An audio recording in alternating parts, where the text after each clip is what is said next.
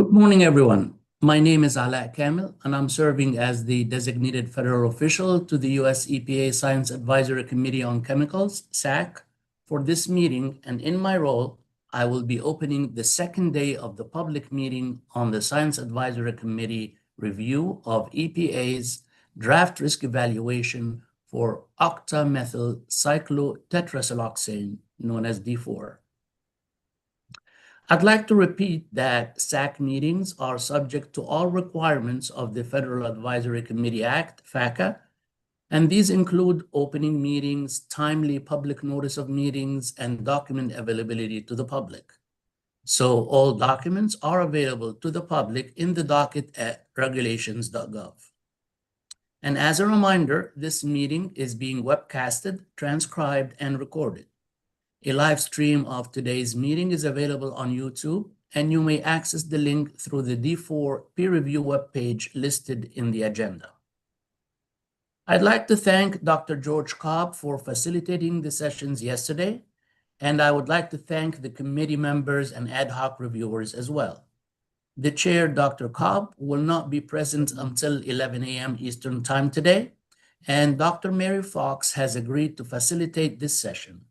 And now I will hand it over to Dr. Mary Fox to start today's discussions. Dr. Fox. Great. Thanks so much, Dr. Kamel. This is Mary Fox, and happy to be helping out the committee get going today. And welcome, everyone, and welcome back for those of you who have been with us yesterday. And my first job is to take the roll. So, Dr. Abdi. I'm here. And Dr. Baker? Here. Great. Dr. Chasen? I'm here. Dr. Ike? Here. Good morning.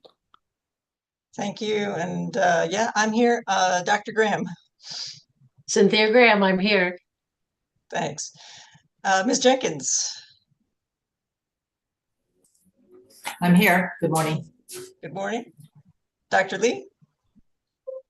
I'm here. Good morning. Great.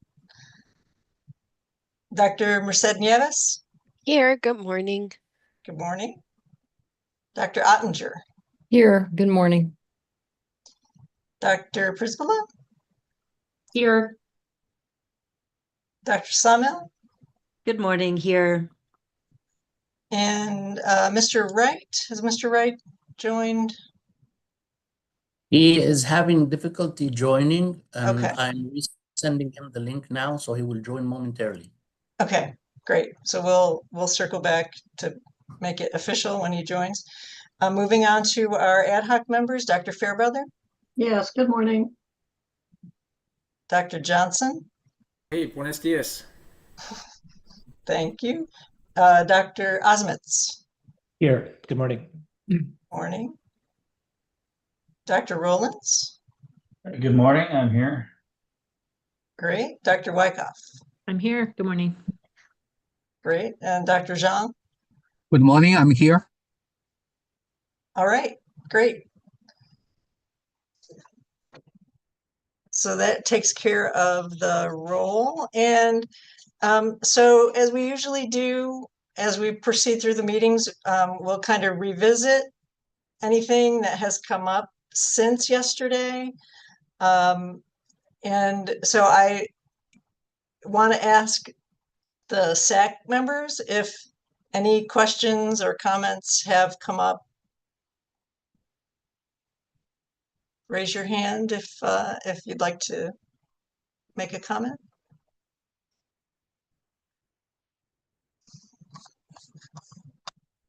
Okay, I am not seeing anything. And I know that there are some EPA comments coming, but I'm going to get a advisory when those are ready, and so we will do those when they are ready. And let's see. Actually, I'll recognize myself to say that I did want to acknowledge several members of the committee have expressed their concerns about sort of not having adequate time to really respond and review. So I just want to make sure that we have that on the record, and we are everyone is working hard on this and doing our best to respond thoroughly and completely. So are we ready then to start responding to our charge questions? Sure, we're ready. Okay, and so we need one of our EPA colleagues to read it into the record, please. 1A.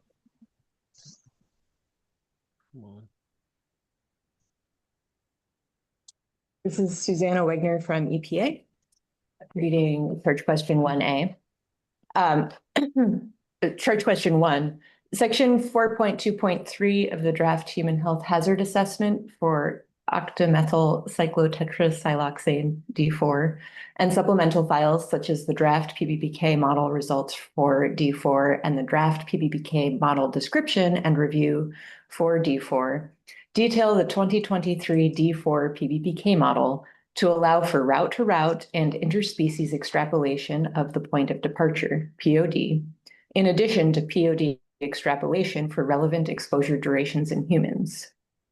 Charge Question 1A, please describe the extent to which the model code and equations reasonably perform with the input parameters to predict the model outputs. Great, thank you for that. And I will call on Dr. Lee. Okay, good morning, everybody. So this is Lee. I'm now reading SAC comments on Charge Question 1A into record. Based on the review of Section 4.2.3 of the Draft Human Health Hazard Assessment and the Supplemental PBPK Model Description and the Review, the SAC believes that the 2023 Campbell D4 PBPK model generally performs as intended when the code, equations, and state parameters are used to generate model outputs. The SAC arrived at this conclusion by considering two aspects.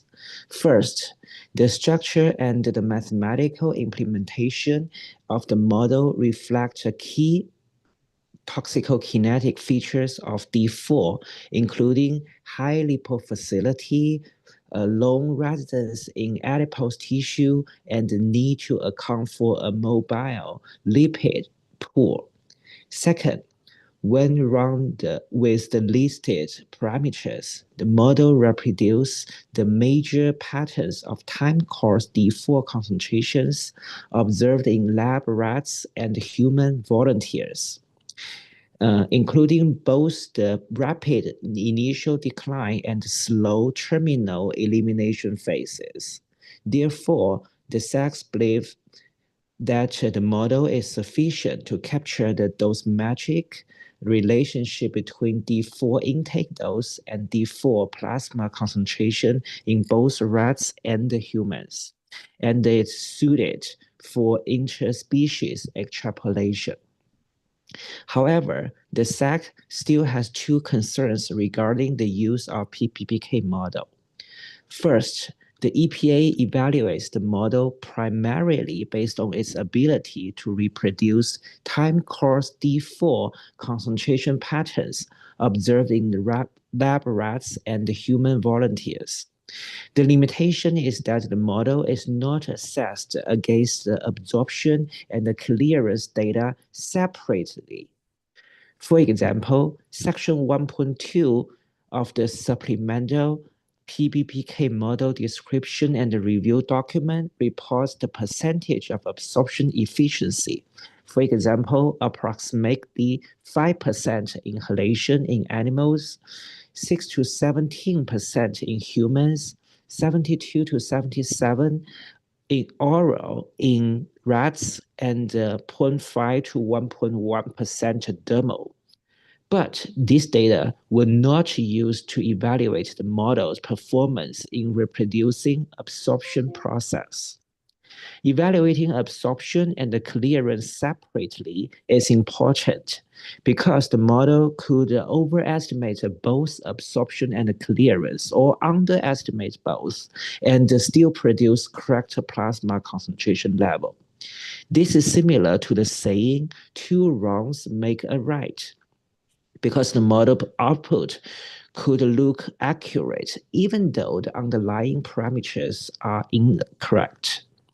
However, if absorption is overestimated or underestimated for a specific exposure route, then route-to-route extrapolation may not be reliable. Even if other applications of the PBPK model, such as interspecies extrapolation, is still acceptable. Second, the SAC raises concerns in terms of whether the EPA is introducing a bidirectional MLP may be compensating for uncertainties or potential misspecification in the fat-air partition coefficients. As noted in the supplementary material, Campbell and the colleagues determined that earlier PBPK models tend to underestimate plasma concentration of D4 because they overestimated clearance through exhalation. They attribute this to the earlier assumption of a unidirectional MLP, which increased the free D4 fraction in blood and therefore allowed the system to, quote, lose mass to exhalation too quickly. And their 2023 model addressed this issue by introducing a recirculating bidirectional MLP. Although this modification improved the model fit, the SAC raises question of whether inclusion of an MLP, whether the unidirectional or bidirectional, is really necessary in the first place. One reason for this concern is that the underestimation of plasma concentrations may alternatively reflect an underestimation of the fat-air partition coefficient used in the model. The model currently applies values of 100 for diffuse fat air and 600 for distributed fat air partition coefficients. Although these seem to be large, they may still be significantly below the values implied by the physiochemical data. According to the draft physical chemistry and the fate assessment document, D4 has an octanol air partition coefficient of at least 10 to the 4.22. According to the Flame et al. 2021, D4 has a partition coefficient between membrane lipid and octanol of 10 to the power of negative 1.2, and the partition coefficient between storage lipid and octanol of 10 to the power of 0.13. As such, under equilibrium assumptions, these values imply a fat air partition coefficient on the order of 10 to the third for membrane lipids and greater than 10 to the fourth for storage lipid, which are substantially higher than 100 or 600 currently used. A closer examination suggests that 100 and 600 values are not a direct measurement, but fitted parameters. As noted in the draft human health hazard assessment document, many rat partition coefficients were optimized to fit inhalation data from Plotsky et al. 2000. And then carried over to humans when direct human data were unavailable. Because this data were fitted before bidirectional MLP concept existed. They likely represents a mixture of true partitioning behavior and other unmodeled uncertainties. The SAC noted that the Campbell et al. 2023 themselves attempt to adjust the partition and the permeation parameters to adjust the slow terminal clearance phase, but the attempt was not successful.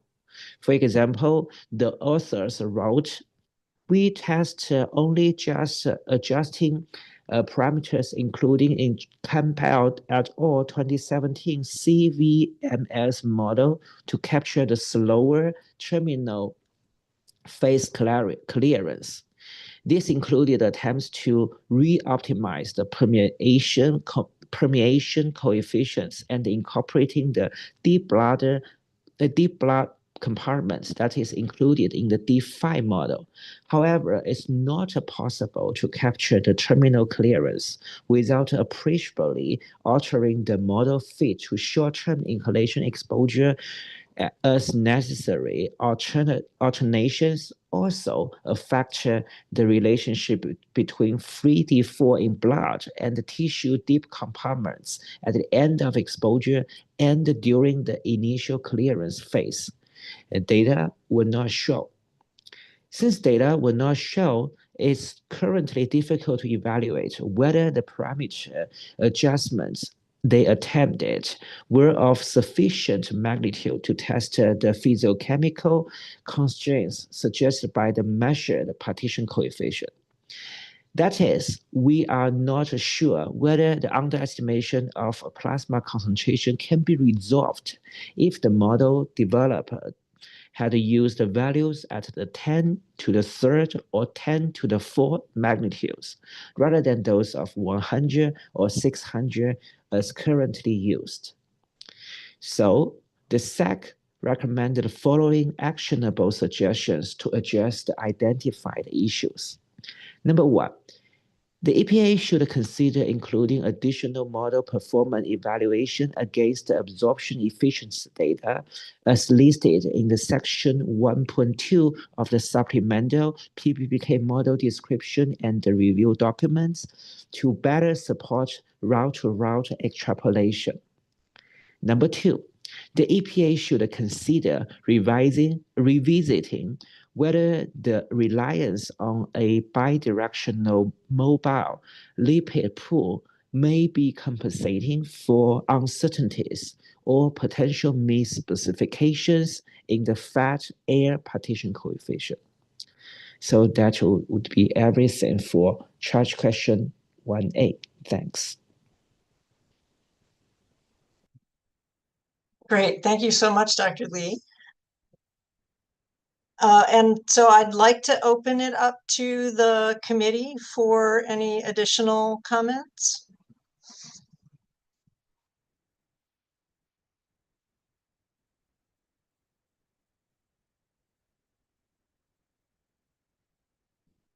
Okay, I am not seeing any hands, Dr. Lee. That you smashed it out of the park on that one. Thank you so much. Hello.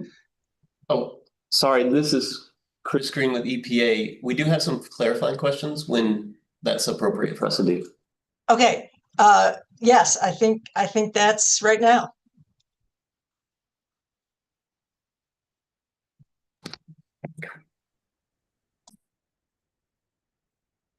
Oh, so everything's working. Oh, okay. Introduce yourself. Mi Young Yoon from EPA.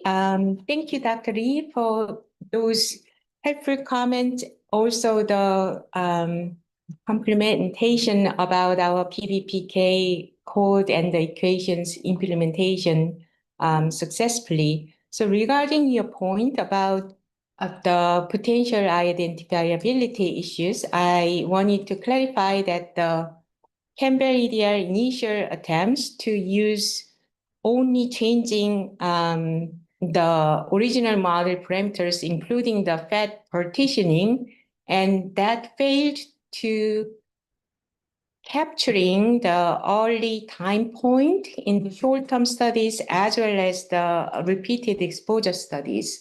So that clearly indicates that the just optimizing the fat partitioning coefficient would not sufficiently capturing the terminal clearance space that is important for repeated and the chronic exposure conditions. So I wanted to clarify that, given the inability of the model to capture both the initial and terminal pharmacokinetic time profile, would that still indicate the misspecification of the model structure or the unnecessary introduction of the additional model structure about the mobile lipid pool in the blood that is now bidirectional? Thank you.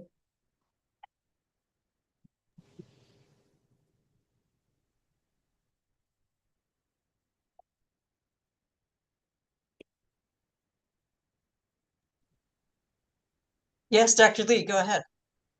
Okay, so this is Lily speaking. So is it possible for me to respond to the clarifying question? Yes, please do. Okay, yeah, so I did include sentences in my written comments. So I just write into record. So my question in the written comments was whether the EPA's adjustment or the alteration of the partition coefficient has achieved a substantial extent so that it's sufficient. The magnitude is sufficient to test the physiochemical constraints suggested by the measured partition coefficient. So that is, we are not sure whether the underestimate of the plasma concentration can be resolved if the model developed had to use the values at the 10 to the third or 10 to the fourth magnitude, rather than just a small change surrounding 100 and 600 as currently used. So that's why our question is to ask for clarification to what extent the US EPA has varied the partition coefficient to test the sensitivity of the result, because those data were not shown in that paper. Thank you. Thank you, Dr. Lee, for the clarification. We now are clear about your question, and we will address in the revised assessment. And also, thank you for the first point. So although we provided rationale for using those PK data for addressing the identifiability issues, but we agree that matching the reported absorption data in the values in the reference papers would be a good way to add more confidence in the model evaluation. So thank you for that comment as well. Okay, thank you so much.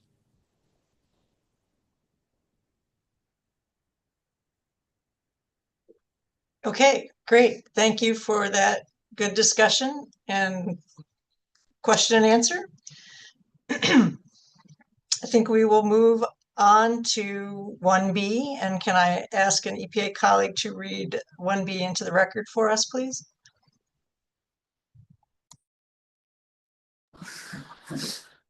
All right, yeah, this is Susanna Wagner with EPA. I will read charge question 1B. Please comment on the strengths and uncertainties of the PBPK model and associated outputs related to internal dosimetry, animal to human extrapolation, route to route extrapolation, duration extrapolation, and POD derivations. Great, thank you. And Dr. Graham, you will start us off. Yes, thank you. This is Dr. Cynthia Graham. This is the response to charge question 1B. The SAC members appreciated the general content of the model description and review, item 27, provided by the EPA, in particular, the historical overview in section 1.5 to describe the evolution of what seems to be a single PBPK model, as this document consistently refers to the model. However, various suggestions to provide clarifications that would allow for increased transparency and/or confidence in the model and model selection and use include the agency should better clarify what is meant by the model and the current version of the model. Specifically, is this directly the model from Campbell and others 2023, or has the EPA modified it in some way? Section 1.5 does not cite Campbell 2023 as the current model. This needs to be clarified or added. The discussion of the evolution of the currently used model is very helpful. It is, however, at times confusing. The SAC recommends that you put together a table of the various models, when they were issued, and some of the strengths and weaknesses. Perhaps as the models evolved, you can specify what improvements have been made. Also state what is the current model being used again. It appears to be a refinement of the most recently published Campbell and other 2023 model, but what those refinements are and how it improves the model in the agency's eyes should be spelled out clearly. The agency should consider the addition of a methods section for the support document generated by ICF, including the approach for identifying and appraising existing models, as well as clarifying what was done in this document to assess and provide support for the EPA's assessment, and specifically how ICF assessed the model's performance for internal dosimetry, species extrapolation, duration extrapolation, and POD derivation. It was not clear what was reported by the authors versus assessed or run by ICF, or what the intention of ICF's assessment was. Was it to validate, to assess the quality reliability of the model? It is also not clear how ICF selected the data used for the evaluation and or why this is meant to be representative. Figure 4.2 indicates plots were run with a Campbell code, but the plots weren't published by Campbell, which is confusing without a better description of what ICF did and why. Given the highly technical nature of the PBPK modeling and the overall importance of the model to EPA's risk assessment, it would be helpful to understand which scientists and levels of expertise were applied by the contractor, ICF, in assessing the PBPK model. If EPA is relying on the contractor's assessment, the EPA should also identify the special experience and capabilities of the scientist conducting this review for EPA, and this should be transparently provided in the support document. It is unclear why the support document contains a section on toxicity or regulatory history. These sections overlap and some aspects potentially contrast that of other portions of the EPA's assessment. The SAC suggests to omit content that is not specific to the PBPK model in this document. Section 1.5 cites about 6 studies for PBPK models. EPA should clarify if these are all possible or proposed PBPK models for D4. It would be helpful if EPA could also characterize if these models were all generated, refined by a similar research group, or if they represent efforts from a more diverse set of scientists, which would actually increase the confidence. Section 4.2 presents an assessment of sensitivity, uncertainty, and variability. As was noted in other comments, a general description of the approach and objectives for this assessment is needed. A variety of tables and figures are presented. Specific comments are addressed below, but it was difficult to understand the actual findings of the analyses on the output as it relates to the inputs to the risk evaluation. That is, what are the summary of findings of sensitivity, uncertainty, and variability? It would be very helpful to understand the impact of these sensitivities as it relates to the applications in the risk assessment.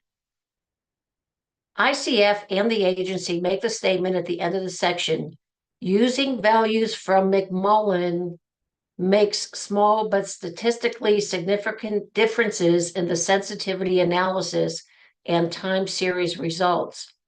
However, no data are provided to demonstrate the overall impact. Tables 4.2 through 4.6, while graphically interesting, were not informative as presented. The shading was difficult to differentiate. The key on table 4.3 shows high, moderate, and low as the same shade. What was the impact of the sensitivity? That is, if a compartment or organ symbol was high, dark shading, what does that actually mean for the predictions? And were the bounds magnitude beyond 0.5? That is, what was the most sensitive? Figure 4.7 is helpful as a first step in understanding sensitivity, but the overlapping parameters are not easily identified or linked with discussion. Now, responding to the specific associated outputs. For internal dosimetry, it seems that the multi-compartment PBPK model for D4 has been improved over the years, and that Campbell and others 2023 recently incorporated mobile lipid protein pool, MLP, into a bidirectional manner between liver and fat that improved predictions and better matches the human data.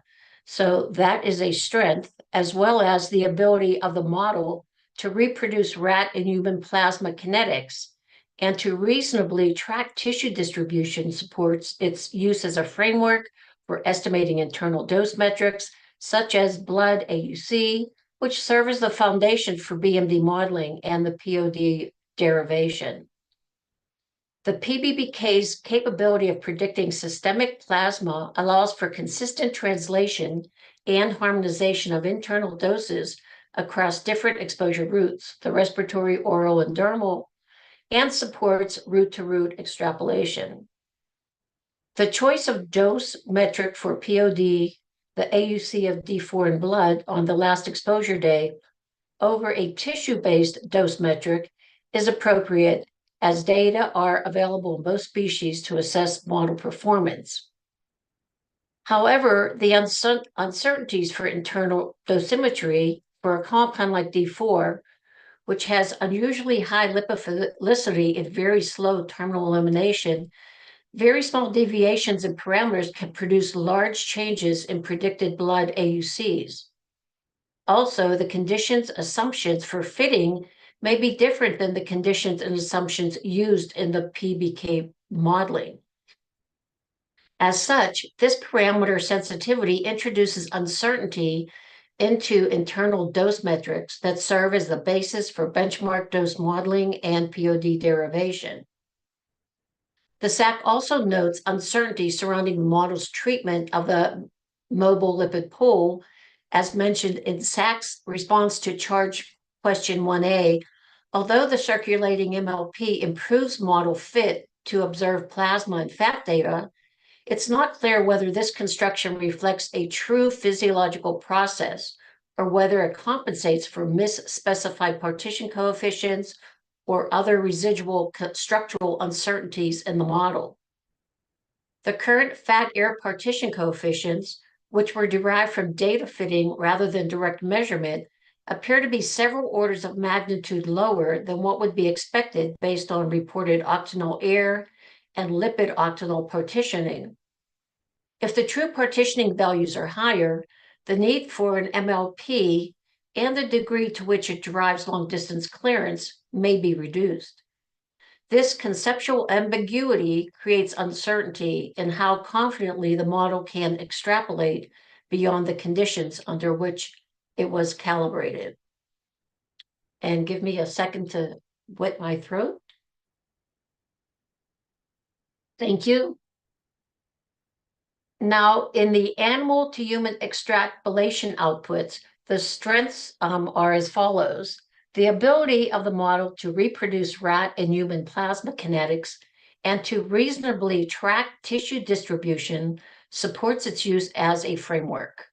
The model also applies species-specific physiological parameters, metabolic clearances, and partition coefficients to scale internal exposures across rats and humans. This biologically informed approach is superior to traditional default dosimetric adjustments, particularly for a compound like D4 with complex kinetics. The application of the D4 PBPK model, which has been built on an extensive in vivo database covering the primary routes of exposure, inhalation and oral and animal bioassays, as well as primary routes of exposure expected in humans, inhalation and dermal, reduces uncertainty in assessing risk from D4 exposure to humans over the default approach to assessing animal to human extrapolation.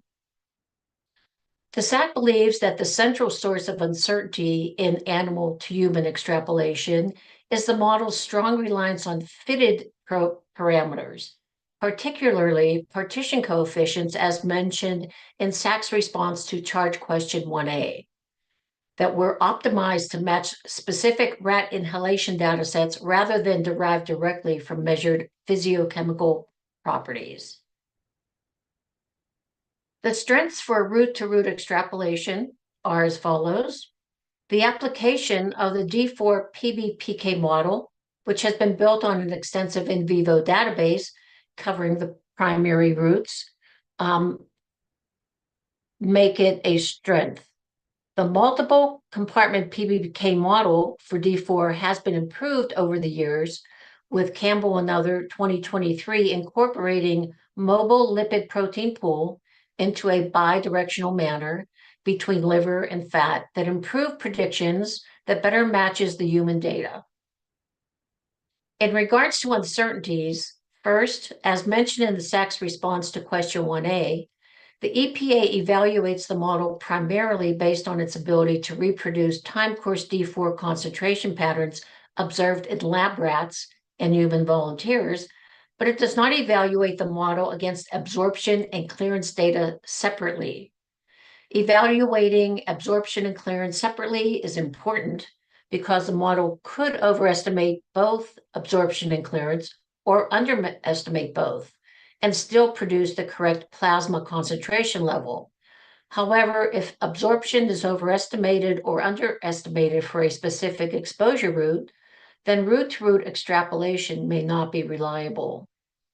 Second, because the model inherits parameters fitted to rat data, it may inadvertently carry over rat-specific artifacts when used to estimate human kinetics. The scarcity of long-term human toxicokinetic data, particularly for repeated or continuous exposures, limits the ability to verify the model's predictions in humans. As a result, the internal dose metrics generated for humans may not fully reflect human-specific metabolic capacity, fat distribution, or inter-individual variability. These limitations are especially relevant given the model's role in replacing default uncertainty factors for interspecies differences. With respect to root-to-root extrapolation, significant uncertainty arises from the dermal exposure component. Empirical data demonstrate highly variable dermal absorption and exhalation profiles across human studies, and the model underpredicts exhaled concentrations in at least one dataset. Because the dermal model is not parameterized with the same depth of data available for inhalation and oral routes, the reliability of dermal HEDs is less certain. For exposure scenarios where dermal absorption is a major contributor, this uncertainty may influence the accuracy of internal dose estimates used for risk characterization. Additional comments on dermal absorption will be given in the responses to charge question 1C. Section 4.3 of the draft supplemental information file, the evaluation of Campbell 2023 PBK model for D4 indicates the model performance for oral exposure cannot be assessed. Yet, Section 5 concludes that the model is sufficient for risk assessment and can be used for common routes of exposure. It would be helpful if the disconnect between these statements was addressed and synthesis from the sensitivity analysis were incorporated to describe confidence and uncertainty in using the model for the oral route. It would be helpful to put a number describing the suitability or lack of suitability of the model for oral exposure and similar statements around other outputs such as species extrapolation, dermal route, and temporal components. For the duration exposure, the strengths are the PBPK's representation of the slow elimination phase from adipose tissue, which helps approximate the cumulative internal burden under repeated exposures. While long-term human data remain limited, the model's ability to simulate continuous exposure scenarios provides a practical tool for estimating steady-state internal doses in humans. The model predicts long-term internal burdens both based on a repeated dose simulations. However, uncertainties arise since these projections depend heavily on how accurately the model characterizes the slow release of D4 from adipose tissue. Without empirical long-duration human data to validate the outputs, the estimates of body burden under chronic exposure scenarios remain uncertain. If adipose partitioning or clearance is misspecified, the model may overestimate or underestimate the degree of accumulation and therefore the internal doses driving POD calculations. A strength of the POD, the PBPK generated POD, is that it can be translated into human equivalent concentrations and human equivalent doses that incorporate species differences in absorption, metabolism, distribution, and elimination. This avoids relying on default uncertainty factors to account for interspecies differences because the scaling is explicitly modeled. This improves scientific transparency and can reduce uncertainty in the final risk evaluation. Thank you.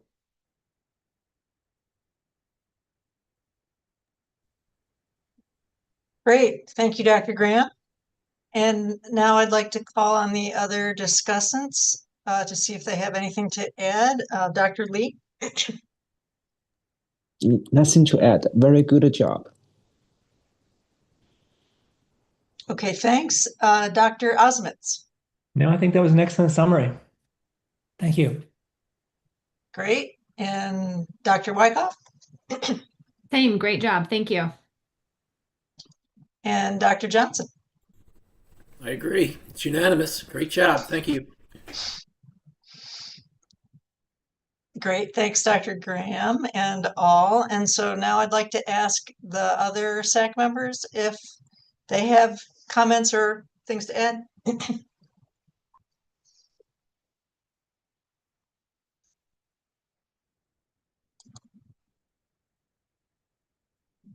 Okay, I'm not seeing any hands, so I will ask if our EPA colleagues have any clarifying questions at this time.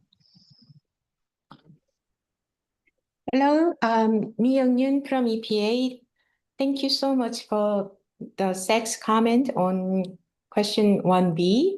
And we acknowledge your comments and feedback about the model uncertainty. We have two quick clarifications.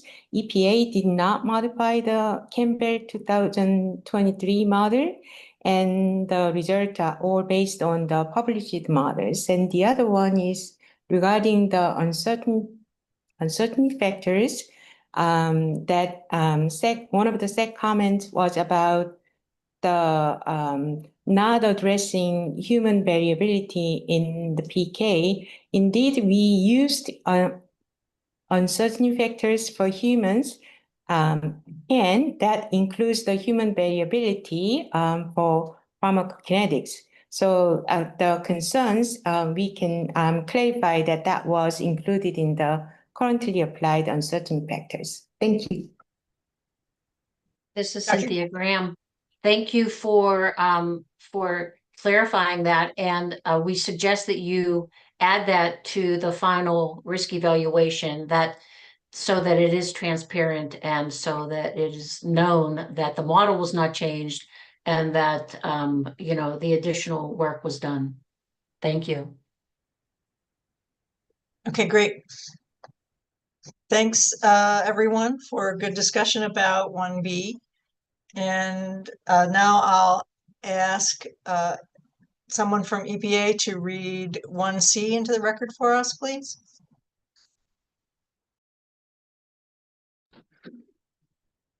Great. This is Susanna Wegner with EPA, reading Charge Question 1C. D4 is a volatile chemical, and available information suggests that dermal absorption of D4 is limited. As discussed in section 5.1.1.3 of the draft risk evaluation for octamethylcyclotetrasiloxane D4, and in the draft PBPK model description and review, the PBPK model incorporates several parameters that reflect available human and in vitro information on evaporation and absorption. Please comment specifically on the strengths and uncertainties of input data and assumptions made to account for evaporation and dermal absorption for derivation of a dermal POD.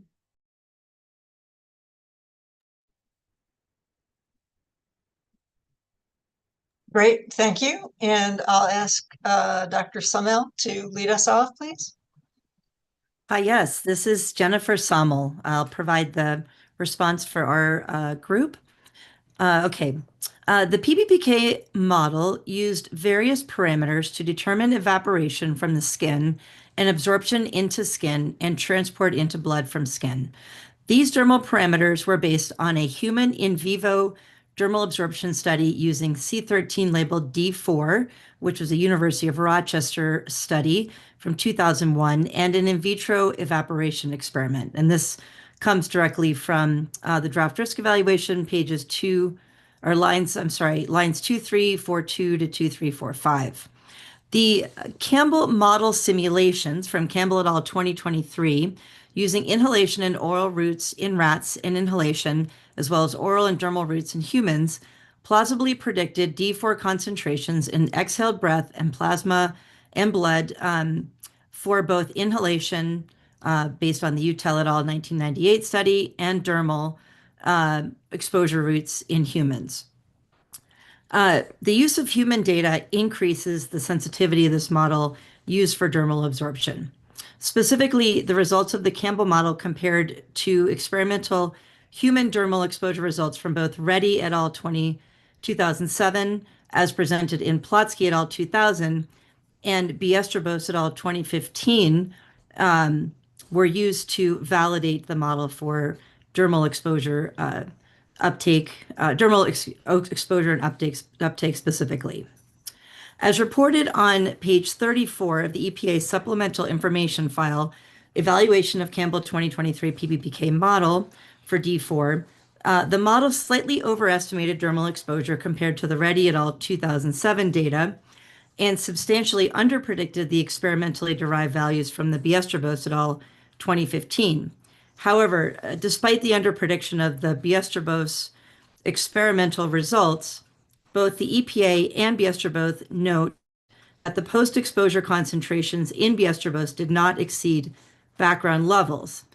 And the Biestrobos et al. 2015 study concluded that, quote, overall, the results of our study indicate that the dermal absorption of D4 and D5 contributes only marginally to internal exposure following dermal applications. Despite these conclusions, some perspective in using these data is needed. The data are very limited, and generally there are large regional variations in dermal absorption of virtually all compounds.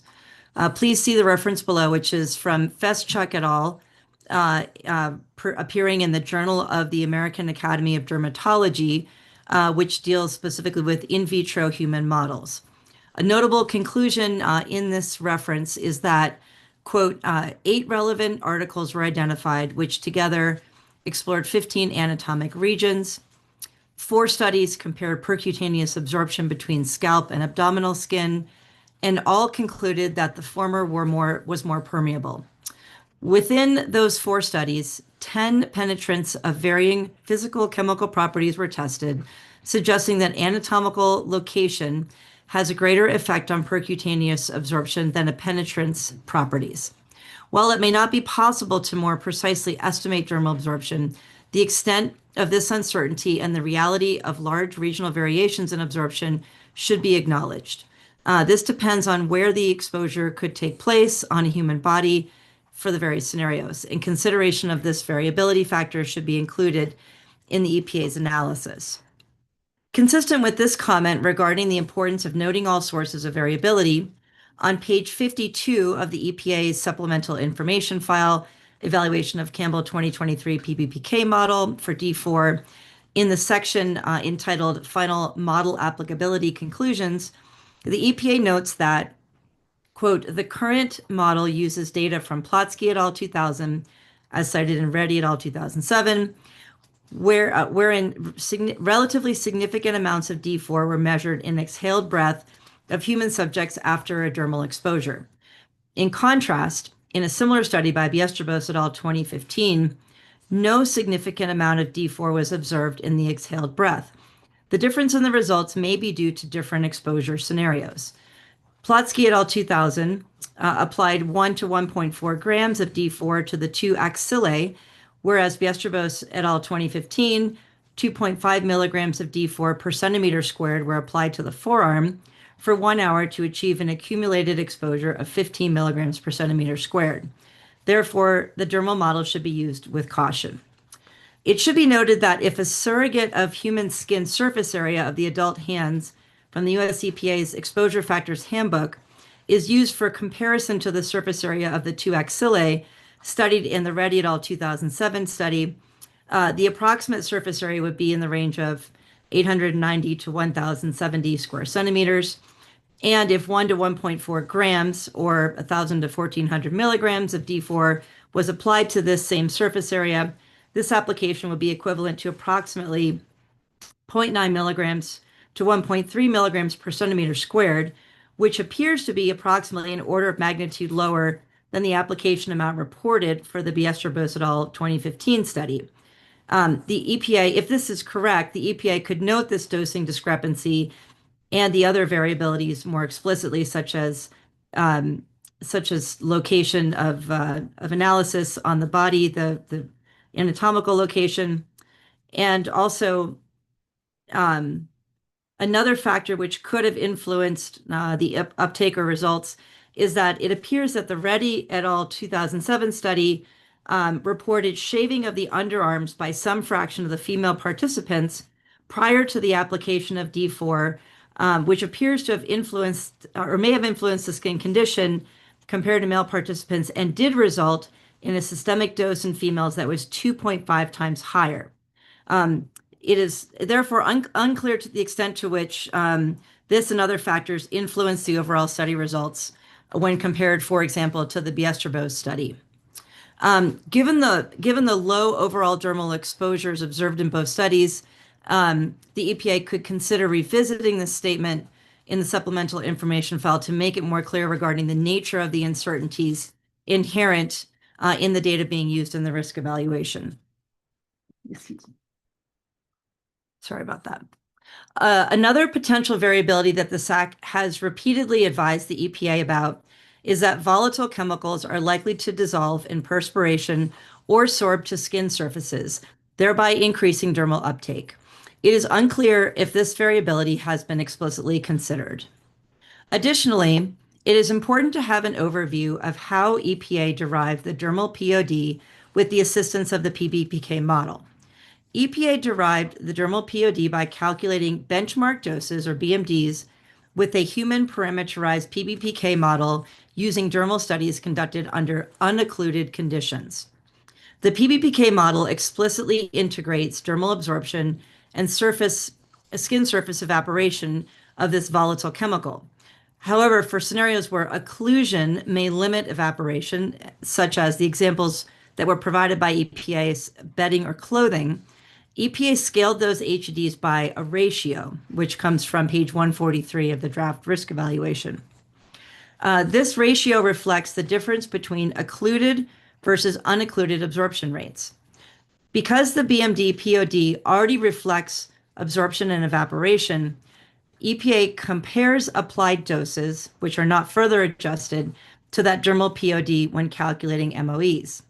For this reason, multiple committee members identified the following uncertainties. Generally speaking, for highly volatile hydrophobic chemicals like D4, even basic property values such as water solubility, partition coefficients, and Henry's law constant have documented measurement challenges. Those propagate into evaporation partition terms at the air skin surface. As such, the SAC recommends carrying these uncertainties explicitly into the dermal POD via Monte Carlo or bounding analyses. Second, the PBPK dermal submodel was tuned to limited human studies, as previously discussed. The rate constants for skin absorption and skin-related parameters were also visually optimized based on these limited data, according to the risk evaluation on page 27.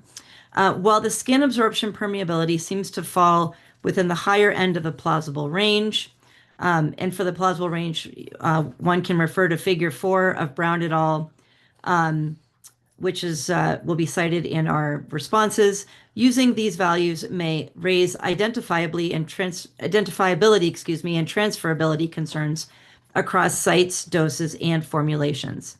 As such, the SAC recommends documenting the derivation and performing a scenario-based sensitivity analysis on that specific ratio. And finally, third, the SAC believes that the EPA appropriately used the PBPK model to derive dermal HEDs under unoccluded conditions because D4 does volatilize rapidly from the skin. However, for occluded use cases, EPA scaled those HEDs by a ratio that reflects the difference between occluded and unoccluded absorption rates. However, neither the draft risk evaluation document nor the Campbell 2023 PBPK model document shows a derivation, data set, or calculation for that occlusion adjustment ratio, just that such a ratio was applied or the basis of that ratio. And it is my understanding that there was some additional information from the EPA provided yesterday regarding that ratio, but the value appears to be 0.55 approximately, which can be inferred from the draft risk evaluation document.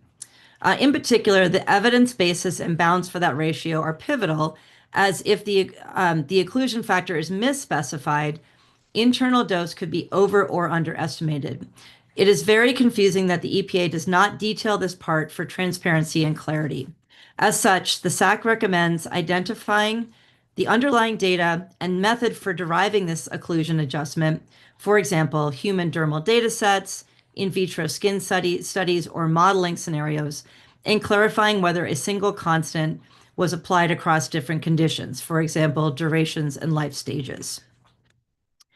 Regarding EPA's dermal exposure assessment for D4, according to the EPA's draft environmental release and occupational exposure assessment document for D4 on page 31, in terms of the ultimate use of the PBPK model, the agency states, quote, dermal exposure data was not reasonably available for the COUs in the assessment. Because D4 is a volatile liquid that readily evaporates from the skin, EPA estimated dermal exposures using a variation of the dermal exposure to volatile liquids, or DEVL model, and the EPA two-hand contact with container surfaces model. The model was used to calculate the applied dose of D4 to the skin, i.e. the amount available for absorption rather than the amount actually absorbed or potentially absorbed. Evaporation and absorption were not included in the dermal exposure model because parameters related to D4's evaporation and absorption through skin were included in the PBPK model used to estimate dermal hazard values, i.e. acute and intermediate or chronic human equivalent doses. The dermal parameters included in the model are based on a human in vivo dermal absorption study and an in vitro evaporation experiment. The resulting HEDs used to calculate occupational risks are specific for unoccluded scenarios, as previously noted, where D4 is not trapped at the skin surface. And the agency notes that a more detailed explanation can be found in section 4.2.2. Given this statement from the EPA, there is no apparent connection between actual dermal exposure and the PBPK model in the risk evaluation that was performed by EPA. And in evaluating the actual assessment that was performed using the DEVL model and the EPA two-hand contact with container surfaces model, the SAC notes that the results of the individual dermal exposure assessments are more challenging to evaluate than the inhalation exposure route, since, unlike the inhalation exposure analysis, no spreadsheet with the calculations was provided. However, evaluating or estimating dermal exposure of volatile substances without considering evaporation at all is not appropriate, regardless of the dermal hazard values determined. The DEVL model uses an estimated weight fraction of a substance on the surface of the skin and an estimated percent absorbed of that substance. The model does not assume any evaporation from the skin surface for the substance being evaluated. Such an approach does not appropriately characterize exposures in real-world scenarios, particularly for substances such as D4, which are volatile. According to Frasch et al. 2013, the, quote, apparent simplicity of the fractional absorption model is belied by complicating factors. It has been observed that an inverse relationship often exists between dermal loading and fractional absorption, end quote. And further, quote, as the loading increases, the fraction of chemical that is absorbed diminishes. Thus, the fractional absorption factor is not a constant for a given chemical, and it is typically highest for low dermal loads that are characteristic of environmental and occupational exposures, end quote. Using a fractional absorption model can either overestimate or underestimate dermal uptake potential. These types of screening level or tier 1 models therefore cause a substantial amount of uncertainty to be introduced into the dermal exposure assessment. Instead, as previously discussed in comments provided to the EPA by the SAC, an approach should be used that considers both the absorptive and evaporative flux of the substance of interest into and out of the skin, such as in mass per surface area of skin per time. Additionally, in the EPA's two-hand contact with container surfaces model, the default dermal loading values used are not specific to volatile liquids. According to the EPA's guidance for the ChemSteer model, quote, selected ranges of Q values, which is the parameter used for loading, for liquid handling activities are taken from a study entitled A Laboratory Method to Determine the Retention of Liquids on the Surface of Hands, which was done by the Exposure Evaluation Division and the Office of Pollution Prevention and Toxics in September of 1992.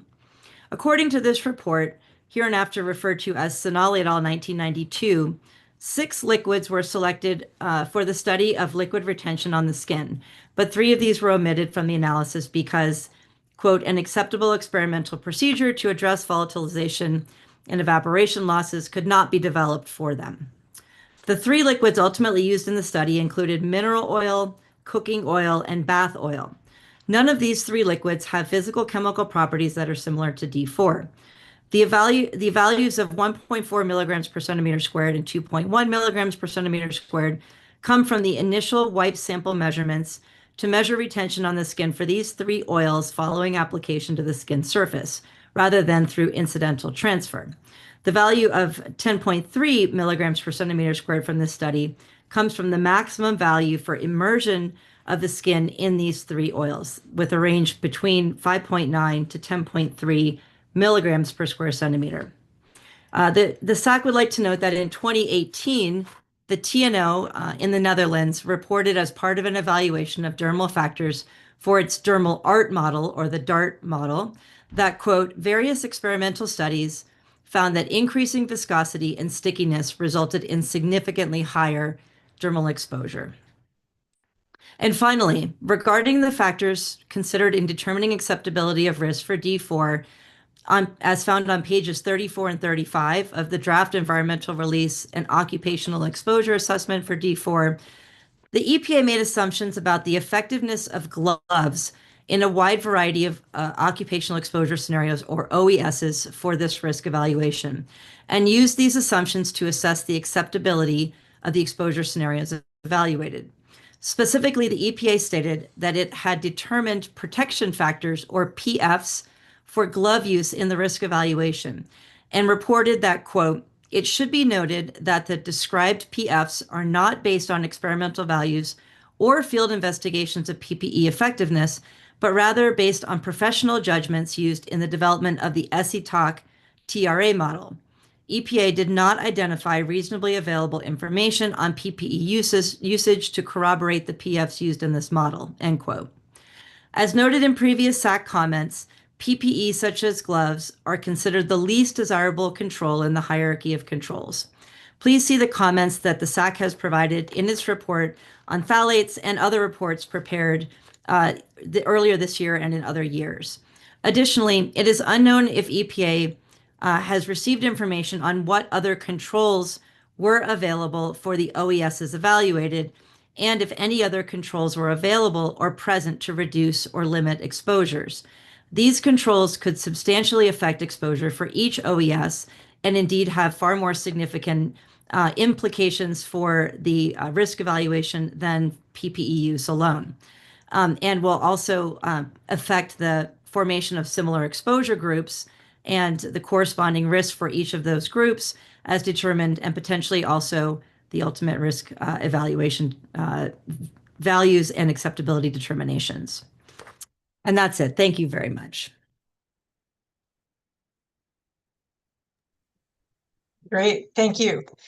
So I just want to note that Mr. Wright joined us a while ago, and Dr. Cobb is back, but he did ask me to finish the rest of the parts of 1. Okay, and so let's hear from the associate discussants on 1C. So Dr. Lee. Nothing to add. So very well done job. All right, great. And Dr. Osmitz. There was an awful lot to digest from that, and I think it's all important, and did a wonderful job summarizing. And EPA, good luck trying to work through some of those issues. I think some of these things really are key to the overall success of the review and certainly of the document. Great, thank you. And Dr. Graham. This is Cynthia Graham, and I have no additional comments. Thank you. Okay, great. And now, anyone else from the committee would like to make a comment?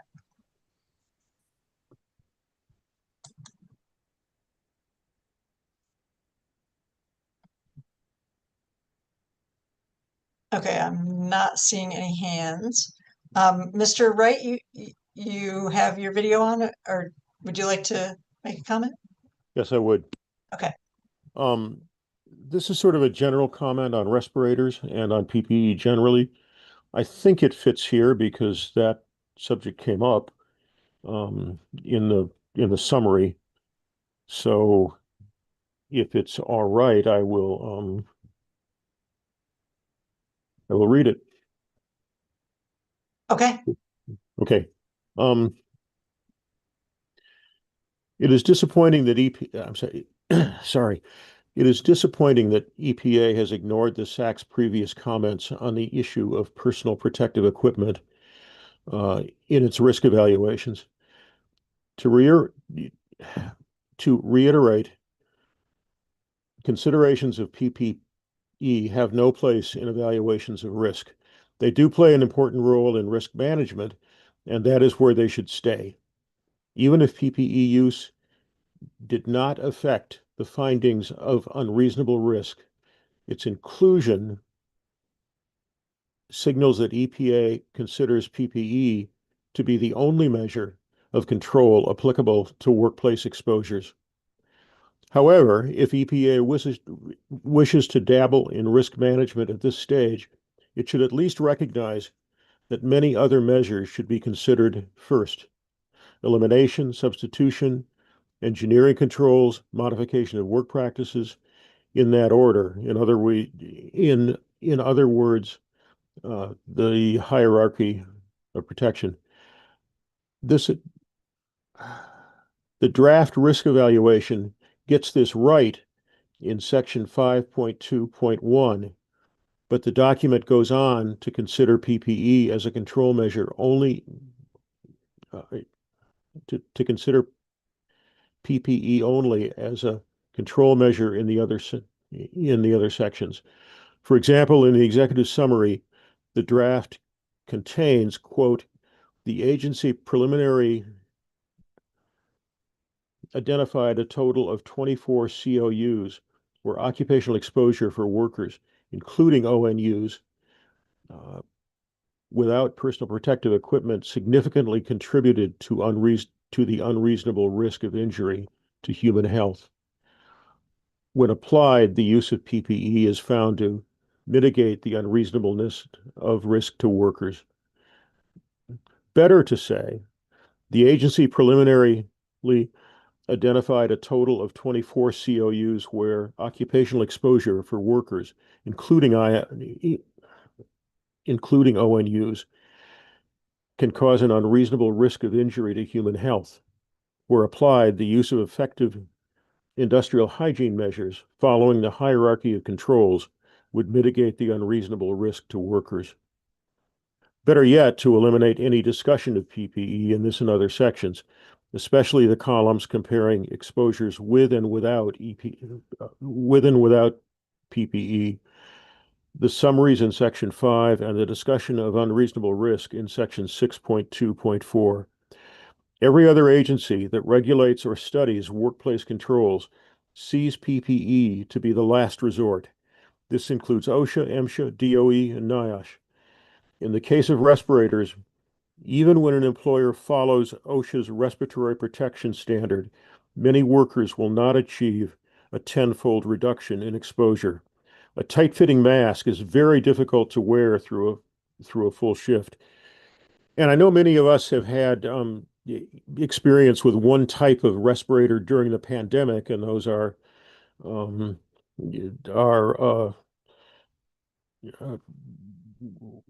relatively small paper plastic face masks of different types. Most of them either N95s or excuse me, or PN95s, but those are very different from the elastomeric respirators that would be contemplated here. A tight-fitting mask is very difficult to wear through a full shift, and many workers pull them away from their faces to get a little relief. Chemical plants can be hot, sweat can interfere with the seal. It is very difficult to communicate through a respirator, so workers often have to pull them away from their faces just to be heard. Some workers cannot wear respirators at all. Workers with unusual faces or facial scars may not get a good fit from air purifying respirators, which are the dominant type. Respirators create breathing resistance, so workers with respiratory problems cannot wear them. They can be risky for older workers, and doctors who administer the annual exams usually do not certify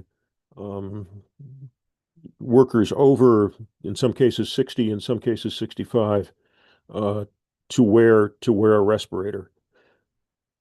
For these reasons and more, EPA should leave PPE to the risk management phase of its evaluation of D4, where it can properly be considered along with other controls. Thank you. Okay, thanks. I realize that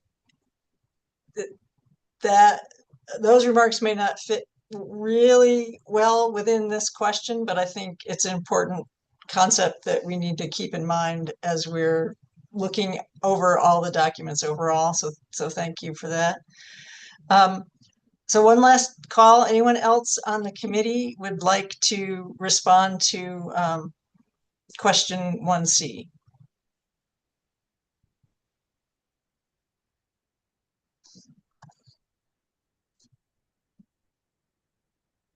Okay, not seeing any. I'll ask if EPA has clarifying questions on the set comments for 1C.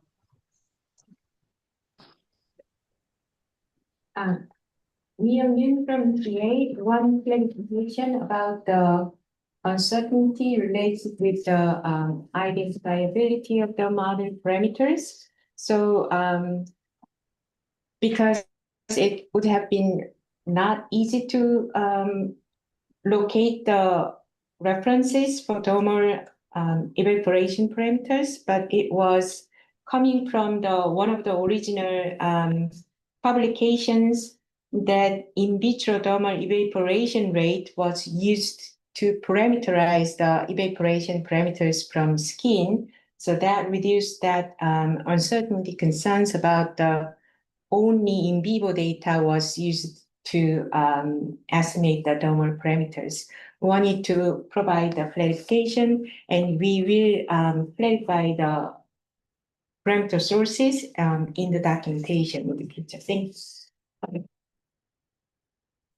And this is Susanna Wegner, also with EPA. I don't know if there's discussion on that point, but I have another clarifying question back also. And is your camera I think my camera is on, but yes, we can see Susanna. okay, Yeah. okay, thank you. So thank you. First of all, I thought that was very helpful, and I think highlighted a lot of useful feedback and nuance that we can add to the assessment, particularly in terms of accounting for, or at least acknowledging uncertainty related to the variability in dermal absorption that may occur across exposure scenarios, like under different conditions. And I just want to clarify, because I heard, I'm hoping that we can get more clarity on whether there's a specific recommendation coming out of that. Because it sounds like I'm hearing a couple of different things, that there's general support for the PBPK model approach, but also a desire to be able to reflect nuances on the exposure side. And so I want to clarify, is there a recommendation that we should do our analysis differently, or that we should have a broader, more full discussion about the uncertainties that we have given the way that we did do our analysis? So I'm hoping that can be clarified, at least in the written responses. Should I respond to that at all now, or? Yeah, I mean, yes, Yeah, please. yeah. Go Okay. ahead. Oh, great. No, Sorry. thank you very much. That's a great question. And so I did my best to summarize and compile all of the comments from our group of committee members. And I think my takeaway from that, and please other committee members respond if this is not correct, is that I think there's just an interest in maybe expanding the discussion of some of the sources of variability on the dermal side that were the examples that were provided, and just acknowledging that uncertainty maybe to a little bit greater degree versus just that one dose example that was addressed, which may not have actually even been one, because in that case, once an actual dose was sort of calculated, it actually looked like the dose that was an order of magnitude lower was providing or resulting in exhaled breath that was substantially higher than the other study, which had a much higher dose and a lower exhaled breath, just as one example. So I think it's just acknowledging the many sources of variability in those data, although I do think, and again, please, committee members, correct me if this is not correct, that there seems to be general agreement that, and it's my understanding from reviewing the Biesterbo study, for example, which appeared to be the highest data points that were from the measured in vivo human data were reported, were still nonetheless at or maybe just around at or below the background level of exposure. And so I think from an overarching perspective, that seems to be where the data are, whether or not the model is exactly capturing that variability. I think because those exposures overall are very low, and that seems to be supported by what limited literature is available, that was sort of the overarching conclusion with respect to the PBPK model. Got it. Thank you. That's really helpful. Appreciate it. And please, other committee members from this group, please weigh in as well if needed. Yes, does anyone else want to add right now?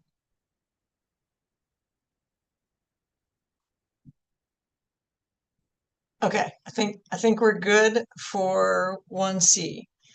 And I know that our EPA colleagues have some follow-up from yesterday that they would like to share with us now. So can I think it's okay to go ahead and do that before we go on to question 1D. Hello, this is Chris Green with EPA.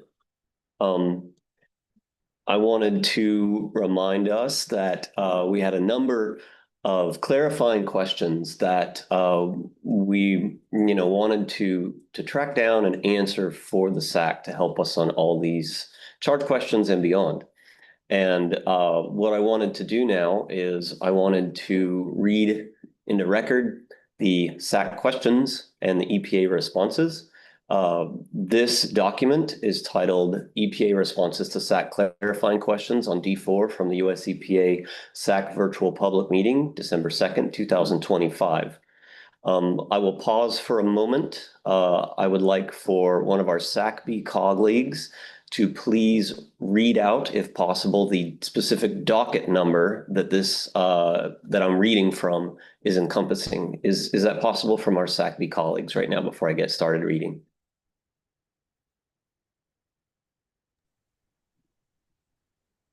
The comments that you sent, is that the one you mean? Yes, sir. I just wanted the SAC to be able to write down the docket number for this document specifically before I get started, because I think that would be helpful.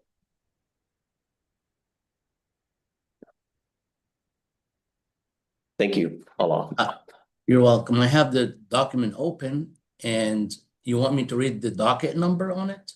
I just figure as in terms of the docket number, because it was submitted or it will be submitted right now, or will we have to wait for that docket number? Apologies for this, by the way. We will have to wait. It's not in the docket yet. Oh, okay. So it's going to be in the docket. Okay. Apologies, everyone. Thank you very just much, sent Allah. it. Yeah, it takes time Okay. to put it in the Awesome. docket. Okay.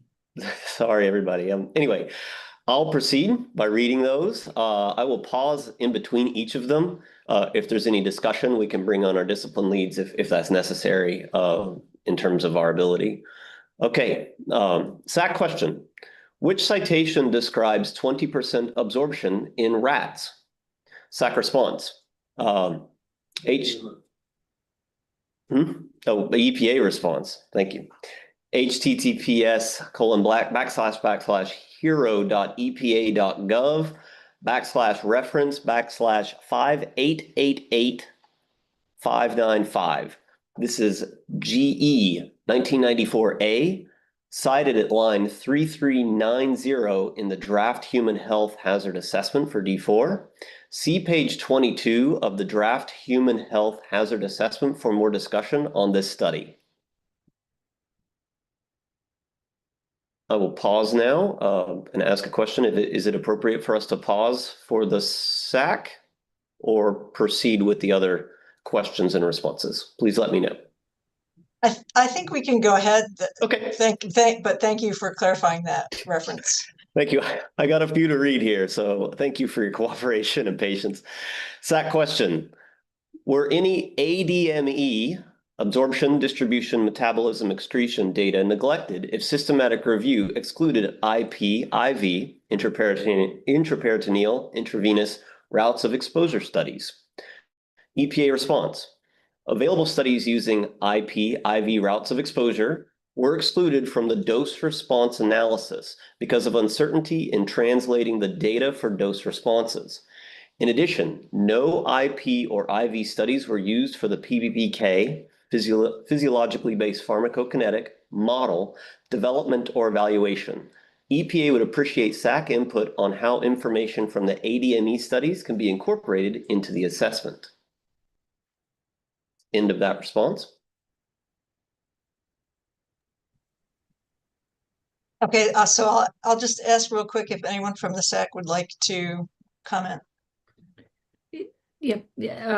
Dr. Fox, this is Danielle Wyckoff. Just a quick clarification. So for the ADME, just with respect to inputs to the PBPK model for the sensitive populations, I just want to clarify, were those data available and you're asking us how to use them, or are no data available? This is Chris Green with EPA. Allow a moment for conferring, please.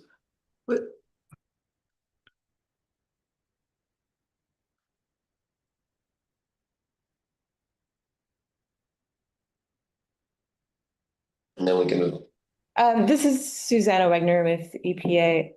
So I'm not sure I'm understanding the question or not, but yesterday during the discussion there, I think somebody on the SAC raised, and maybe it was you, raised the question on whether our exclusion of IP and IV routes of exposure, the studies that were conducted through those routes of exposure in the dose response assessment, or in our assessment in general, would have failed to capture anything. And I mean, at this point, I think our question is back to you, that if there's information in those studies that you feel should have been captured and needs to be brought back in to make our assessment more complete, that's what we're hoping to get from you. Sure. Okay. I think that makes sense. We'll clarify that. It's actually going to come up in 1D. It was in context of 1D. Okay. And in this idea of, thinking about the model in context of children and, pregnant models, if there were ADME data from from the different routes of exposures, potentially those could be informative. So that was kind of the back why I posed the question, but totally understand it's completely reasonable that they were excluded from dose response. So we'll just kind of clarify that. Thank you. Okay, great. Thank you.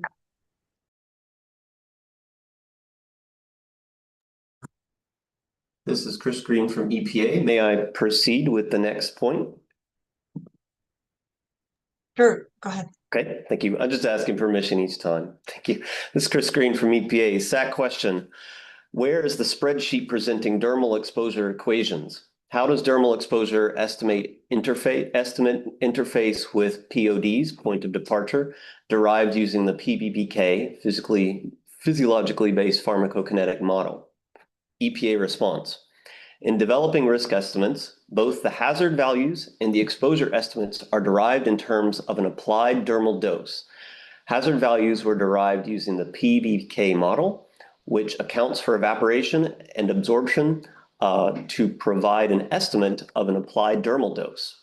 Exposure estimates were derived using the DEVL, dermal exposure to volatile liquids model, but fraction absorbed was set to 1 to provide an estimate of applied dose rather than absorbed dose. Bullet point 1.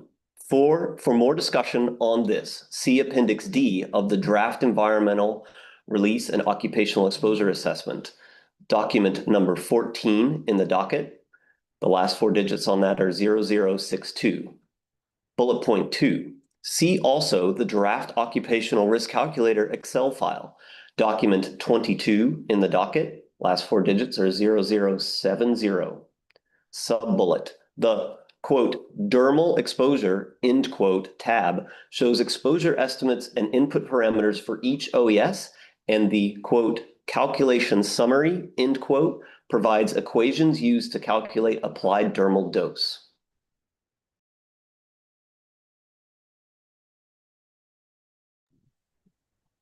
That was my question, and thank you very much. I think in the meantime, I had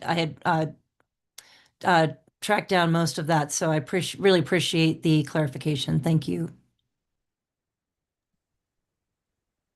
Great. Yeah, go on to the next. Thanks. Thank you. This is Chris from EPA. Thank you for that permission also. This is good. SAC question. Has EPA considered potential loss of D4 to other elimination routes, such as unknown, not detectable metabolites, i.e., is the evaporation rate too high? EPA response.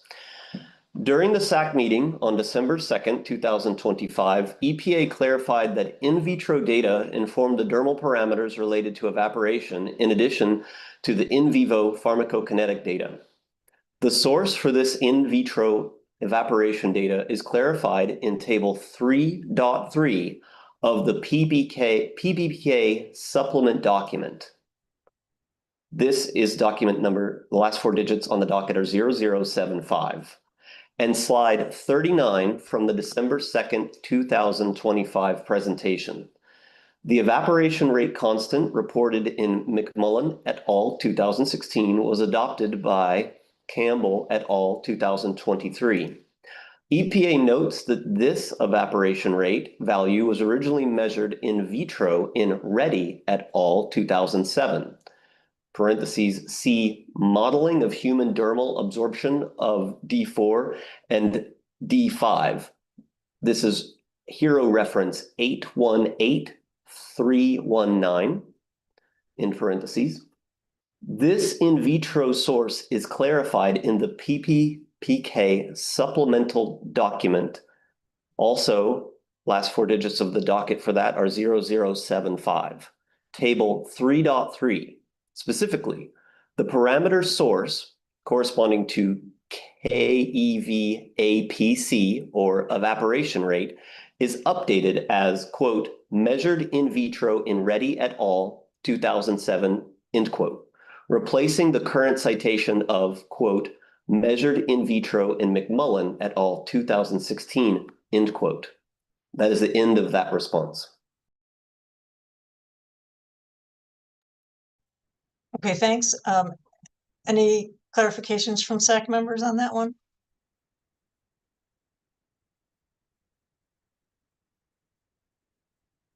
Okay, I think we're good to go on. This is Chris from EPA. SAC question.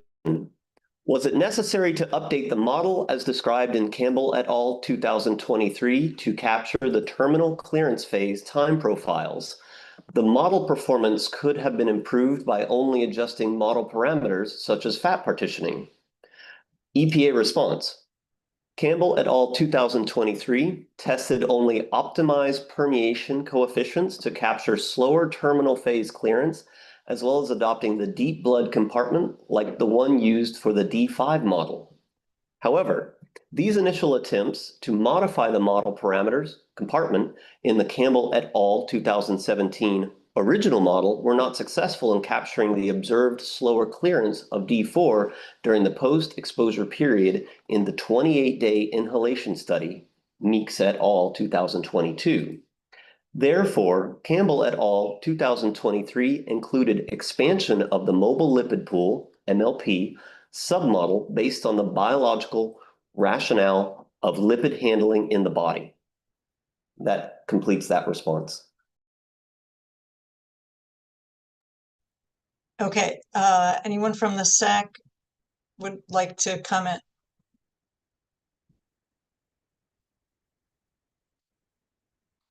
Okay, I think we're good to continue. Thanks.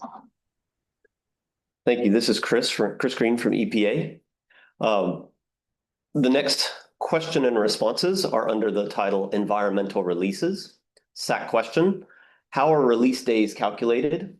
EPA response, the approach used to estimate the number of release days varies across occupational exposure scenarios, or OESs.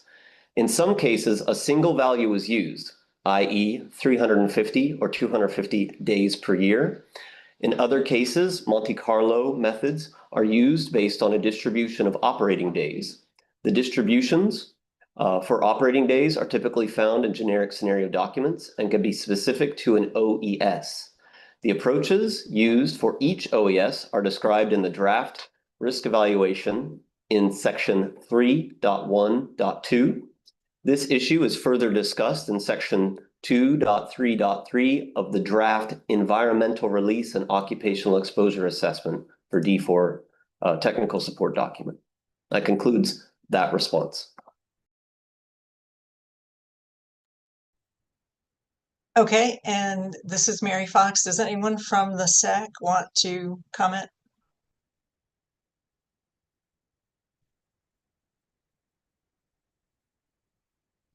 Okay, I think we can go ahead. Thank you. This is Chris Green from EPA. SAC question. Can EPA define food contact substances? EPA response. Food contact substance is a term defined by the Federal Food, Drugs, and Cosmetic Act and, quote, means any substance intended for use as a component of materials used in manufacturing, packaging, packing, transportation, or holding food if such use is not intended to have any technical effect on such food, end quote. 21 USC 348, parentheses H, parentheses 6. That concludes that response.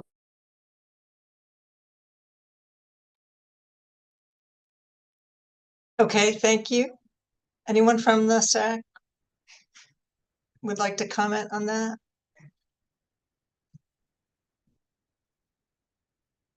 Okay, let's go ahead. Thank you. This is Chris Green from EPA. SAC question. Can EPA clarify what uses were not in scope of the draft risk evaluation? EPA response. In section 2.2.2 of the final scope of the draft risk evaluation for D4, EPA determined that several uses of D4 were out of scope, i.e. food additives, devices, cosmetics. TSCA section 3, parentheses 4, grants EPA discretion to determine the circumstances that are appropriately considered to be conditions of use for a particular chemical substance. That concludes the response for that inquiry.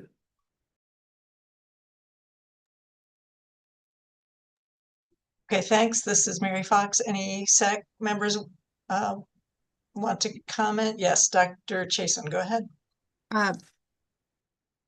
That may be related to my inquiries, and even though we understand what the focus of those are, I think my comment was that in doing the assessments on those topics, if within the context of the law, it specifies what is to be considered, and that is a different list than what is to be considered under TSCA. For example, you start with production management, you go through conditions of use, you end up with looking at the manufacturer, the workers, the people who are using it, all the way to the disposal or recycling.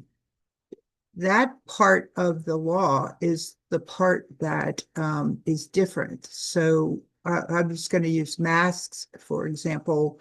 The concern about what is analyzed and the kinds of assessments that are done under at FDA do not take into account the environmental aspects. And I think it was that part of the law that we've been trying to show that the opinion is that it may, while we don't under TSCA concern ourselves with, if you will, some of the same aspects that are under the FDA law. So the opposite is also true, and it's been expressed that those sections that are not considered under the law should be considered as part of the TSCA. So it's just, that's an opinion that's been raised repeatedly at the SAC, but thank you.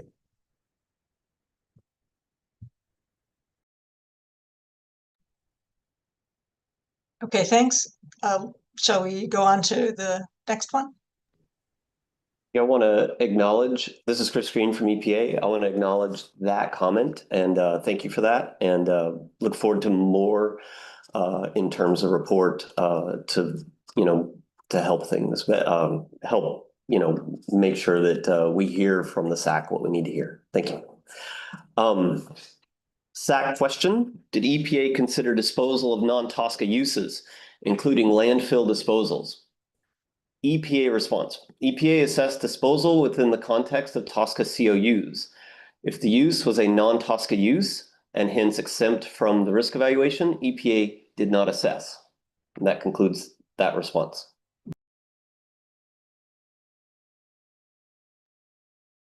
Okay, thank you for that. Anyone from the SAC like to comment?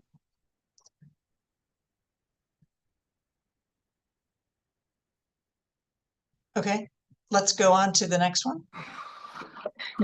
This is Chris Green from EPA. SAC question. Where does the production volume PV data originate? And does this PV include non-TSCA sources?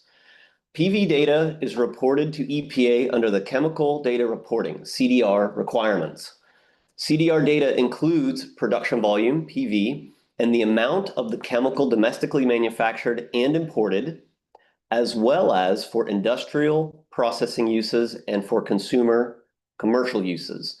CDR data does not include chemicals manufactured or imported for non-TSCA uses. Reporters can voluntarily include PV information for non-TSCA industrial processing uses and consumer commercial uses.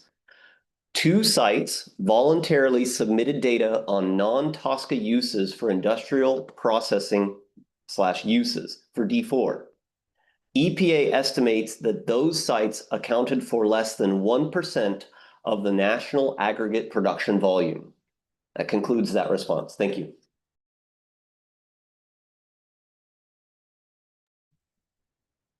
Okay, thank you.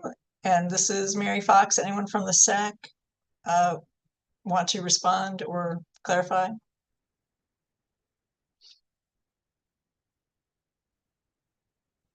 Okay, not seeing any. Shall we go on to the next? Yes, this is Chris Green with EPA. The next heading is fish ingestion. The SAC question, how many fish tissue samples were collected from each of the locations sampled from within the Enforceable Consent Agreement, ECA? EPA response, each direct discharge, DD, facility had 2 sample events in the summer and fall of 2016, and the exact month varies for each facility. Each sampling event analyzed 10 biological samples for each facility for a total of 20 samples from each facility. In addition, some of these samples are composites of up to 59 individuals for smaller fish species, e.g. spotfin shiner. Table 3-20, starting on page 225 of the ECA, provides detail on the exact sampling months, fish species, and number of individuals in the composite samples. That concludes this response. Thank you.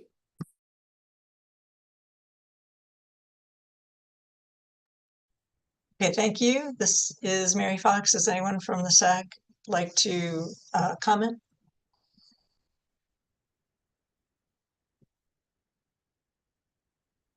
Okay, let's go on to the next.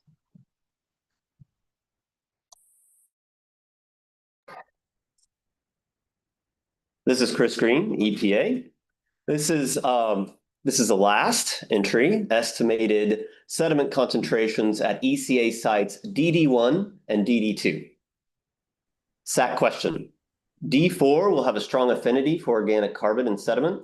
For the high sediment D4 concentration in sediments at ECA DD1 and DD4 sites relative to other monitored and modeled sediment D4 concentrations. Have you considered organic carbon content in the sediment and surface water at ECA sites DD2 and DD3, and the organic carbon content used for the model inputs for the modeled sediment D4 concentrations for other COUs/OESs? Could the organic content in sediment be affecting the D4 concentrations in sediment? EPA response. EPA used US EPA's Variable Volume Water Model, VVMW, with Point Source Calculator Tool, PSC, to estimate concentrations of D4 within surface water and settled sediment in the benthic region of streams. The model uses 5 milligrams per liter dissolved organic carbon, DOC, for both surface water and sediment, ECA sites as shown in the ECA report, tables 3-1 through 3-4, show total organic carbon, TOC, percent for sediment, and TOC in milligrams per liter for surface water. Review of the data showed that ECA sites for TOC were below the model data inputs. For the ECA sites DD1 through DD4, sediment TOC percent ranged from 0.236% to 4.55%, and surface water TOC ranged from 2.97 milligrams per liter to 4.2 milligrams per liter. Although statistical analysis have not been performed, observation of the raw data from ECA sites DD1 through DD4 do not suggest organic carbon in the surface water and sediment are driving the high D4 concentrations in sediment at ECA sites DD1 and DD4. EPA does expect organic carbon in the sediment and overlying water at ECA sites DD1 and DD2 to be a determining factor for the elevated D4 sediment concentrations from the estimated sediment samples. And that concludes that EPA response and concludes the reading of responses to clarify questions from the D4 SAC from yesterday. Thank you so much for this time and ability to present this. Great. And this is Mary Fox. Yeah, well, it's important that we get that input from you based on our discussions yesterday. And so does anyone from the SAC want to comment on that last response about the organic carbon? Yes, Dr. Cobb. Thank you, Dr. Fox. And I would just like to say a big thank you to the EPA for getting these results to us this quickly. I know that it's difficult to get these questions answered in this timely a fashion, and I simply wanted to say thank you because I truly appreciate it. And the committee does as well. This is Chris Green from EPA. Thank you, Dr. Cobb, and the team is very grateful for those words. Really appreciate it. Thank you.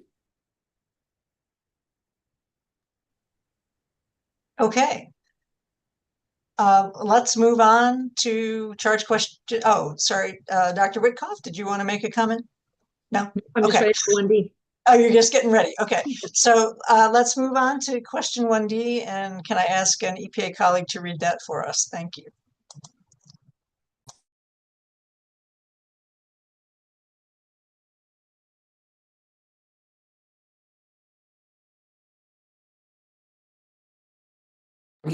Yeah. Hi, this is Susanna Wegner with US EPA. I will be reading charge question 1D. The PBPK model is designed to model exposures in non-pregnant adults based on adult toxicokinetic parameters. The PODs derived in the PBPK model are also applied to assess risks to children in some consumer and general population exposure scenarios, as described in section 5.3.3 and 5.3.4 of the draft risk evaluation for D4. Please comment on the strengths and uncertainties of applying the PODs derived using the model for children in the D4 risk evaluation. Okay, thank you for that. And our lead discussant is Dr. Wyckoff. Great, thank you. Okay, well, first, just overarching, I think that the SAC discussants on this charge question really do encourage the use of the PBPK model and really appreciate that the agency has asked us to comment on this particular aspect and applaud the recognition of the uncertainty in applying this model designed for adults to assess risk to children. The discussants have offered comments in two kind of general areas. I called these the internal validity, so the ability of the model to act as a representation for child-specific AUC, and then kind of the external validity or the applicability of this approach to the COUs in the risk evaluation. And this includes both the application of the adult model to adjust blood AUC from the rodent study, where AUC is being transformed from a study involving pregnancy models, as well as limitations in the model, as well as general assumptions for human use, including dermal exposures of children via personal care products and potential impacts on the use of birth control on PBPK parameters. which I'll say a bit more about each of those. We do also want to just offer an overarching comment, and this is really in line with some of the opening this morning from Dr. Fox, that our response on this charge question we feel is rather limited. As you'll hear in some of the comments, we're not able to really conduct a robust independent assessment on this charge question, not able to run the model ourselves or to really address this complex issue in a manner that we felt would be ideal. And so, as you will hear, some of our recommendations are that the EPA conduct additional research and develop a more technical, robust rationale on this topic. So, some specific comments, beginning with one SAC member generally characterized that the use of this model for non-pregnant adults, the use of this non-pregnant adults model for other receptors as a whole, and the model's ability to predict D4 behavior in women of reproductive age and children problematic. The core uncertainty that the SAC identified is that the model was parameterized for adults, which does not include child-specific parameterization or validation. In particular, the PBPK report emphasizes D4's unusual toxokinetics, such as lipoprotein-associated pools and deep fat compartments included by Campbell et al. 2023. It's legitimate to expect that age-dependent differences in lipid handling and tissue fractions could alter internal AUCs for children relative to adults. However, the model supplies adult parameters and no child-specific evaluation is shown. In fact, the last paragraph in the support document, the closing statement, reads that the model has not been tested on pregnant women, infants, or elderly. The prior paragraph indicates that age is an important parameter impacting cardiac output and concordantly tissue volume, tissue uptake, etc., to change with age, and that additional modifications need to be made to account for those factors. It's unclear why both EPA or the contractor have acknowledged these and acknowledged the need for modifications, but have not carefully investigated these aspects of the model limitations.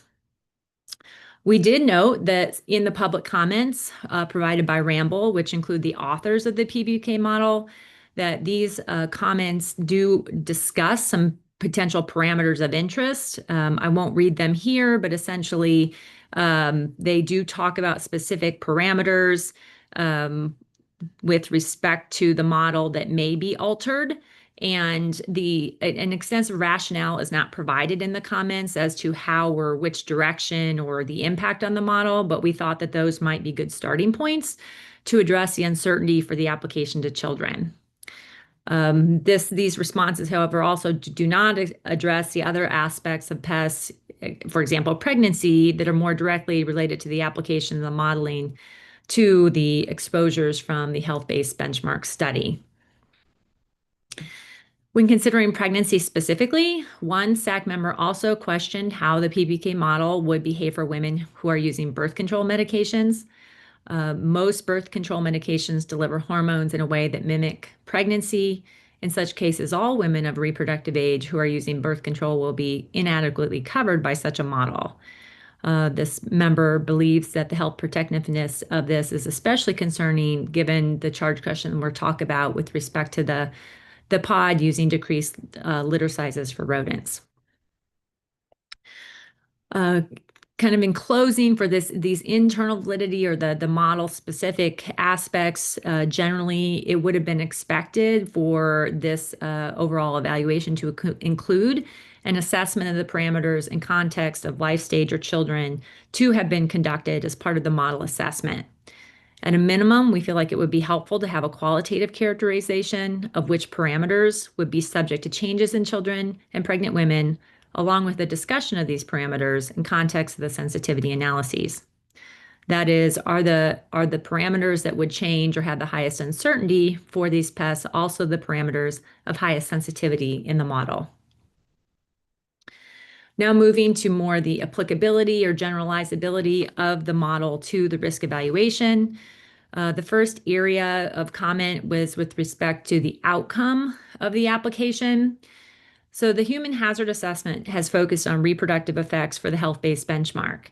And while there's acknowledgement that there's still uncertainty about the mode of action for any health effect, the general absence of developmental effects in guideline studies does generically inform potential uncertainties related to the use of PBPK model for children.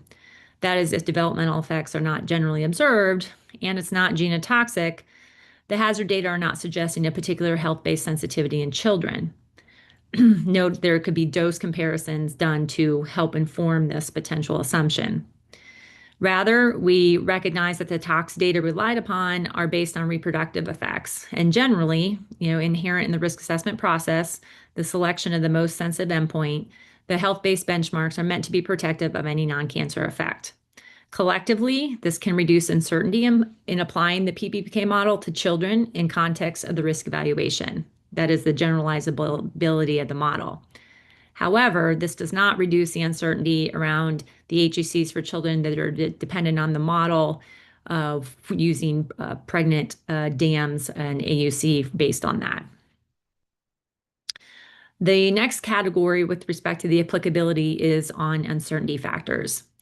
We did note that because the D4 PBPK model already accounted for interspecies toxicokinetics, this is in the draft risk evaluation document line 3391, that the EPA used an uncertainty factor of 3 rather than the traditionally used factor of 10 to account for toxicodynamic differences across species. In addition, a default uncertainty factor of 10 was used to account for both toxicokinetic and toxicodynamic variation in sensitivity within human populations.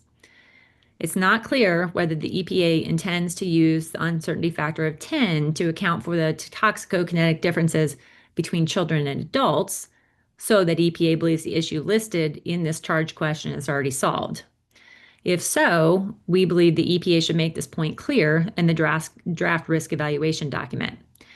This is one aspect that the SAC did ask about yesterday for clarification, and we recommend that a clearer response is provided on this if the agency does believe that these uncertainty factors could reasonably address this uncertainty with using the adult model for children COUs.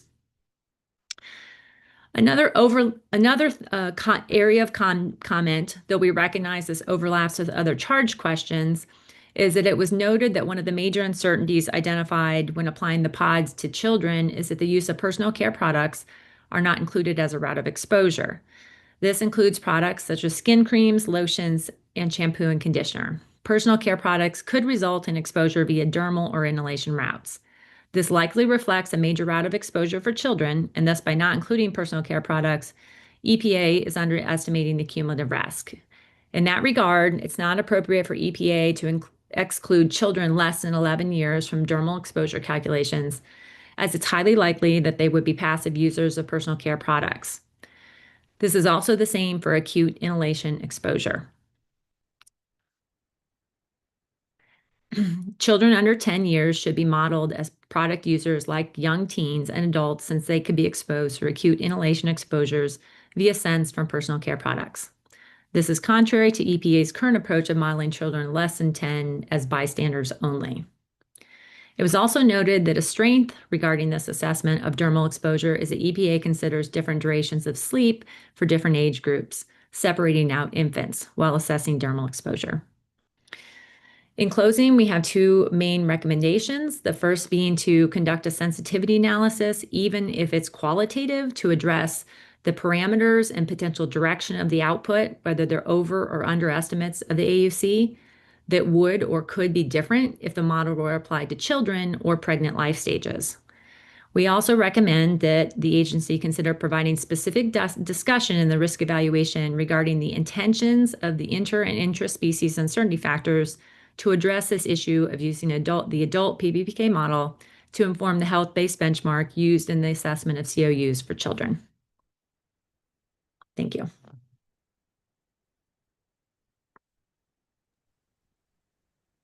Okay, great. Let's see. Thanks, Dr. Wyckoff. And let's hear from Associate Discussants, Dr. Lee. All my comments are covered. Very good job. Thank you. Great. And Dr. Ike. My comments were covered. Thank you. And I would also just like to say I agree with what the other reviewers had mentioned here. Great. Dr. Osmets. Excellent summary. It's a complex topic, but I think, again, very important for EPA to consider these, especially with regard to life stages. Okay, thank you. And I'll invite other SAC members to comment if they'd like. Dr. Apte. Yeah, hi. I wanted to bring up a point here, I think, because I think it pertains to the modeling and use of the model. I kind of brought this up yesterday. This is Uday and Apte, by the way. And this relates to using obesity as a additional parameter within when considering PESS. Just like we are considering pregnant women and children, I think EPA should consider obesity as another PESS specifically for chemicals like D4, which tend to be retained in fat depots. 40% of Americans are considered either overweight or obese, and that's a substantial amount of population that is getting exposed to D4 and maybe having actually a higher internal dose or a longer leaching out of dose. And so yesterday's discussion, EPA staff indicated that there is a possibility of being able to model that using PBPK modeling if real life data are not available. And I think I would like to recommend that agency seriously considers that within this 1D segment where in addition to the existing special populations, obesity should be considered. Thank you. And I'll send a written response to Dr. Wilkoff. Yes, thanks. And yeah, just a good general reminder, right? If when SAC members comment, please be sure that you send in a written version to the lead discussant so we can incorporate it into the written report. And I see Dr. Ottinger. Thank you. I'd like to second Dr. Apte's comment and add just the caveat that fat tissue in and of itself is highly metabolic. And that would then affect the handling of internal estrogens and other hormones that are going to be interactive with D4 and its metabolites. So it would be great to add that, kind of caveat to the model as well.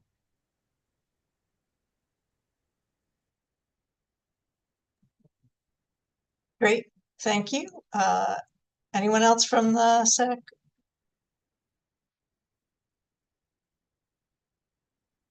All right, and so I'll ask if our EPA colleagues have any clarifying questions, comments to make. Hello, this is Chris Green with EPA. We do not have any clarifying questions or comments on that. We're very appreciative of the oral report we're hearing and look forward to the written report in addition to the comments that we just heard. Thank you so much. Okay, great.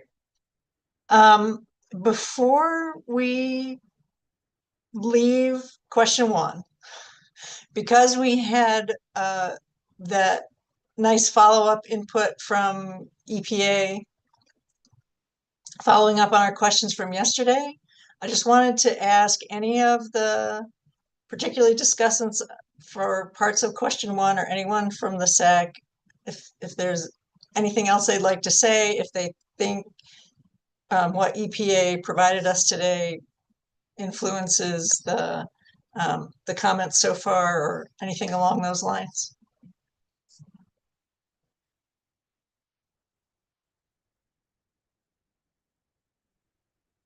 Dr. Chasen. I just have a question. Will the responses that EPA just gave us be available in written form? Yes, they are available in written form. I'm going to upload them in SharePoint and in the docket. Thank you. You're welcome. Great. Thanks, Dr. Kamal.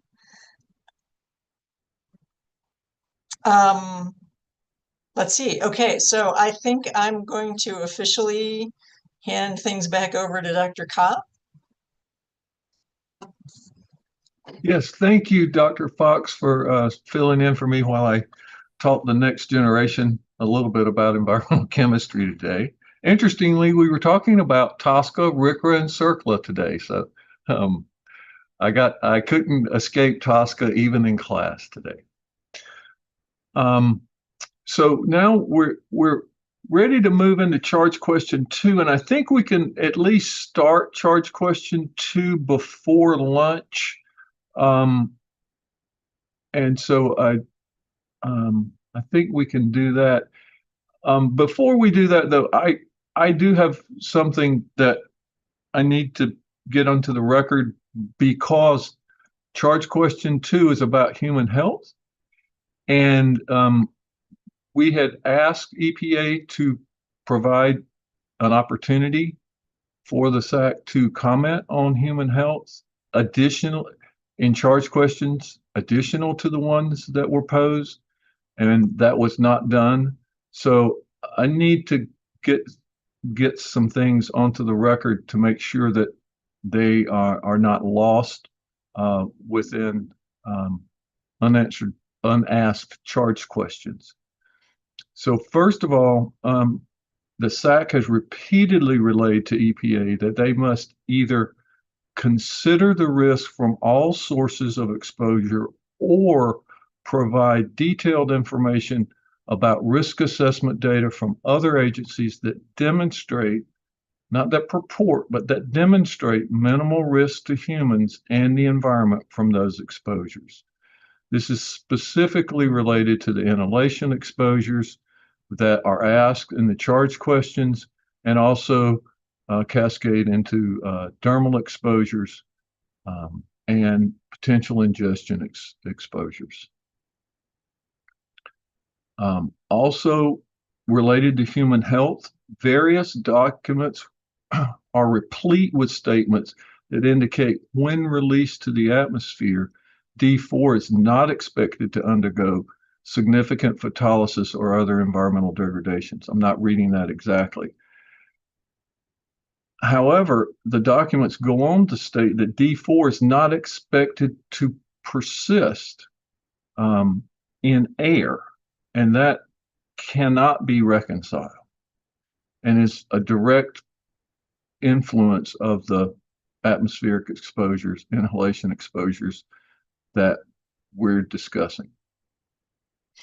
EPA has also omitted milk injection by infants in the evaluation, and there's several reasons why that should be done.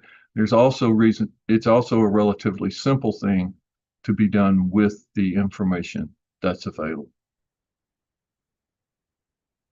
The failure of EPA to evaluate materials for products that have up to 54% D4 by weight cannot reasonably be anticipated to protect human health.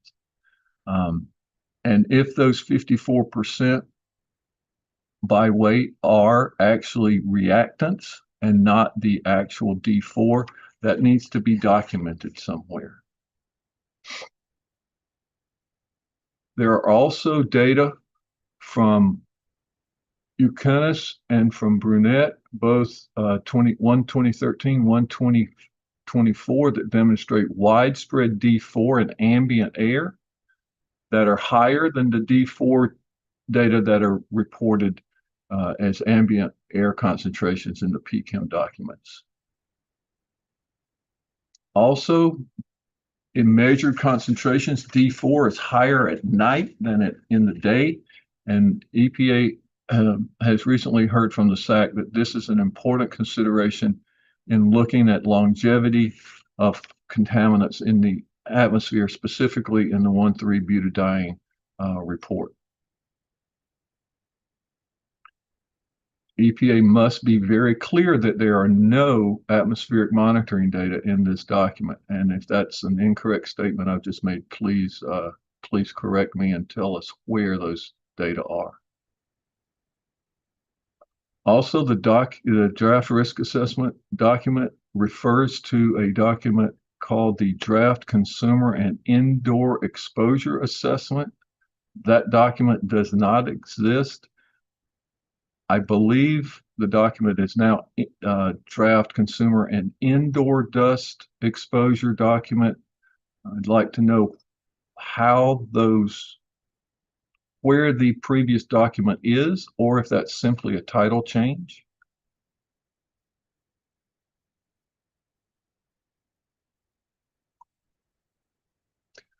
Also, I believe we heard from Dr. Chason that the risk assessment does not consider aggregate exposures and needs to do so. Finally, I have a question regarding the assessment and whether it excluded manufacturing and formulation of personal care products. And I think Dr. Chason touched on that yesterday, but I want to get that directly on the record. And if I didn't, these answers were provided right when I was getting back online, I apologize for re-asking the questions. And with that, I can turn it over to EPA either to potentially respond or to read in charge question 2. Hello, Dr. Cobb. Hello, SAC panel. Give me just a second. This is Chris Green from EPA. Can you hear me? We can. Okay, good. So there was a number of comments. I do want to direct you and the panel to document number 33, EPA responses to written SAC comments and the draft charge questions, because it's important to note that some of the things that we just heard and are considering from you right now, we got those prior to this, and we did make formal responses to you in your comments, response, and we have some of those. They are on the docket. They were sent to your team, and probably the SharePoint and the docket. It's number 33 is the document number, and so some of those in some of the things you talked about are in there. I promise. If that helps. It does, and thank you. And this is Susanna Wegner from EPA. I also I had a couple clarifying questions for you. Thank you for getting that all in the record. It's really helpful. First, there were a couple of places where you talked about citations that I just want to make sure that you're including the citations in your written report. Yes, like you were talking about atmospheric monitoring data, and I just want to make sure we have the specific citations for that. I will definitely provide those, and if it's helpful, I can provide them in session, like on the screen. But I can't do it right this instant, but I can today sometime. That would be perfect. Thank you. Okay. And then another clarification. Thanks for your comment on the milk pathway. I wanted to clarify. I assume that you saw the sort of qualitative discussion on milk in the risk evaluation. And so to the extent that I think it would be helpful to provide specific recommendations on what's missing from that, or where there's an opportunity to expand beyond the qualitative. Like where could we do more that would be responsive and also sufficiently confident to be able to be informative. That makes sense. And what I just said was a precursor to some other things that may be said later in charge question 2. And I know my full comments actually have a very minor, quick back of the envelope calculation that EPA could potentially use with a safety factor, and then say, hey, it looks like there's no risk here. Okay. Thank you. I should say minimal risk. We've been advising you not to say no risk. There's minimal risk here. Got it. Thanks.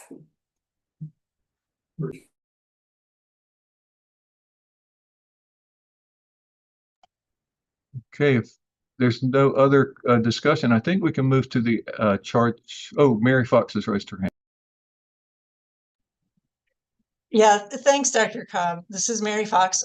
So in the same spirit, there were some general, additional kind of general human health and exposure and risk related comments that we wanted to add that we feel falls under the umbrella of question 2, but not specific to, the particulars of the sub questions. Should I do that now? These are human health related, but not the inhalation stuff exactly. That's question. Is that what you're saying? Right. Yeah, let's do that now, Mary. If that's what makes you comfortable, you're one of the leads for the charge question, so you proceed as you think is appropriate. Okay. Well, yeah. I mean, I was going to read this in before I got to 2A, so I mean, I think we might as well go ahead and do it. Okay. Surely. All right.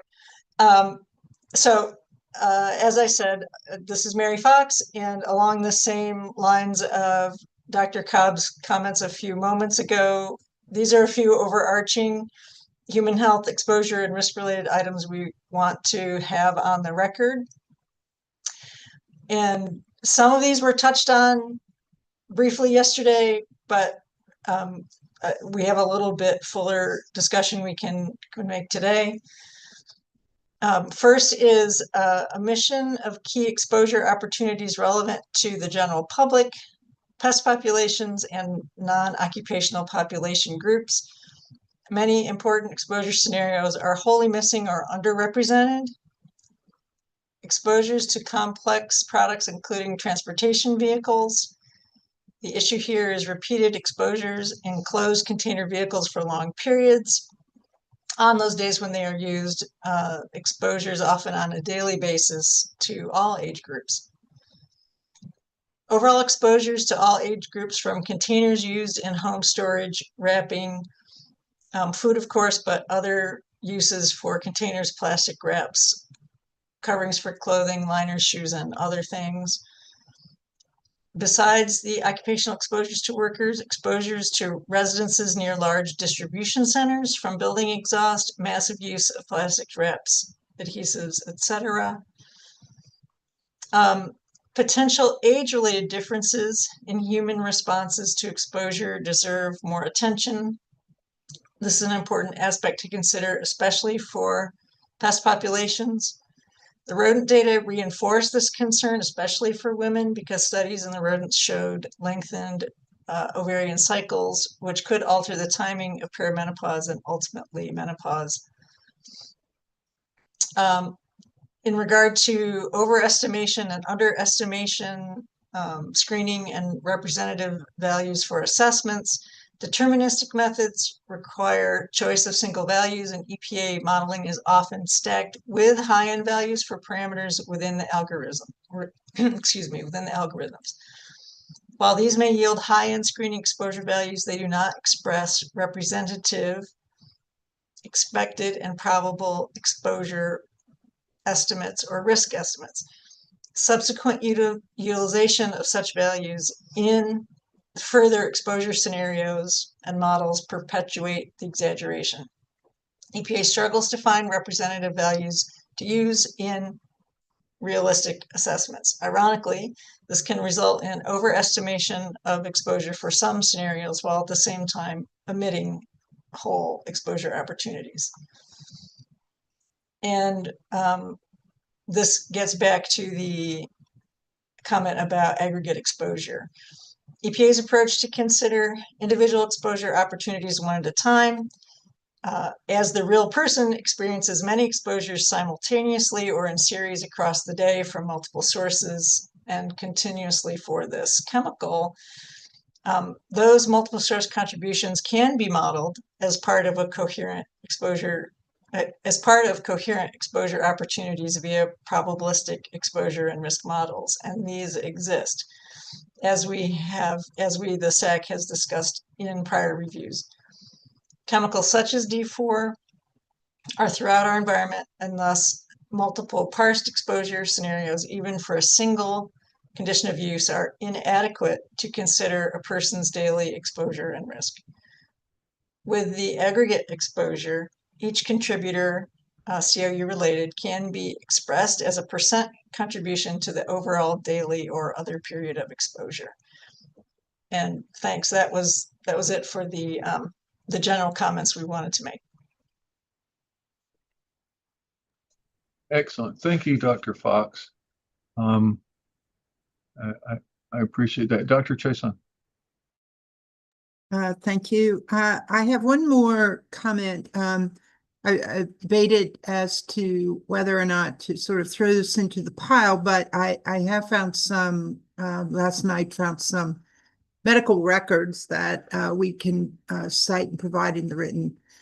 We're just beginning to live in an era where we have very rapid weight loss by pharmaceutical assistants, where you, in a very short period of time, a lot of fat is being disappearing, basically. And that is a possibility for releasing a lot of the stored chemicals in our body very, very quickly into the general metabolism of the human body. Now, a lot of this kind of thing has been known to happen in intensive care units where patients don't have a normal diet for some periods of time, but also now we have a relatively large part of the population experiencing this. There are about 3 or 4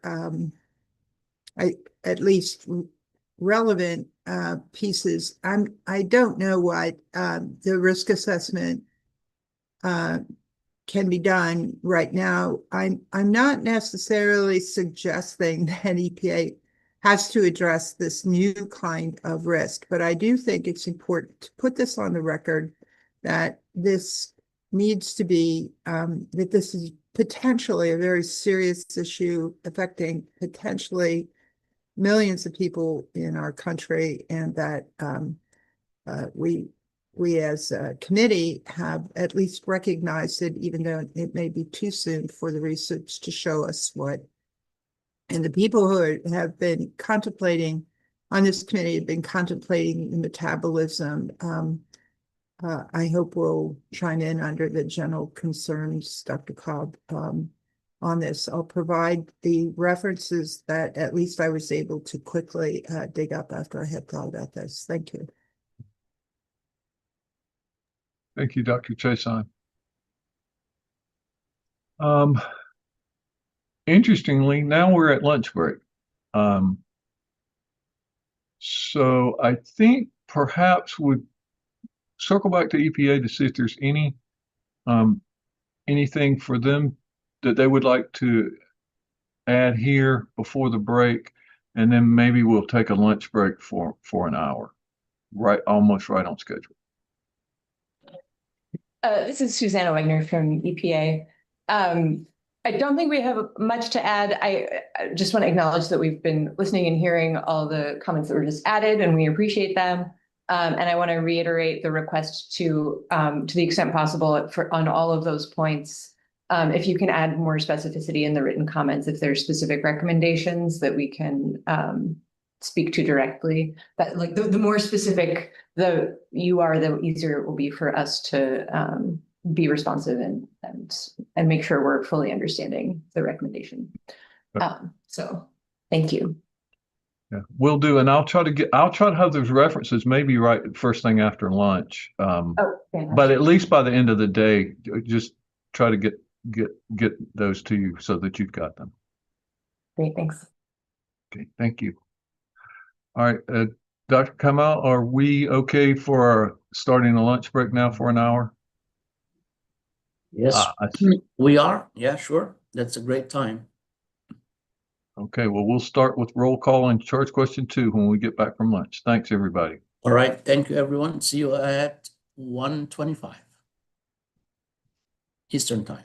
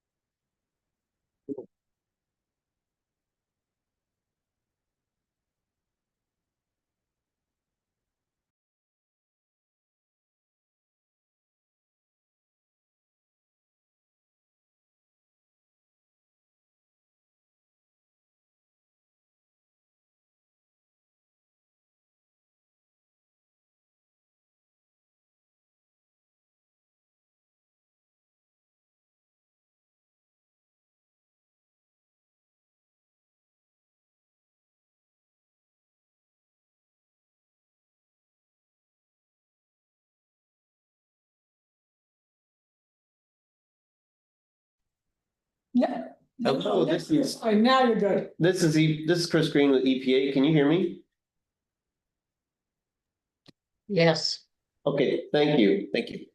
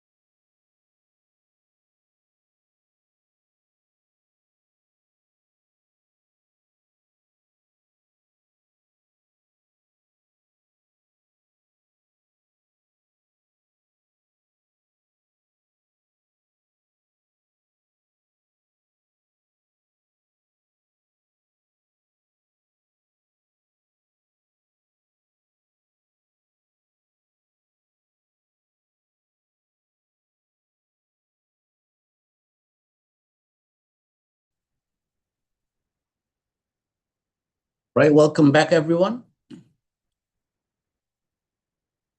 And is Dr. Cobb, is he back from lunch? Are you back, Dr. Cobb?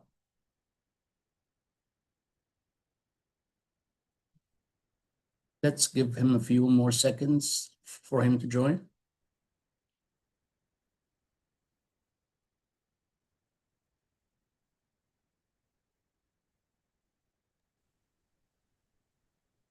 Dr. Kamel, I see him online. I don't know if he's muted or not.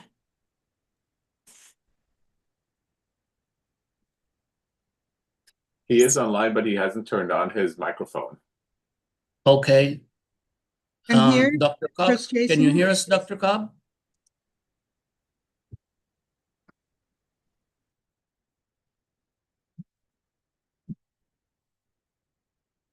I see him even chatting in the chat.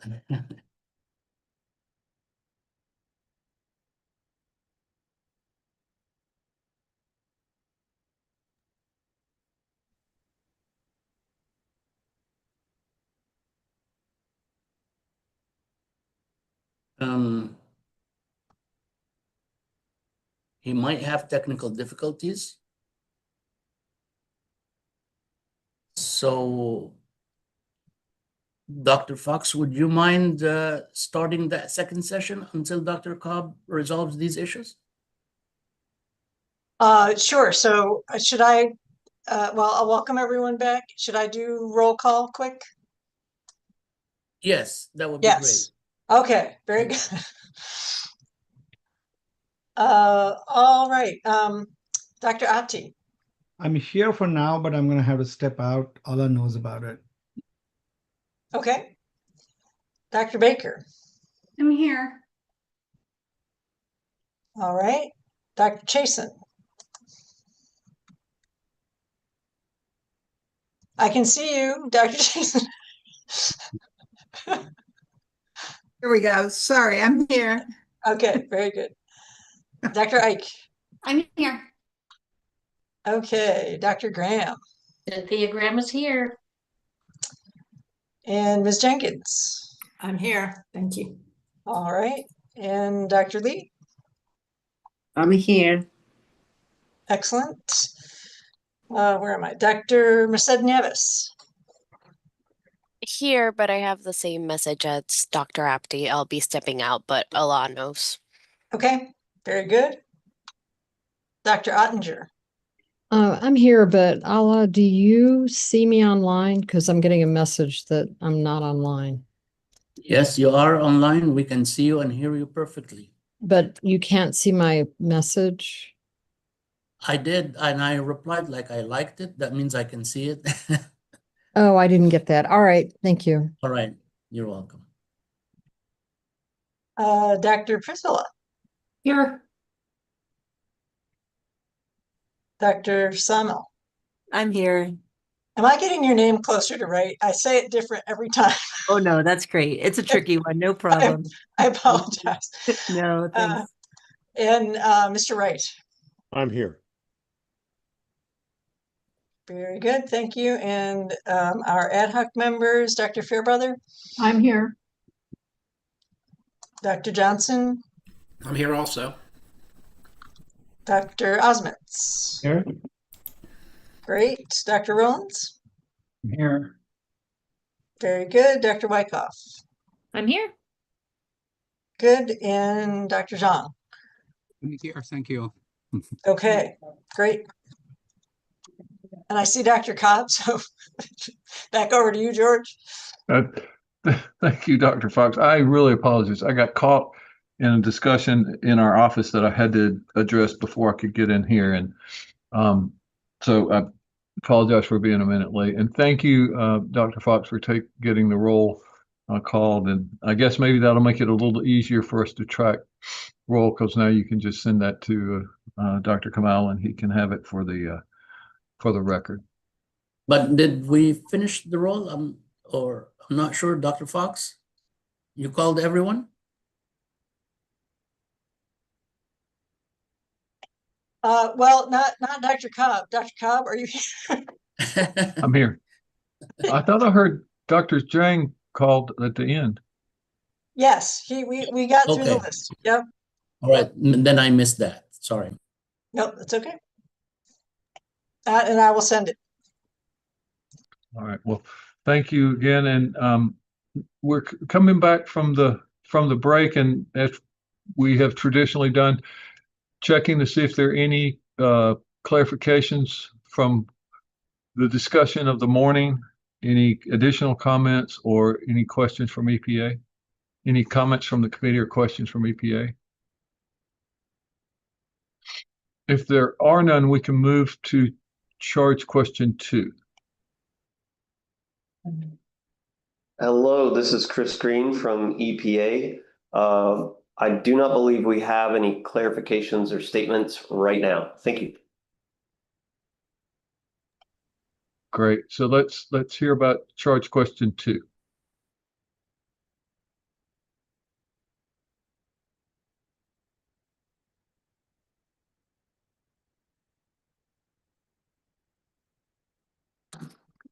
This is Susanna Wegner with EPA, reading charge question 2A.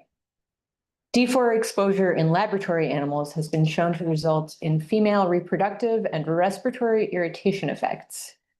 Within section 4.1 of the draft human health hazard assessment for octamethylcyclotetrasiloxane, D4, EPA identified decreased live litter size following inhalation exposure to D4 in a 2-generation reproductive toxicity study as the primary basis for POD derivation. Please comment on EPA's selection of hazard endpoints and studies to support POD derivation.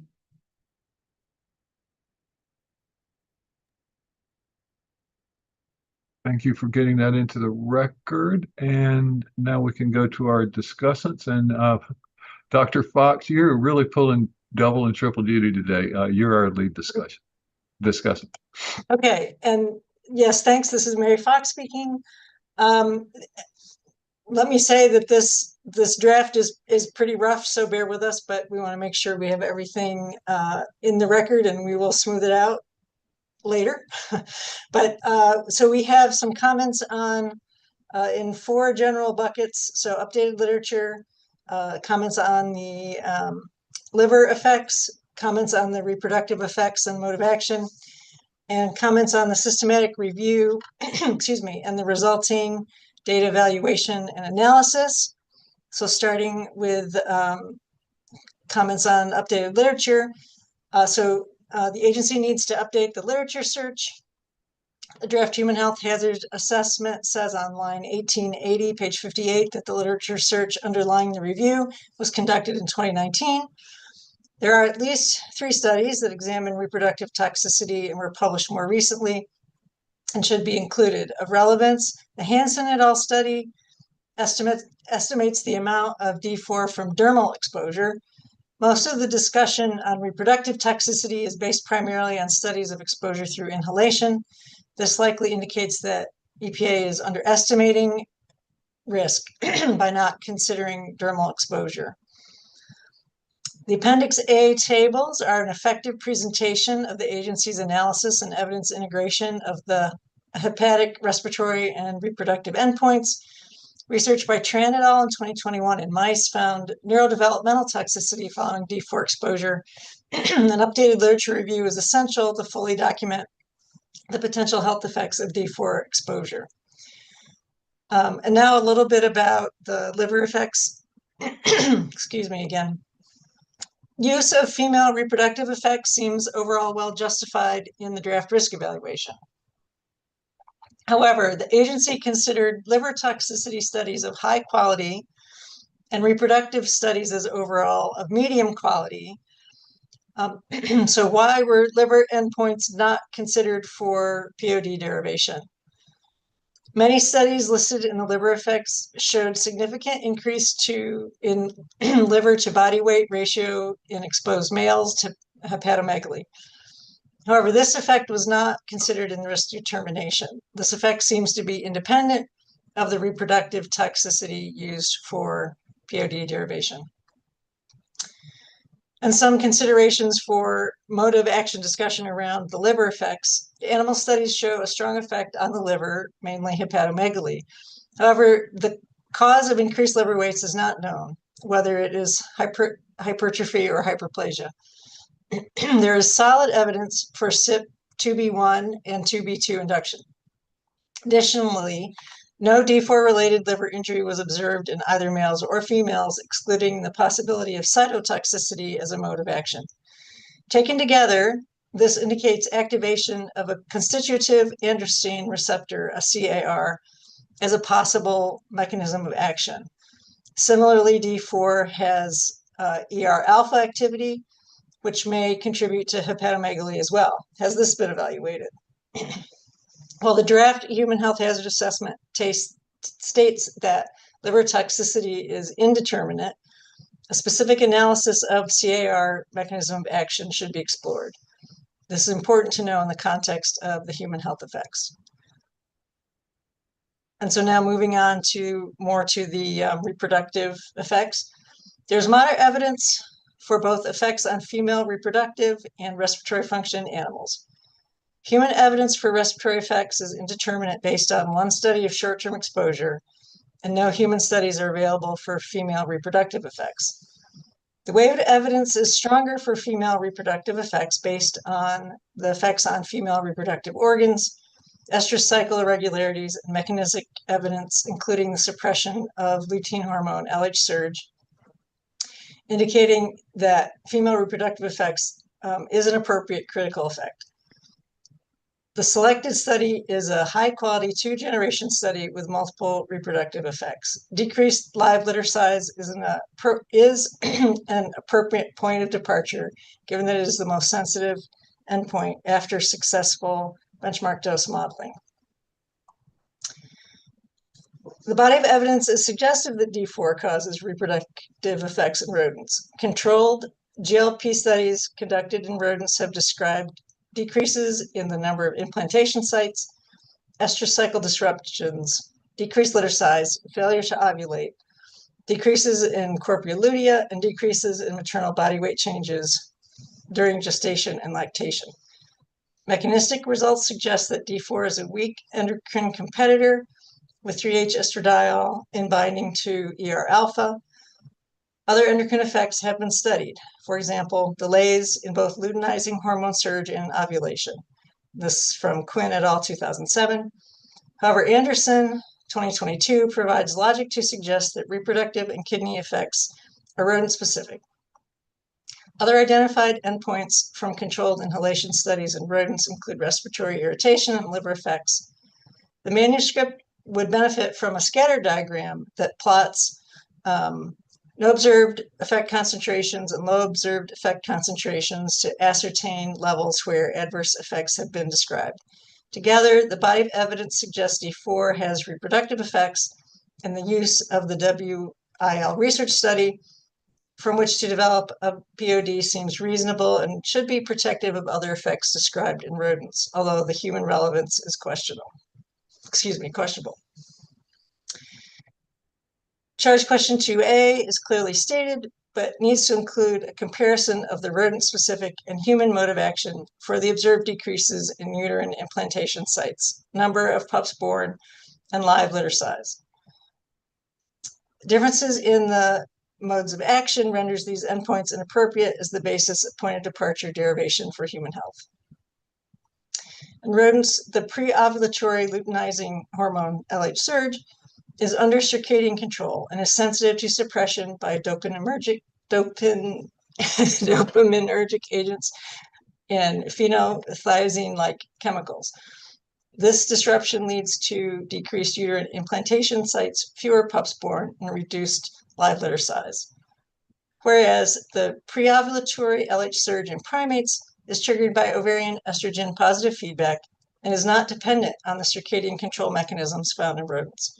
Consequently, chemicals that block the rodent pathway do not impair ovulation or fertility in humans, and this again from Quinn et al. 2007. The IPCS EPA framework provides a structured, transparent approach to evaluate if the weight of evidence is sufficient to establish a mode of action in animals and whether the mode of action is plausible in humans. A human relevance analysis is highly specific for the chemical mode of action tissue endpoint combination under analysis in any particular case. Different tissues, different endpoints, or alternative modes of action for a given chemical may result in different human relevance findings, and there's a reference for a framework for human relevance analysis of information on carcinogenic modes of action. As it stands, the current document suggests there is evidence of detrimental effects of D4 on the reproductive and respiratory system in rodents. However, the determination of this point of departure was solely based on the 2-generation WIL study. While it is a high-quality study that evaluates a wide range of doses and sensitive reproductive endpoints, it is questionable to utilize this single study for the determination, as it is very likely to be underestimating risk. Further, the low AL of this study was 502 parts per million, whereas the low AL in the Meeks et al. Study was 301 parts per million, which also showed significant reproductive effects. However, this study did not seem to be included in the benchmark dose modeling and therefore in the POD derivation. EPA should consider running this BMD modeling as it shows significant effects and it's a lower exposure level. In addition, there is literature since 2019 that was not included and should be considered. Finally, it is important to note that many of the studies referenced included were conducted and sponsored by Dow Corning Chemicals, which presents a conflict of interest and potential source of bias. There is a large literature that links adverse effects of D4, generally inhalation exposure, to adverse reproductive outcomes, particularly in females. Males do not show the extent of adverse effects. These effects center around female reproduction, including estrous cycle disruption, reduced number of implantations and live births. Experimental designs included various ages. There were studies in both humans and rodents. The draft human health hazard assessment for D4 by inhalation in 2-generation studies.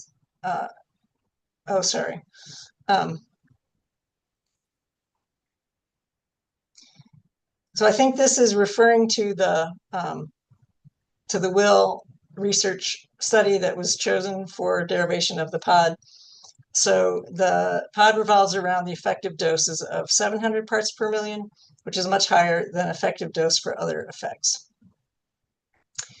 Silicone polymers that may contain residual amounts of D4 are used in biomedical applications, pharmaceuticals, in certain pest control products and industrial processes such as surfactants, detergents, and defoamers, anti-foaming agents. They are used in lubricants, cleaning products, sealants, adhesive, waxes, polishes, and coatings. D4 is a component of the substance cyclomethicone. D4 was also used in cosmetics and other products available to consumers. At the time of the assessment, D4 was in products such as hair and skincare products, antiperspirants, and deodorants. Most studies utilized inhalation as a method of exposure to known concentrations, with reproductive effects being the primary effects noted. There is more recent literature. Other effects were noted for liver histology, weight, and function. Experimental data also show effects on other organs. 700 parts per million appears to be the dose that elicits repeatable, significant results for adverse reproductive effects in females. The WIL Research 2001A study showed multi-generational effects. Clarification is needed to follow the treatment sequence across generations. Presumably, the female offspring received the same treatment as their mothers, although there is a mention of exposure through lactation. More importantly, reduced litter size is a strong indicator of overall reproductive impairment in the female, albeit rather a downstream measure. As such, it is not likely to be sensitive and would require sufficient sample size for the reliable detection of effects. The EMA may consider using other more sensitive measures. Concerns raised about differences in the induction of the preovulatory LH surge in rodents and humans, this is DeCant et al. 2017, should be considered if molecular measures are selected. The organization of the document groups the data according to organ system specific effects. That's appropriate, but results in a lack of understanding of overall effects that might be synergistic or at least interactive. Additionally, the same studies are repeatedly reviewed because these data sets are large two-generation studies, which interestingly are often conducted by the same group of investigators. Thus, the studies utilized for determining adverse effects, POD, and ascertaining effects may be limited. Further, there are more recent studies that bring additional clarity to the mechanisms of action and effects documented for outcomes. On page 11 of the draft human health hazard assessment for D4, the EPA cites a two-generation inhalation reproductive study in rats. This is the WIL Research 2001A, as the basis for the dose-response relationship, with accompanying no observed adverse effect concentration at 300 parts per million, lowest adverse effect concentration of 500 parts per million and 700 parts per million as the level found to exert adverse reproductive effects in additional studies. The acute and chronic hazard identification and dose response determination were used to determine the point of departure. Some specific notes about the draft human health hazard assessment document. In section 3.1.1 of the human data, information about age and gender should be included here. Line 684 to 685. There's a question about whether the placebo has endogenous measured D4. And page 92, lengthening estrous cycles with some tests were done in what is described as senescent females for long treatment times. And for this particular, the comment is that this is actually early aging and not senescence. So early aging is appropriate here, but not senescent. The WIL research study found a number of adverse outcomes that in most cases, except behavior, were dose depending. In males, the WIL research study authors reported a no observed adverse effect level from their study was 250 parts per million based on effects on male epididymal, prostate weight, thymus weight, and kidney mineralization with a NOAL of 100. where these effects were no longer observed. So there's a question about other reproductive studies done in males that would be interesting to look at further. And now turning to the systematic review and the subsequent data analysis and evidence integration. So overarching comment. The agency has conducted a thorough systematic review of the evidence and done a good job following methods from their protocol to identify and assess human health hazard data. This includes summary judgments and integrations by health outcome. When utilizing the underlying data as part of the systematic review for the risk evaluation, however, additional rationale and clarifications are warranted, both regarding the selection of the WIL research study as the key study, as well as the specific endpoint selected from the study as the candidate for the point of departure for use in the risk evaluation. It seems that EPA has conducted the work to support these decisions, but could do a better job substantiating them using data from the underlying systematic review. In the Human Health Hazard Assessment section 4.2.1, lines 1958, 1959, this section begins, as described in section 4.2.1, EPA identified reproductive endpoints reported in the 2-generation inhalation study, this is WIL Research 2001A, as the primary basis for the quantitative dose response analysis. The reviewer found this phrasing curious, as it is in fact the opening statement of section 4.2.1. So to suggest as described in makes me wonder if there's other text describing the rationale. Section 4.1 provides a description of the data by outcome, including the apical data and mechanistic and supporting evidence, as well as an integrated summary. There does not, however, seem to be a clear discussion of the selection of the WIL research study as the key study, as was suggested by the opening statement of section 4.2.1. The agency should clarify and provide this rationale. Section 5.2 of the risk evaluation also discusses the study selection. This is page 166, lines 3291, 3302. In this section, EPA identifies multiple factors supporting their selection of the study, one being high overall quality determination and another being the wide range of doses and comprehensive set of sensitive reproductive endpoints across parental F0 and F1 and offspring F1 and F2. From a methodological perspective, the reviewer agrees EPA has followed their systematic review protocol and appropriately integrated the consideration of study quality in determining the key study selection. It is recommended that because multiple studies were categorized as high quality for consideration and dose response analysis in the systematic review, additional rationale be provided as to why the other high quality studies weren't selected. It is of note that I disagree with sentiments expressed by another SAC member that the WIL research study is biased because it is sponsored by industry.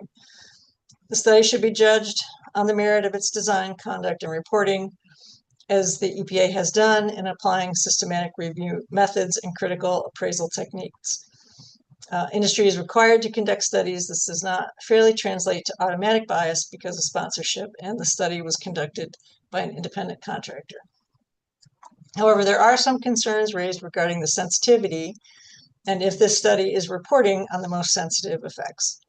The paragraph referenced above begins with a description of the no observed effect concentration and the lowest observed adverse effect concentration ranges across most reproductive effects. It would be helpful if this discussion were expanded such that the issue of selecting a study also representing the most sensitive effects was also included.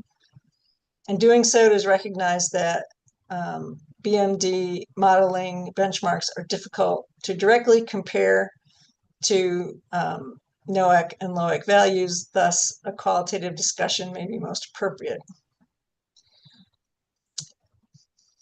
It is also of note that the systematic review protocol indicates that only studies that reported human equivalent dose derived from points of departure that contain lowest observable effect levels greater than an order of magnitude of the lowest human effective dose, lowest observed adverse effect level, LOEL, across existing assessments were included. This is hard to follow. It would be helpful to clarify as part of the rationale for selection of the WIL research study, for example, if there are additional studies excluded based on the lowest observed effect levels. From a purely methodological standpoint, it is reasonable to select live litter size as it was the most sensitive and best fitting of the endpoints model from the study. However, comments related to biological plausibility and human relevance are still of critical importance. So draft recommendations include a newer literature search with additional measures that may provide a more sensitive indicator of adverse effects at lower exposure levels.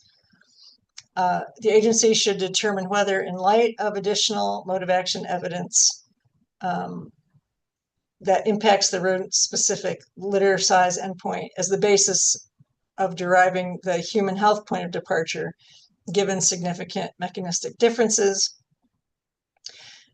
And the agency is recommended to evaluate the mechanistic data within the IPCS/EPA human relevance framework to reach a conclusion on the applicability of the specific rodent reproductive endpoints for the human risk assessment. And of course, the goal is to ensure the final assessment is scientifically sound and relevant to protecting human health. And then there are a couple of editorial comments, and we of course include the references, and that's what we have for 2A.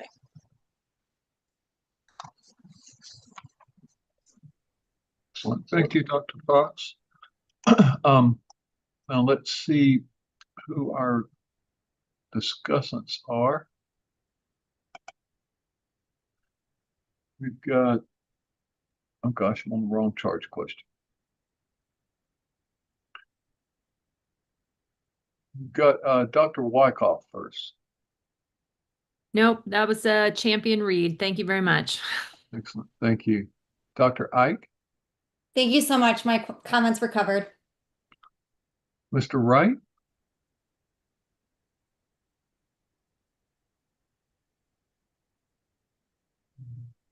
Dr. Apti. So I had stepped out a bit and I just got in towards the end of what Mary said. So I'm sure she covered it, and we'll discuss more. Okay. Dr. Merced-Nieves. Thank you so much, Dr. Fox. My comments were captured. Excellent. So we have several other committee members listed. I'm not used to seeing this. I think maybe we'll just go through these. Dr. Johnson, did you have further comments? Yeah, Dr. Fox did a great job. I'd like to elaborate on one of mine. I've never been a big fan of the critical study approach, right? It doesn't matter which study you choose, you're going to get criticism for it. And there's a lot of criticism, and the criticism is generally sound in a lot of ways because we're trying to take rodents, we're trying to extrapolate to humans. There's a lot of variation and variability in addition to uncertainty. And so my comment was the one that suggested putting the scatter diagram together, because when you do that, you get a little more confidence on the spread of the data and where they're at. And you can plot nulls and lowls and no x and low x, but also if you plot your point of departure on that same chart, it's going to give a lot of people a lot more confidence that at least the endpoint you chose would be protective of others. So I just wanted to add that. Thanks. Yeah, and I'd like to echo that. We've heard this comment from Dr. Johnson before, and he provided some nice graphics in some previous SAC reviews showing how this would work. And I really suggest the EPA take that advice. It's very good visual for relaying exactly what Dr. Johnson is mentioning. Dr. Graham. Hello, this is Cynthia Graham, and I would like to suggest that the EPA, the agency, review the public comments. And I'm sorry, I don't remember who it was, but they gave a very specific, detailed explanation of the differences between the female rodents and humans. So it's questioning those results, taking the results of the repro effects in female rodents. So I really suggest that the agency review that information to determine whether this is the correct endpoint to use. And I would like to also state that I agree with someone previously that mentioned about the bias, and because it was an industry study. If it's a GLP guideline study done correctly, there should be no bias, especially when it's done by an outside agency or an outside contract lab. So I disagree with adding that bias or thinking that they are biased. Thank you.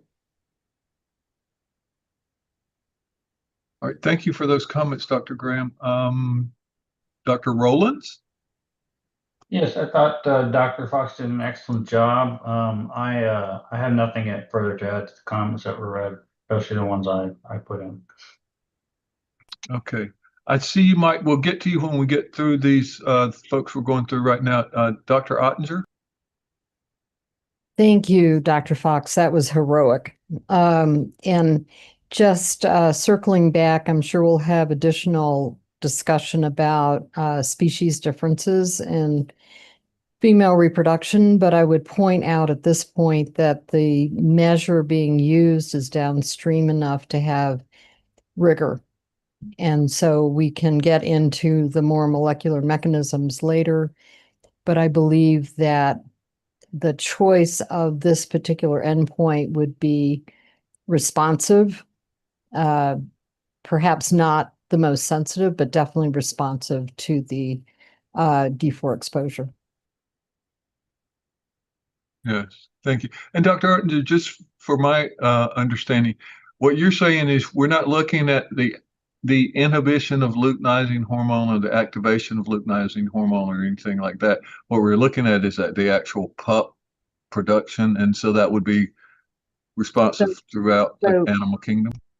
Right. So what I'm saying, and again, I'm sure in the next couple of charge questions we'll talk about it more, but the issue really is what the known mechanisms are that induce CLH surge. And that depends on hypothalamic GnRH, and I can go into more detail as people wish. The argument that's being made is that the rodents use prolactin to induce CLH surge, and humans and primates and other species do not. They use estradiol. But the truth is it's a combination of both.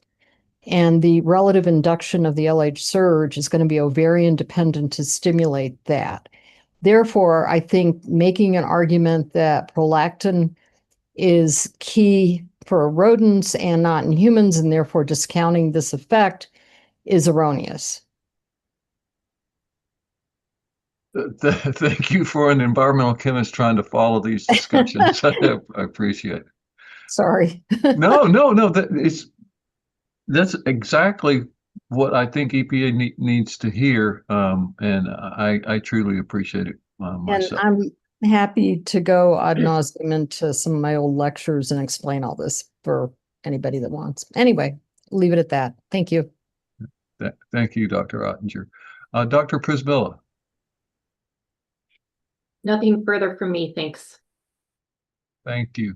And I see Mr. Wright is on the screen. Yes, I'm sorry I missed the first round. I was talking to somebody else and didn't get back to it quite in time. But I just wanted to say that I do not disagree with anything that has been said. I have really nothing to add, and I think Dr. Fox did a wonderful job. Excellent. Thank you. And thanks to all of the discussants and to Dr. Fox for leading us. And Dr. Apte is on the screen now. Yeah, this is Udayan Apte. I just wanted to elaborate on a couple of things that I'm sure Dr. Fox covered in the written comments. This is specifically from the point of view of mode of action here. There is some discussion of what the current mode of action is, and that really pertains to female reproductive system. But if you look at the data, there is significant amount of data on liver endpoints as well, which was not considered for point of departure. But nonetheless, they seem to be critical. They kind of tend into two different categories. You have information in the metabolism part and in health effect, some other parts where there is a consistent evidence of CYP2B1 and CYP2B2 induction, both protein activity, what have you, in multiple different species. And then you have a consistent observation that D4 will cause hepatomegaly, increase in liver size. The cause behind that hepatomegaly doesn't seem to be clear. So hepatomegaly or increase in liver size can be caused by adding more number of cells. So that would be hyperplasia. Cells divide and the organ becomes bigger, or the existing cells become bigger because the content grows, and that would be hypertrophy. And in both cases, a specific nuclear receptor called as constitutive androsten receptor, CAR, seems to be a possible mode of action. And this is more important. This is important to consider, especially because CYP2B1 induction. P450s have always been used as surrogates for nuclear receptor action. So there are data in the document saying that CYP4A, for example, there was no change, indicating that this is not a PPAR alpha driven process. But an induction, there is no induction in CYP3A or 1 or CYP3A4, indicating that this is not a PXR driven process. However, a CYP2B1 indicates generally a CAR mediated activation, which is very consistent with hepatomegaly in the liver. So this whole concept has basically not been synthesized, and I think it would be a good idea for agency to go back and look at this when they are considering whether to still use the POD female reproductive endpoints for POD, or maybe consider something from liver, especially in case of males. In case of female animals, I understand the sensitivity of the reproductive system. In case of males, there might be a different POD that consideration that needs to happen. The other part is interestingly associated with the demonstration that D4 has weak estrogenic activity. So there's a significant number of evidence that D4 seems to have at least weak estrogenic activity, and it seems to be going through ER alpha. There is data, there are data in the literature as well as some of the work we have done recently, but unfortunately is still unpublished in our lab, shows that activation of ER alpha in males causes hepatomegaly. And so the liver endpoints shouldn't be just overlooked. They could be a part of the existing mode of action and can be explained by existing mode of action through the estrogenic activity. So I just wanted to get this on record and have the agency take a look at it when they get a chance. Thank you. Thank you, Dr. Apte. Anyone else? Any comments from the rest of the committee? We've gone through the discussants. Anything from the rest of the committee? If not, we can turn to the agency to see if there are any clarifying questions regarding the comments that you've heard. This is Susanna Wegner with the EPA. I want to just start by saying thank you. That was really helpful, informative, a lot of thoughtful feedback. Really appreciate it. I do just have a couple of requests. There were a couple of places where you referred to newer citations that would be informative for our hazard characterization or dose response or as part of the mode of action analysis. And I just want to reiterate my request to please make sure that you're adding the specific citations where possible so we can make sure that we're finding the same studies that you're seeing. And also similarly, there were a couple of places where you were pointing to specific parts of the document where the wording is confusing or needs clarification or other comments. And to the extent where you have those comments, if you can add specific section numbers and line numbers in the written comments, that'll be helpful. So you're probably already doing that, but I just thought I'd put that plug in just in case. And then I also just finally want to note that I think we heard, I know you're sort of still in the process of consolidating it into a more coherent voice, and that reflected a sort of a range of different discussants' views. And I think we heard in what you read, a lot of places of agreement across contributors, but maybe some areas where there's more of a spectrum of opinions. So it would be helpful in the written document to, if it's possible, to be clear about where the specific recommendations are that do reflect some alignment across the SAC and or places where maybe a member or two have some disagreements. Just to tease that out a little more clearly for us so we can see. But otherwise, this has been really helpful. Thank you. So just real quick, Dr. Wagner, will it be helpful for you to have those references before we adjourn this meeting for the week or not? Sooner is always better for us to be able to get started on making our edits, revisions for the final. But whenever you're able to is great. So as far as I'm concerned, I shouldn't speak the Dr. process. Fox, but... is that something you could do? It's okay. No, I think it's good to get you information as quickly as we can. Dr. Fox, does that sound like something you can get put together as a list of references that we can share with the agency this week? Not today, but this week? Yes, I think so. Okay. Even if it's Thank you. partial, I think it would be helpful. I Okay. know these folks are under the gun here. Yep. Okay. Well, I think now we're ready to get charge question 2B into the record.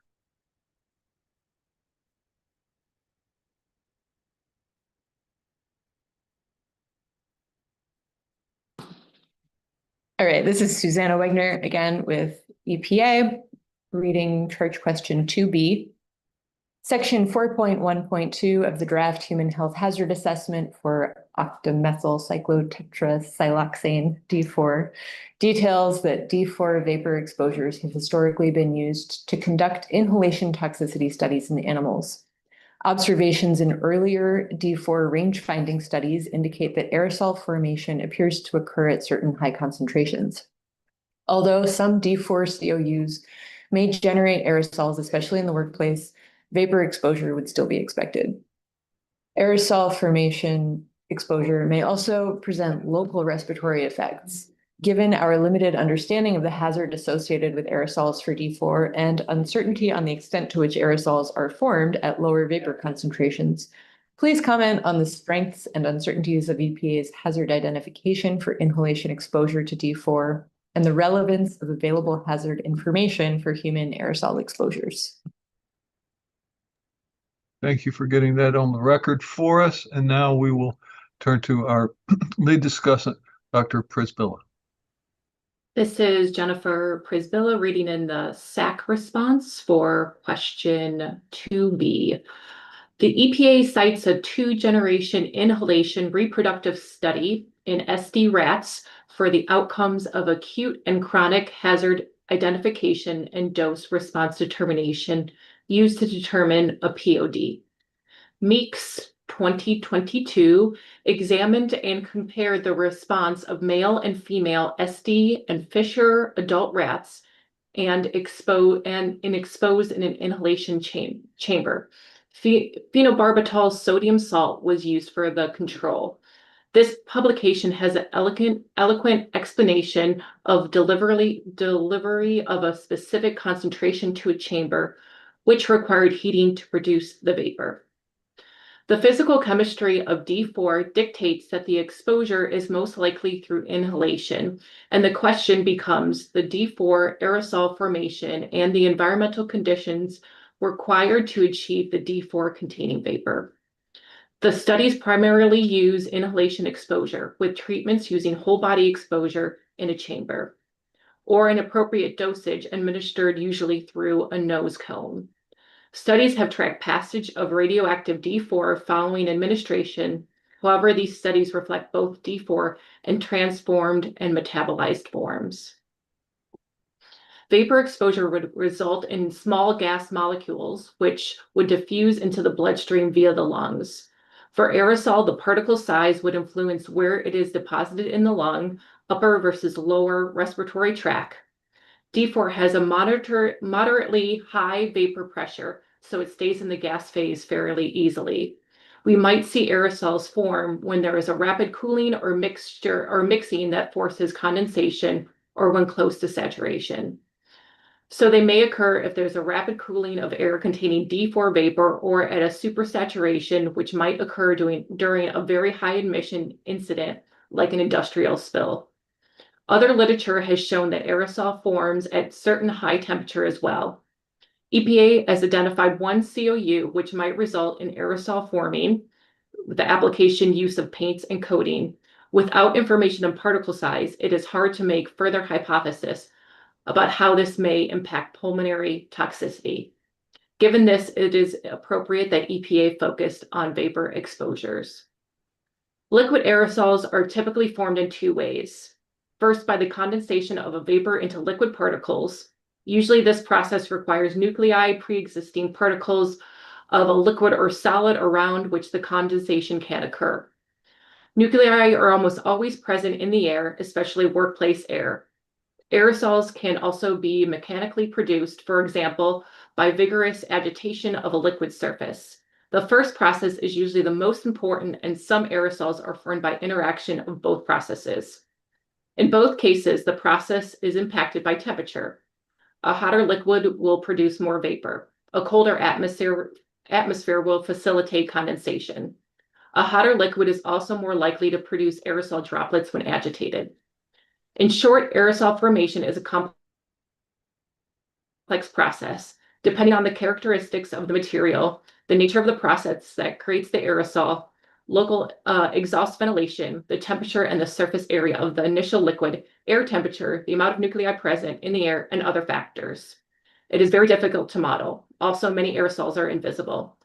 The only way to determine the concentration of an aerosol is to measure it. Vapor and aerosol samples are collected by different methods. Vapors by sorbent tubes, aerosols by gravimetric filters. Measuring both at once in a worker's breathing zone will require workers to wear two sampling pumps with two different sampling trays. It is doubtful whether this has ever been done for D4. EPA's limited D4 data is for vapor. There is no way to determine aerosol concentrations from this data. EPA made good use of the data, but its limitations must be acknowledged. Of course, adding data on aerosols could never decrease and would often increase the measured concentration in the air. Since it is known that at least some of the COUs generate aerosols, the agency should consider aerosols and vapors as two independent exposure scenarios in the inhalation exposure studies. It is also important to determine which exposure scenario, aerosol or vapor, is most toxic. Not having this information increases the uncertainty and decreases the strength. This is even more important for D4 because the current non-cancer HEC and HEAD are determined using a two-generation inhalation exposure study. Regarding D4 COU generating aerosols, at the highest exposure level, 20% of the test atmosphere was expected to be liquid aerosol. The particle size was not measured. For an accurate dose response, and exposure concentrations will require particle distribution to determine the percent aerosol particles with diameters of less than 5 micrometers. As mentioned in the public comments from the ACC Silicone Environmental Health and Safety Center, aerosols will be generated at high concentrations only. The Krieger 2021 study concluded that aerosol production occurred at 300, 500, 700 ppm D4 vapor concentrations during toxicity testing. But aerosol was was not detected at lower vapor concentrations, as confirmed by the inhalation expert, Dr. Poulun.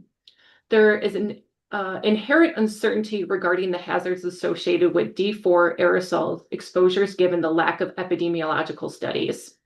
However, there was a review of D4 mode of actions that was published in 2022, which includes a description of the vapor exposure. Beyond potential aerosol exposure in the workplace, aerosol exposure is likely also occurring in homes via personal care products. EPA should additionally consider personal care products as a route of aerosol exposure. In addition, EPA should consider environmental studies that measure levels of D4 in different settings, which could be used to extrapolate exposure. For example, the 2013 study by UKISA measured levels of D4 in indoor and outdoor air in Chicago and may provide information relevant to EPA regarding exposure. A major limitation is that only workplace aerosol exposure is considered. While this is a major source and should not be disregarded, it is very likely people are exposed to D4 in their home as well. D4 is present in personal care products, including both hair and skin products, which further suggests dermal is another route of exposure. In addition, it is used in food packaging and breast implants, which are not considered in the TSCA purview. However, together, these significantly contribute to human exposure. There is no consideration of D4 releases from the land or groundwater pathways. These exposures should be given more than a cursory evaluation. There are numerous communities near municipal landfills and wastewater treatment facilities with biosolids where D4 is likely to be released. Also on line 282, there is a mention of fence line community evaluation preceded by a draft guidance that the SAC has provided on. And this is a question, were SAC comments to the draft used in this assessment process, or was the draft used as is? And then finally, it is appropriate that the agency puts focus on D4 inhalation studies using vapor exposure at lower concentrations to assess human exposure to D4. And now there are several recommendations. More recent literature should be incorporated to reduce uncertainty. Incorporate more recent detailed data on environmental aerosol levels in industrial settings, including air exchange, persistence in the environment, seasonal changes for heat-related volatility of D4, and protective clothing for workers.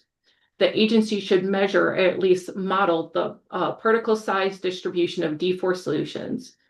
It is recommended that the agency review the supplemental submission from the ACC to better understand the formation of aerosols in the breathing zones of animals during inhalation studies versus human exposure.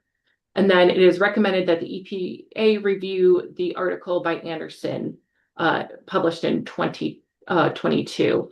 And there are references that will be submitted in the written report.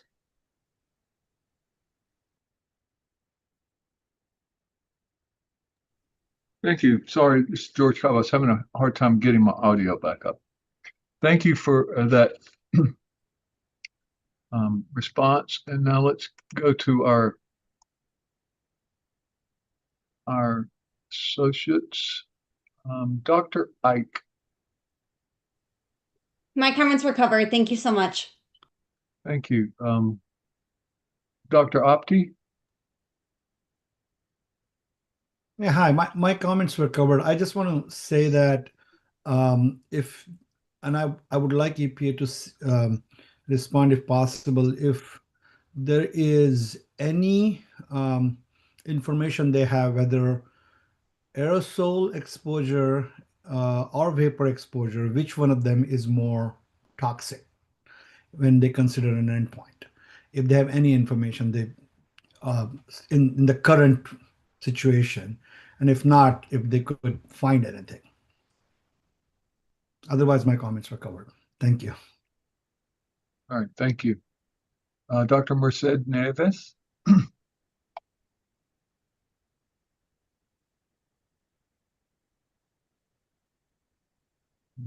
Perhaps she had to go teach.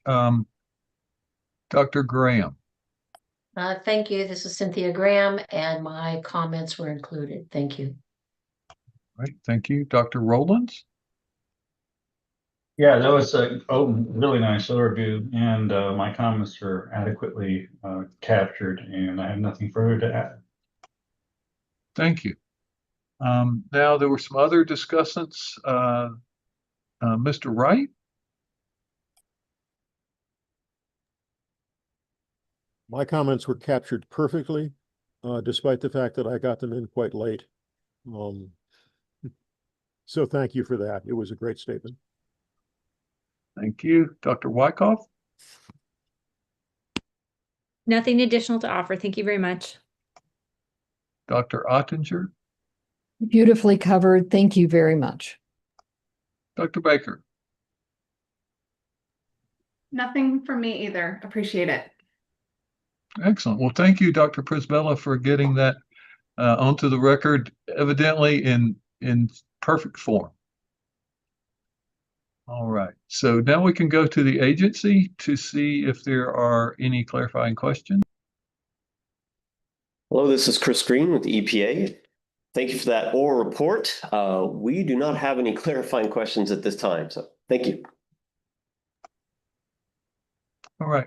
And actually, the question that was in towards the end there was actually one of mine, and I've been juggling so many things, I forgot to ask it during the presentations yesterday, and it was related to the fence line community assessment. And in the fence line community assessment, did that assessment strictly go by the draft guidance, or did that assessment include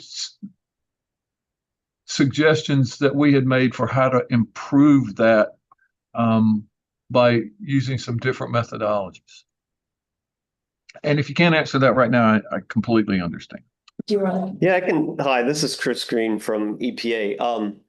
I can't be I can't provide a full answer. However, I do know that our assessment did include very critical components of the screening level fence line work that was within that work. For example, the radial distances and things of that nature. So that's my initial reply. Thank you. Okay, thank you. Dr. Apte. Yeah, hi, this is Udayan Apte. I just want to elaborate a little bit more when I thought about my comment. My comment was about whether aerosol exposure is more toxic or the vapor exposure is more toxic. But I'm thinking that in any given condition of use, there could be a combination of this. It's not going to be either or. And whether percentage of one versus the other in the total exposure will change the outcome is a very important question. I think that should be part of this analysis. I just wanted to get that on record, and I'll send this comment to Dr. Prisbilla. And thank you for clarifying that. Okay, now we could go to EPA again to see if there are clarifying questions about the comments on charge question 2, our response to charge question 2B. And if not, we can get charge question 2C onto the record. This is Susanna Wegner with EPA. We do not have any further clarifying questions, but thank you for all of that feedback. And if we're ready, I will Please go ahead proceed. and read charge question 2C. Section 4.2 and Appendix B of the draft Human Health Hazard Assessment for Octamethylcyclotetrasiloxane, D4, present details of the dose response analysis. Please comment on the strengths and uncertainties related to EPA's dose response analysis and BMR selection. Thank you for getting that onto the record. I appreciate that. And now we can turn to Dr. Wyckoff. Hi, thank you. Okay.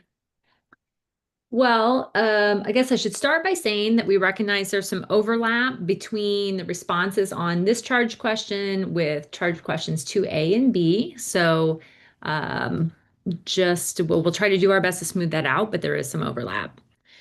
In direct response to the charge question, just generally or kind of overarching, the SAC commenters found that Agency had done a good job using the BMD the techniques. The guidance and the model selection were generally supported, and there were no particular substantive comments around the application of the BMD software.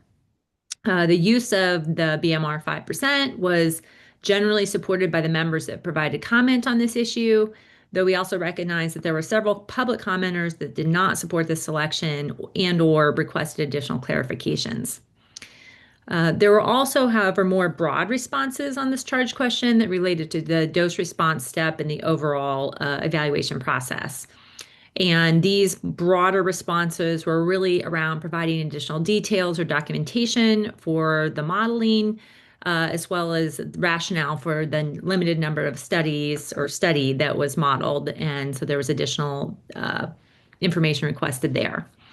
So kind of taking these one by one, regarding the selected study and the selected BMR specifically, several members commented that the EPA's dose response analysis and BMR selection seemed appropriate for the outcomes.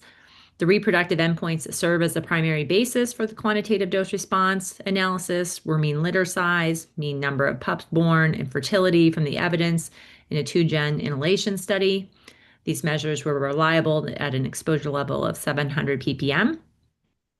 Strengths included that the benchmark response of 5% for reproductive endpoints has precedent and is appropriate for the severity of decrease in live litters. Also, the chosen model has an adequate fit and has the lowest AIC, which is in line with EPA's benchmark guidance for selection of model fits. It was noted, however, that it would be helpful to clarify if the F2 offspring are directly treated or if it's from maternal exposure, as this was the endpoint used to establish the external human equivalent concentrations and human equivalent doses in the PBK model. It was also noted that the explanation of the relative deviation selection is outside of the BMD guidance, and it wasn't clear why the agency had used the definitions provided versus the one standard deviation, and providing additional rationale for the selection possible deviation does seem warranted. Regarding the biological relevance in humans of the endpoint supporting the BMDL5, there were 2 commenters that offered technical details on this response in context of the human relevance.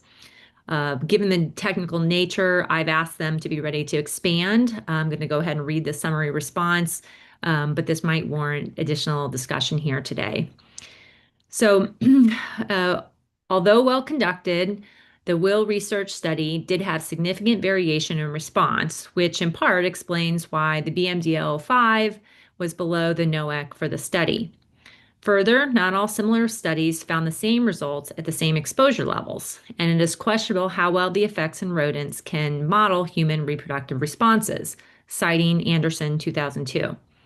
The strengths include reproductive corroboration of results in rodents and some mechanistic information. However, D4-mediated effects on GnRH neurons to block or delay GnRH surge dopamine may not be relevant to humans, again citing Anderson 2022. This suggests that there is considerable uncertainty how well the rodent model emulates human responses. There's also considerable variation within and between studies in female reproductive responses. Since the PBPK model excludes exposures from inhalation, dermal, and oral exposures, includes, not excludes, there is significant uncertainty regarding the applicability of dermal response exposures for a volatile and variation in skin thicknesses that affect penetration, and the timing of dose of D4 exposures for all 3 routes. Another commenter built on the work from Anderson 22, the observations from Anderson 2022, indicating that the paper does raise an interesting question.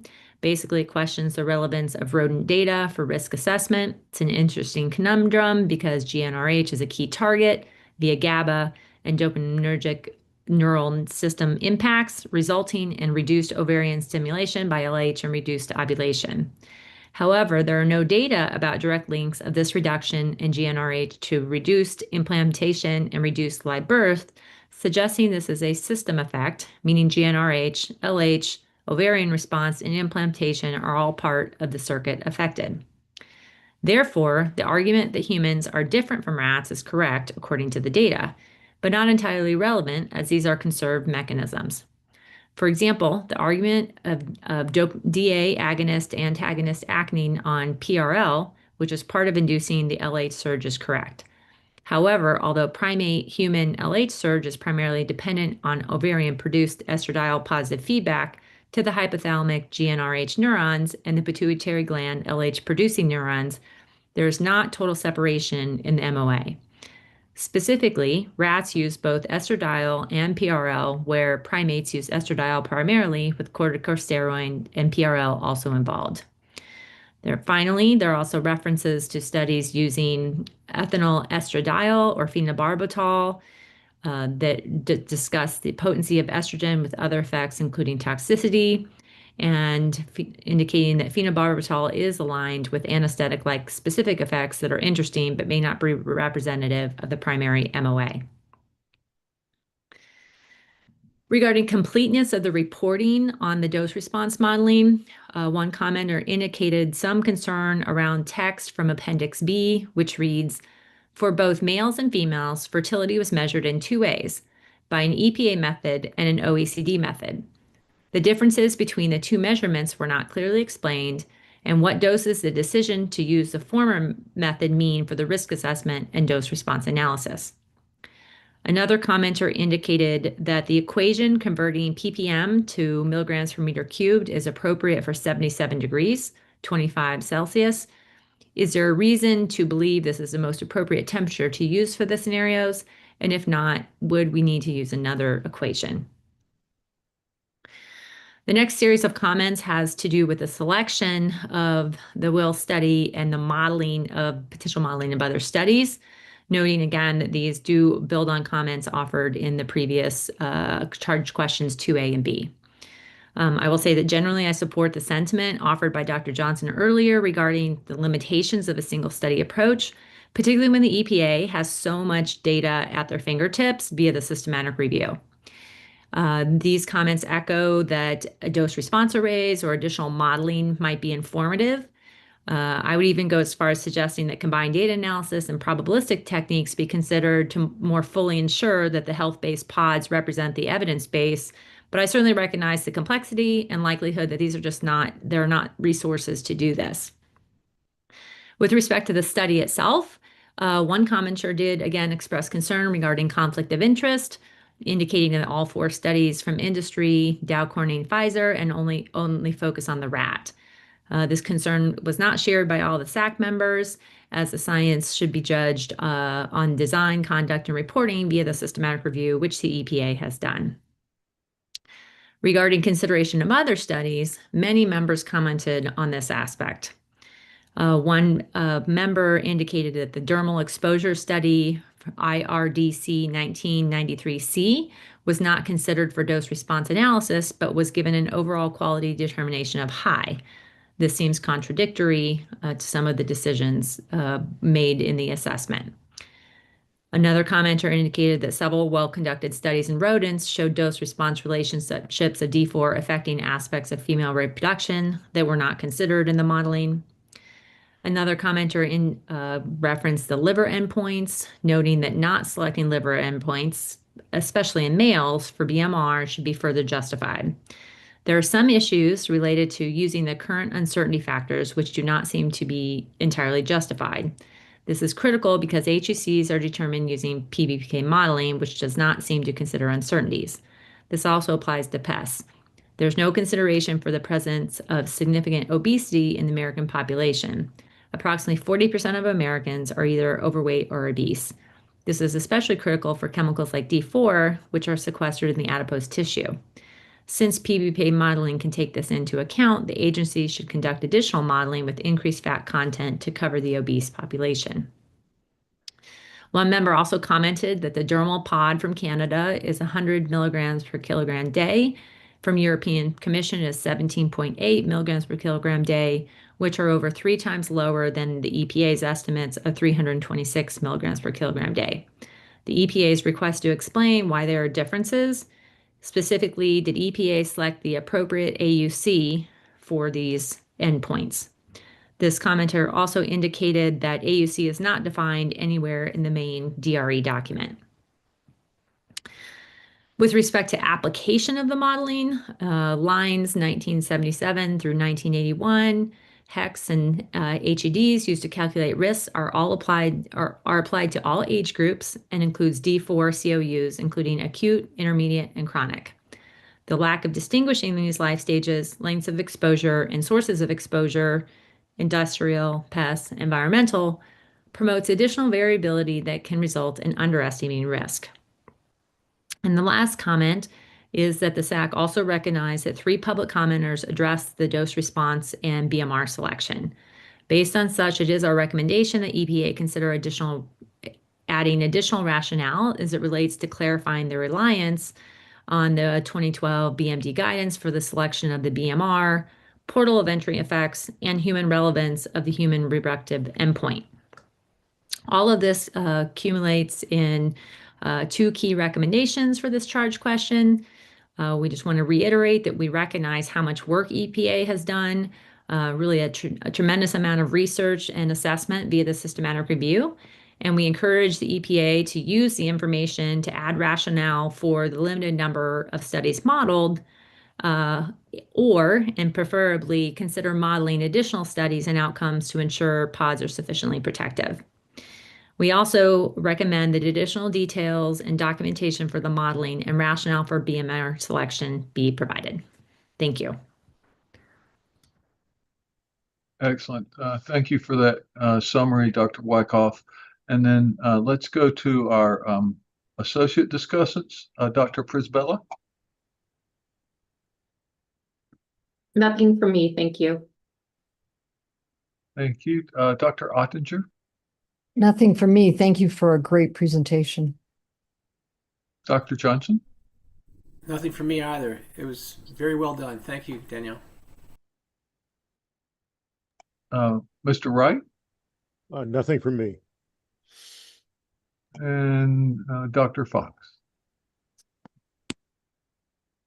Hi, yes, I would like to add something, and I've made this comment before, and it builds on something that Dr. Wyckoff said about the desire for more advanced modeling, probabilistic methods, and so on. And the specific comment is that EPA's benchmark dose modeling software had a Bayesian model averaging utility developed for it that is not currently available. So this is a case where they could have used that particular utility and again, it gets at the issue of being able to draw in more evidence, more of the models into your final selection. And I think this gets to one of the fundamental issues that we struggle with, right? The agency is supposed to be using the best available science. Probabilistic methods, Bayesian model averaging, things like that are the best available science. And we're not using them. So that's, that's a problem. And that's what I wanted to add. Thank you. Yes, thank you. And let me ask a clarifying question. This is George Cobb. Are you saying that the Bayesian add-in is not publicly available, not available to the agency? What? So I don't know. I mean, I don't think it was ever fully adopted by the agency. I mean, Okay. it might have been released in like a beta version or something, and it was a few years ago, but it's not currently available. And I don't really know the answer to your question, Dr. Cobb. Sorry, but yeah. Okay. Well, thank you for that comment. Let's see. Oh, on the next page, there's some other discussants. Dr. Apti. My comments were all included. Thank you. Thank you. Dr. Rowlands. Yeah, I know further comments. Very nice overview from Dr. Wyckoff. All right, great. Dr. Ike. Nothing for me. Thank you. And Dr. Baker. Nothing from me as well. Right. Well, thanks to everyone for contributing, and thank you, Dr. Wyckoff, for getting that into the record. Now let's turn to EPA and see if they have any questions or maybe a response to Dr. Fox's point about the Bayesian models.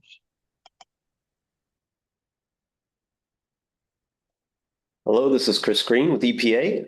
At this time, we do not have any further clarifying questions, and I don't have any input or response on that inquiry at this time.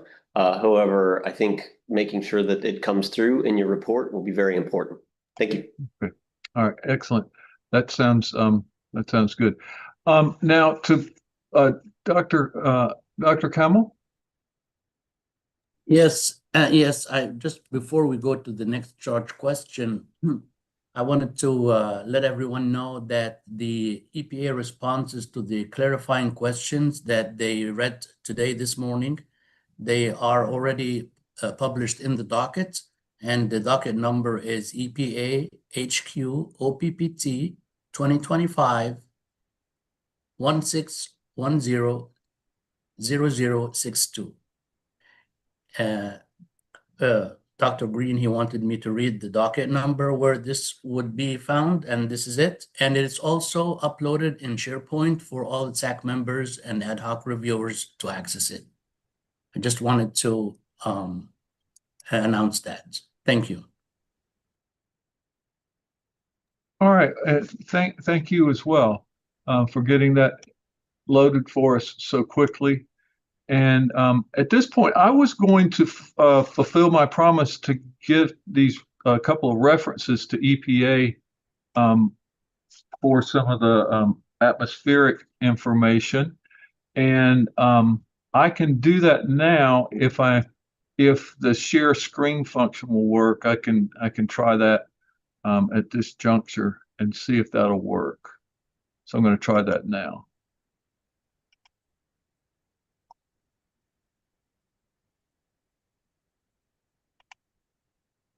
Now the question is, because I can't see much of anything now, can you see what's being shared on the screen?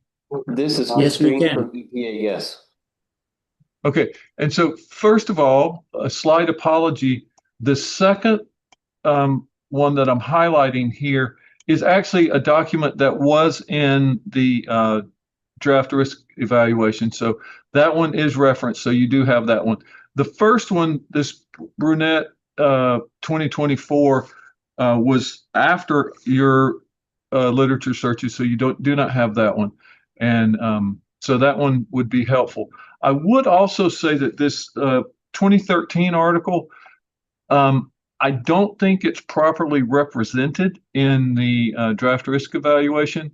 The draft risk evaluation says, I believe, that the maximum concentration measured in ambient air was something like 145 nanograms per cubic meter, and this particular article has over 200 nanograms per cubic meter as a mean, and so that's not a median. So 145 maximum is not consistent with a 280 mean value for this particular article.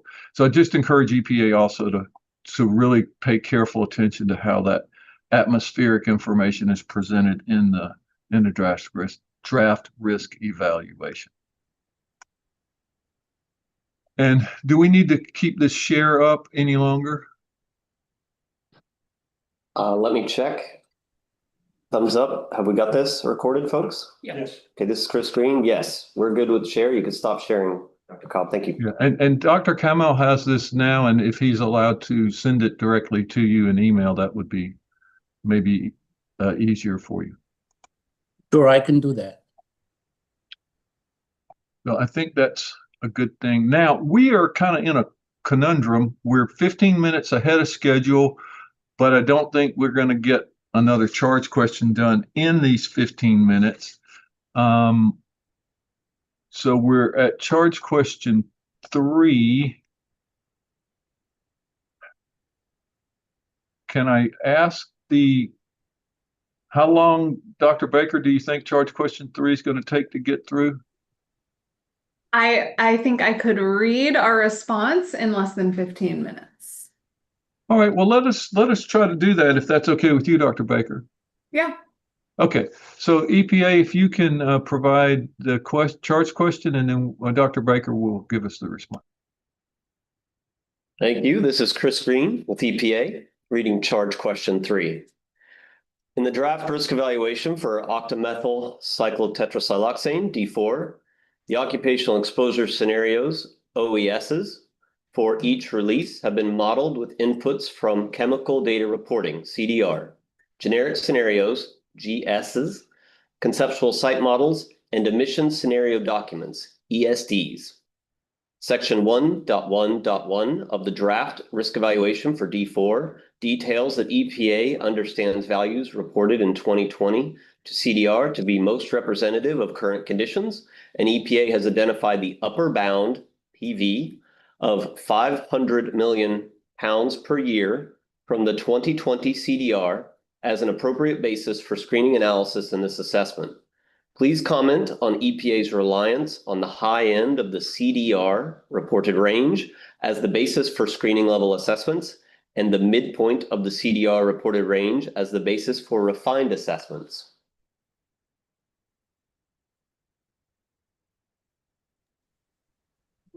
Right, thank you for getting that onto the record. And now, Dr. Baker, you can provide the response. Yes. So first, our group felt that the rationale for selecting 500 million pounds per year as the upper bound production volume was not sufficiently explained or justified. The draft provided only a brief description of the production volume determination, and key elements of the data evaluation process remain unclear. For example, the number of reporting facilities, the number of facilities claiming confidential business information, or CBI, the number of facilities that may produce or use D4 but are not required to report, or whether the reported values exclude CBI claimed production. This limited transparency makes it difficult to evaluate whether 500 million pounds per year is a defensible upper bound estimate for screening purposes. Several members of our group noted that the SAC has previously advised EPA to estimate high-end production and release values, and what is currently written in the draft does not convince us that 500 million pounds per year is indeed a high-end estimate. Excluding CBI claimed production data from non-reporting facilities may underestimate production volumes. These omissions may bias results downward. EPA should include high-end estimates for missing values consistent with previous SAC guidance to avoid underestimating potential exposures and releases. Second, EPA must justify why the 2020 CDR values are considered most representative of current conditions, particularly because these values, which include reporting years 2016 through 2019, are lower than earlier cycles. While using the most recent data may be reasonable, the draft does not explain why production appears to have declined or how historical trends informed EPA's selection of the 500 million pound per year value. The 2020 CDR data was presumably reported and collected in 2020 and 2021. So accurate reporting could have been impacted by the added stresses of COVID-19 on many of these industries. We recommend additional clarity in section 2.3.1 to describe how historical information was evaluated. If the 2024 CDR data are finalized in time, EPA might consider incorporating these data into the valuation, although we strongly acknowledge that the 2024 data, which would include 2020 through 2023, likely wouldn't be representative given the COVID-19 impacts to industry and production volumes during this time period. Third, given that this risk evaluation was specifically requested by the Silicones Environmental Health and Safety Center, it is unclear why EPA cannot request clarifying information regarding production volumes from this entity and its constituents. At a minimum, this information could be used to evaluate the appropriateness of the selected upper bound value. Fourth, there are inconsistencies in the terminology used to describe the production volume applied in refined assessments. The documents refer to 375 million pound per year as both a mean and a midpoint. EPA should clearly state whether this value is a median, an arithmetic mean, or a geometric mean. Describe why that statistic is appropriate for the underlying data distribution, and apply the term consistently throughout the documents. Fifth and last, reviewers noted the need for clarity regarding the types of releases included in the assessment. Because the analysis focuses on occupational exposure scenarios, releases that fall outside occupational settings appear to be excluded. EPA should clearly state these limitations and discuss how non-occupational releases are addressed or why they are not evaluated. And in addition, I just got a late-breaking comment that I'm going to read on behalf of the author. So after it estimated production volume, EPA moved on to construct COUs and OESs. In this and in past risk evaluations, EPA did this without visiting a single plant or observing a single work process. This makes it difficult to reliably evaluate sampling data, to separate directly exposed workers from ONUs, or even to understand how discharges to air, water, or soil occur. The OCSPP staff are not to blame for this. The decisions were made at a higher level and were understandable given EPA's budget constraints. This risk evaluation is good, but plant visits would improve future risk evaluations. That concludes my comments. Excellent. Thank you for getting that onto the record, Dr. Baker. And I think you're right. We were able to get this in under the hour. But we have to hear from some associate discussants before we're concluded with this response. Dr. Samuel? Yes, thank you very much for the nice summary. I don't have any additional comments. All right, thank you. Let's see, Ms. Jenkins. Thank you. I don't have any additional comments. All right, Dr. Johnson. None from me either. Thank you. And Mr. Wright. Nothing from me. Okay. Very good job. Excellent. Well, thank you, Dr. Baker. And I see Dr. Chasen has her hand raised. Yes, thank you to the committee who wrote that response. I think it was great. I would like to add perspective on the last comment. However, EPA might very well not be able to tour America looking at plants and dump sites and all that kind of thing, but they could, in fact, bring online the kind of industrial experience that would be able to point them in the right direction, know where to get that information, or reach out to the state or regional or whatever groups that would. I mean, this committee has benefited from the experience and expertise of Mr. Wright in so many different ways for exactly that kind of information. And I would strongly recommend that the EPA staff, if they cannot hire people like that, certainly reach out. We've made this recommendation before, but the industrial, the waste dump, the recycling, those kinds of things just require an expertise that is not typical of a toxicology oriented group of excellent experts. It's just a different wheelhouse. Thank you. Thank you, Dr. Chason. Questions, excuse me, comments from any other of the committee members?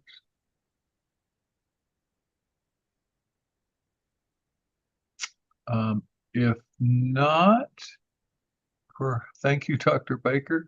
If not, I think we can go to EPA now to see if there are clarifying questions. Oh, Mr. Wright has his hand raised. Yes, I'm sorry.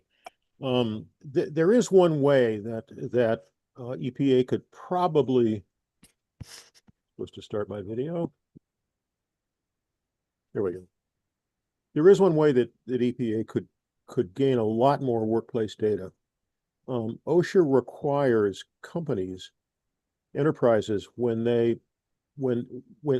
do their own sampling, that sampling has to be available to OSHA on request. And there's a lot of it. And if OSHA and EPA could come to an interagency agreement about sharing those data, then it would give excuse me, it would give them a lot more data. Excellent comment. Thank you. That would greatly increase our data reliability, I think, or at least data that we have. All right, let's turn to EPA now to see if there are any clarifying questions. Hello, this is Chris Green with EPA. We don't actually have any clarifying questions. Thank you for this oral report. And again, look forward to this in the written report. So thank you very much. All right, excellent. So now I think it is time for us to take a break. Before we do, I'll ask our DFO, Dr. Kamal, if there's anything that we need to address before we break for a few minutes. I think we're doing great. So we can have a 15-minute break and then we proceed with the next charge questions until we finish the day. All right. Thank you. Thank you. Mm-hmm. And Dr. Kamal, I will send you that file. Yeah, sure. Mm-hmm.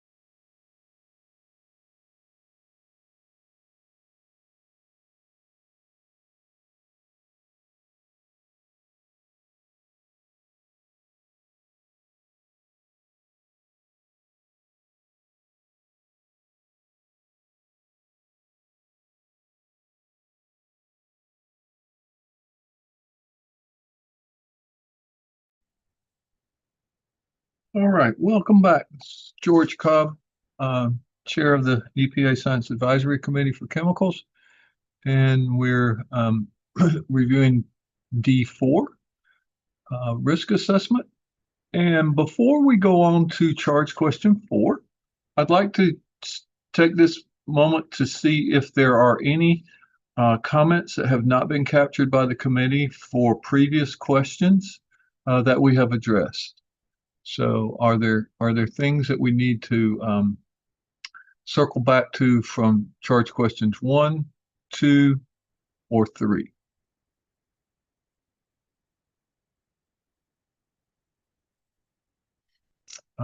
If there are not, then perhaps EPA can read into the record charge question 4. Hello, this is Chris Green with EPA. I'm going to read charge question 4 on the screen here. Section 2.3.3 of the draft environmental release and occupational exposure assessment for octamethylcyclotetrasiloxane, D4, details the approach for estimating release days per year for occupational exposure scenarios, OES.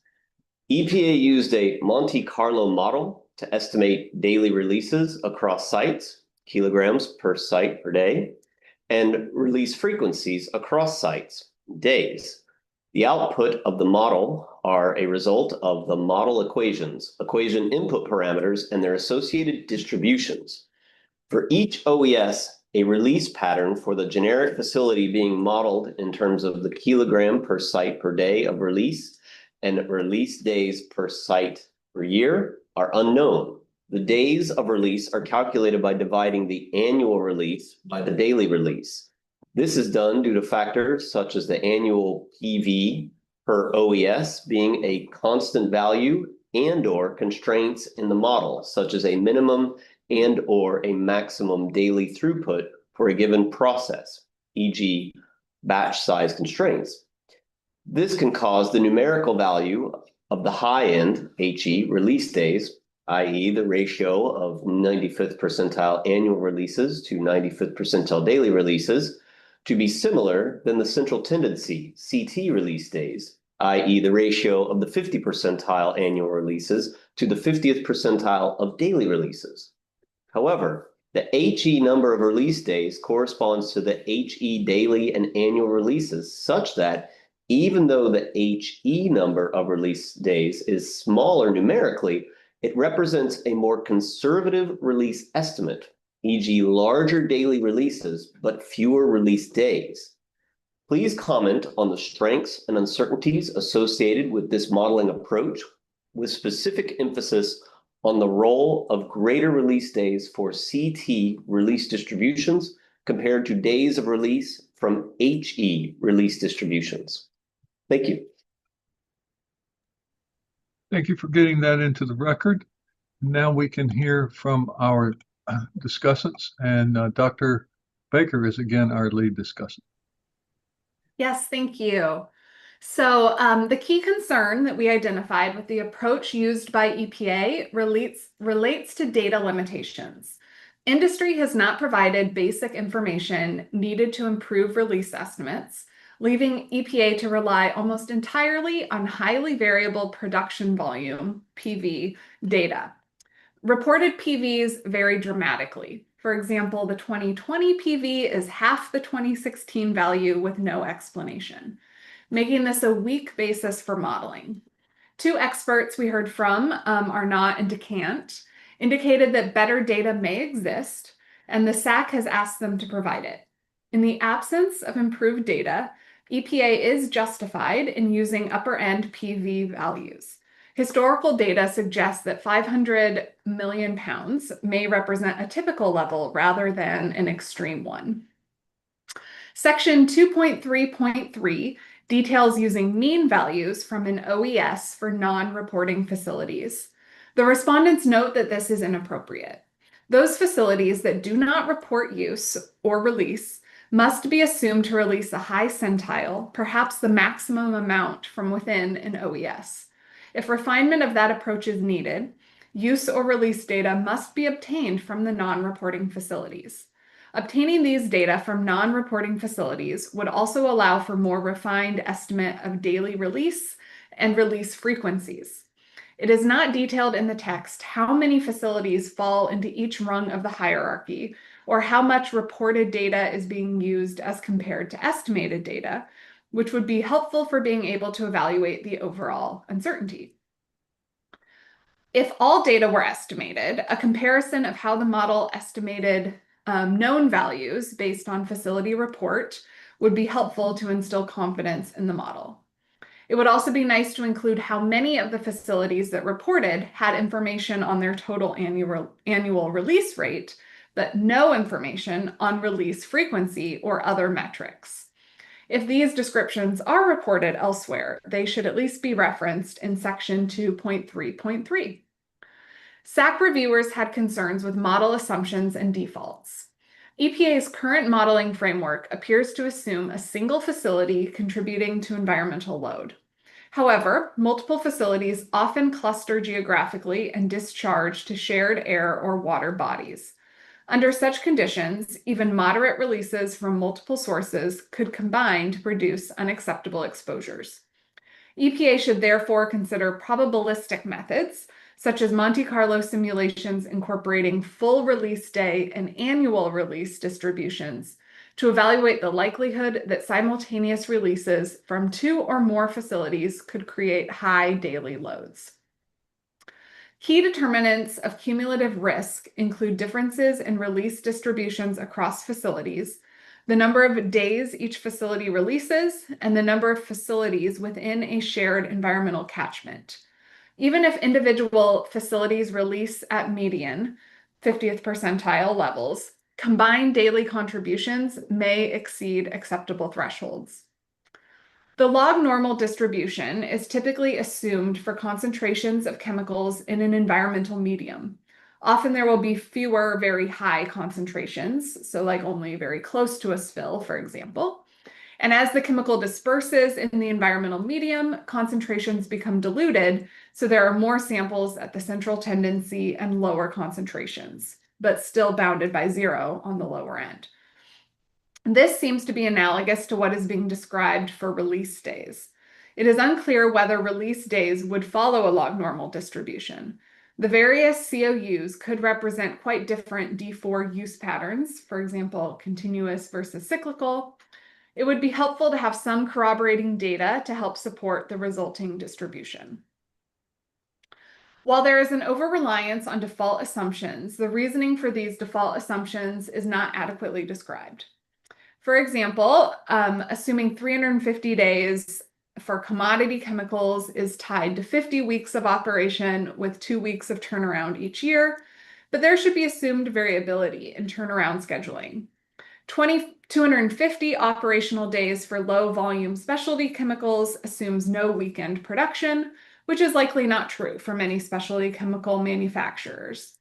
Default day counts should be informed by data from relevant industry sectors, not general assumptions about weekly schedules. Without justification, high-end estimates should be used. Overall, the method that EPA has landed on seems quite complicated and could be simplified by using data on production volumes on days a facility is in operation, which EPA states is unknown. Using the total annual release and dividing by the average daily release to obtain days of release is likely masking the potential high end of the release distribution. If EPA sticks with the method presented in the draft document, then the most protective estimate should be used, even if it is CT release instead of HE. As a final note, EPA should more fully address disposal pathways, especially in communities with marginal waste containment, for example, rural, Arctic, or tribal settings, where open pit or poorly contained disposal may lead to direct exposures. So we have 3 recommendations. The data underlying this analysis are poor. More complete and appropriate industry data are urgently needed.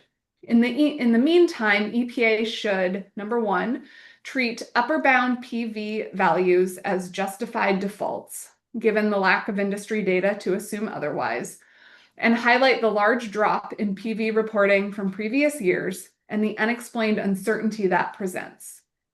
Number 2, extend Monte Carlo modeling to evaluate cumulative emissions from multiple nearby sources.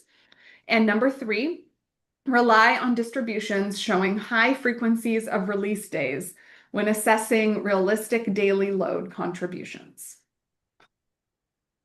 That is our report. Thank you for that comprehensive readout. And now let's go to our associate discussants. I've got too many windows open on my computer. Dr. Fox.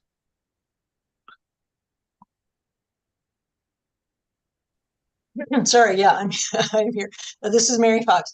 So one aspect of our comments here asks for corroborating data, and I'm thinking that some of the information that was provided by EPA today in response to questions from yesterday there may be some corroborating data in there somewhere related to the generic scenario, maybe. Yeah, that's all. I just wanted to add and tie that back in, something we could look at to see if there's something helpful there. I would hope that there is something there, but I briefly looked at that over the lunch break, and I don't think so, but maybe EPA can respond when we're done with the responses here. Okay. Dr. Chason? Yes, thanks very much for that summary. I just want to make a couple of sort of additional comments or extrapolating from what's already been said. One is EPA is characterized conservative as the highest release per day, and that yields a lower number of days. Okay, so on any given facility, if you dump the annual amount in a few days that are in big chunks, that gives you fewer days to have a release. That's actually not conservative. It's the opposite. If you, for example, consider this at, let's say, the 50th percentile, then you yield more days. If you yield more days, the probability of having multiple releases on any given days goes up. So the most, if you will, conservative estimate is to use even median or some other normalized value, which increases the number of days that the dumping will be taking, or releases will be taking place, which increases the odds that multiple sources will be dumping on any one given day. The real question that I think EPA should be asking is, would even 2 or 3 common facilities or facilities on a common, what would the probability be that they would indeed be exceeding some kind of maximum reasonable load on any given day? That's the real risk question, I think, that's there. And they have all the pieces of the puzzle to be able to do that, even though I agree that it's pathetic, frankly, that they have to start with such poor data to inform their modeling. I think everybody on the committee seems to have had that sort of same thing.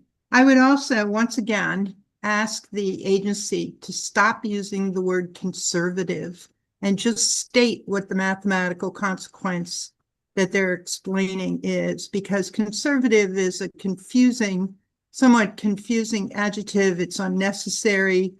Just state what is it, higher, lower, whatever the mathematical descriptor is, and not opine on that kind of thing, because that can mean something different to different people. And I've just given you an assumption whether I read it one way and clearly they were talking about it in a different way. So thank you.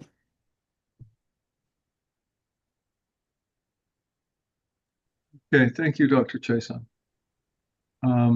Dr. Wyckoff. I don't have anything additional to add. Thank you for the summary.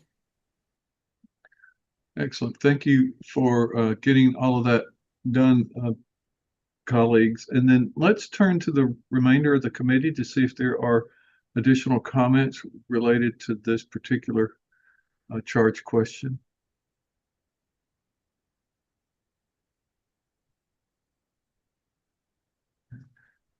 Yeah, if not, I'd just like to echo one of the things that was in the assessment or in the readout that Dr. Baker provided.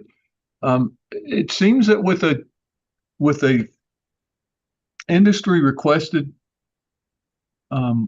review, there's absolutely no reason these types of data would not be required as part of that granting that type of review. And the committee has made this recommendation before, that these types of industry requested reviews not be granted without these types of data either being provided or being promised to be provided. And so that there's no reason for EPA to be running around in circles trying to provide some estimates of release when the release data are there or could very easily be there. Whether those are reported data or measured data, you could relatively easily measure emissions to air, emissions to water, emissions to ground from a select subset of the major distributors, major producers, and get the values that are needed. Dr. Fairbrother, did you have a comment? Yeah, I did. The concern that has been expressed about the fact that the amount of product being used is lower now than it has been in the past, I think might be understandable in the context of the EU and UK decision to reduce the amount of D4 that could be used in personal care products. And so overall, kind of internationally, I think the amount of D4 has been reduced. So it may actually be a reality and not an artifact of something that you're saying. Good point. Thank you for that. And sorry, Dr. Fairbrother, please forgive me if I don't call on you. I'm not complaining. Your hand, when your raised hand fades into the background and I can't see it, but I can tell when you're on screen. So apologies for that. So are there other comments from the remainder of the committee? Okay, if not, we can turn to the EPA to see if there are any clarifying questions for us. Hello, this is Chris Green with EPA. We do not have any clarifying questions at this time, and thank you very much for that oral report. Thank you. All right. Well, I believe that we can move on to, thank you, Dr. Baker and team. And I think we can move on to charge question 5 now. And so if we can get that into the record, and then Dr. Zhang will be our lead discussant.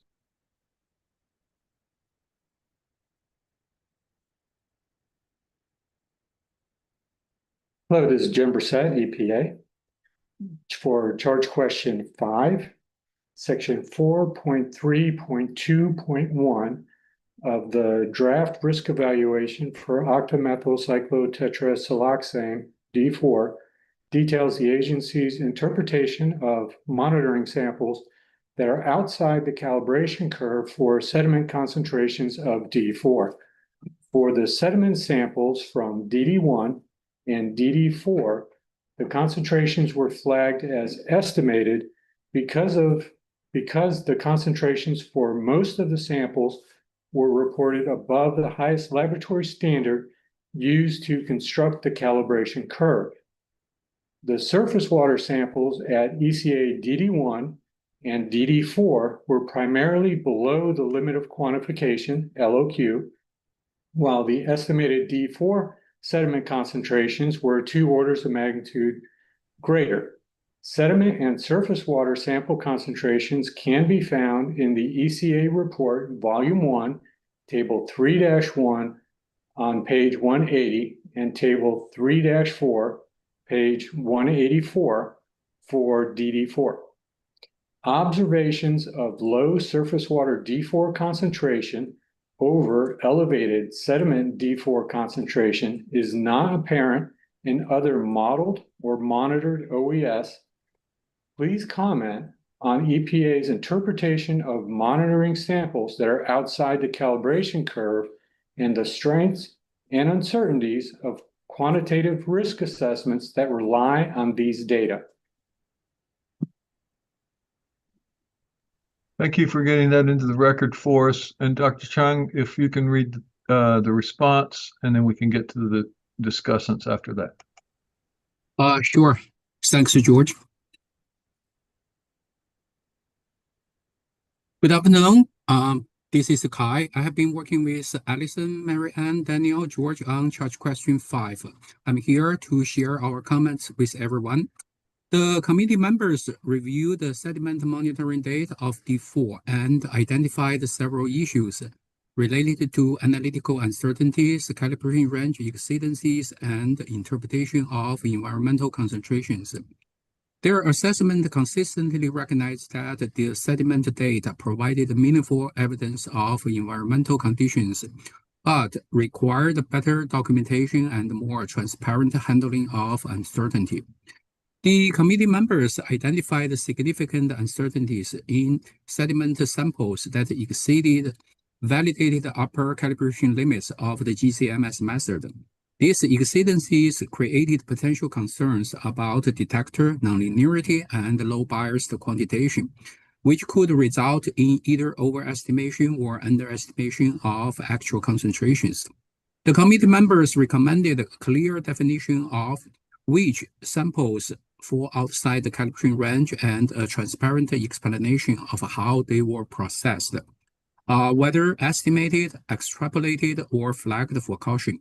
It is worth noting that E-flagged D4 results underwent data usability review and were not rejected.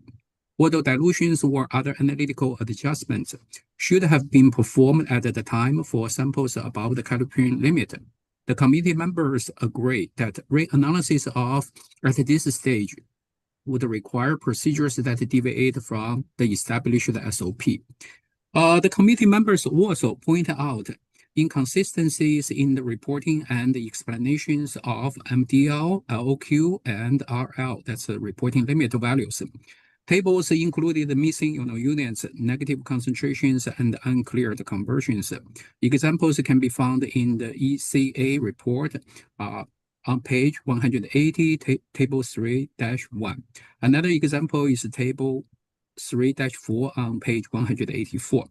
These issues reduce the clarity of the analytical data and the interpretations and complicated efforts to trace how LOD, LOQs were derived and applied across the dataset.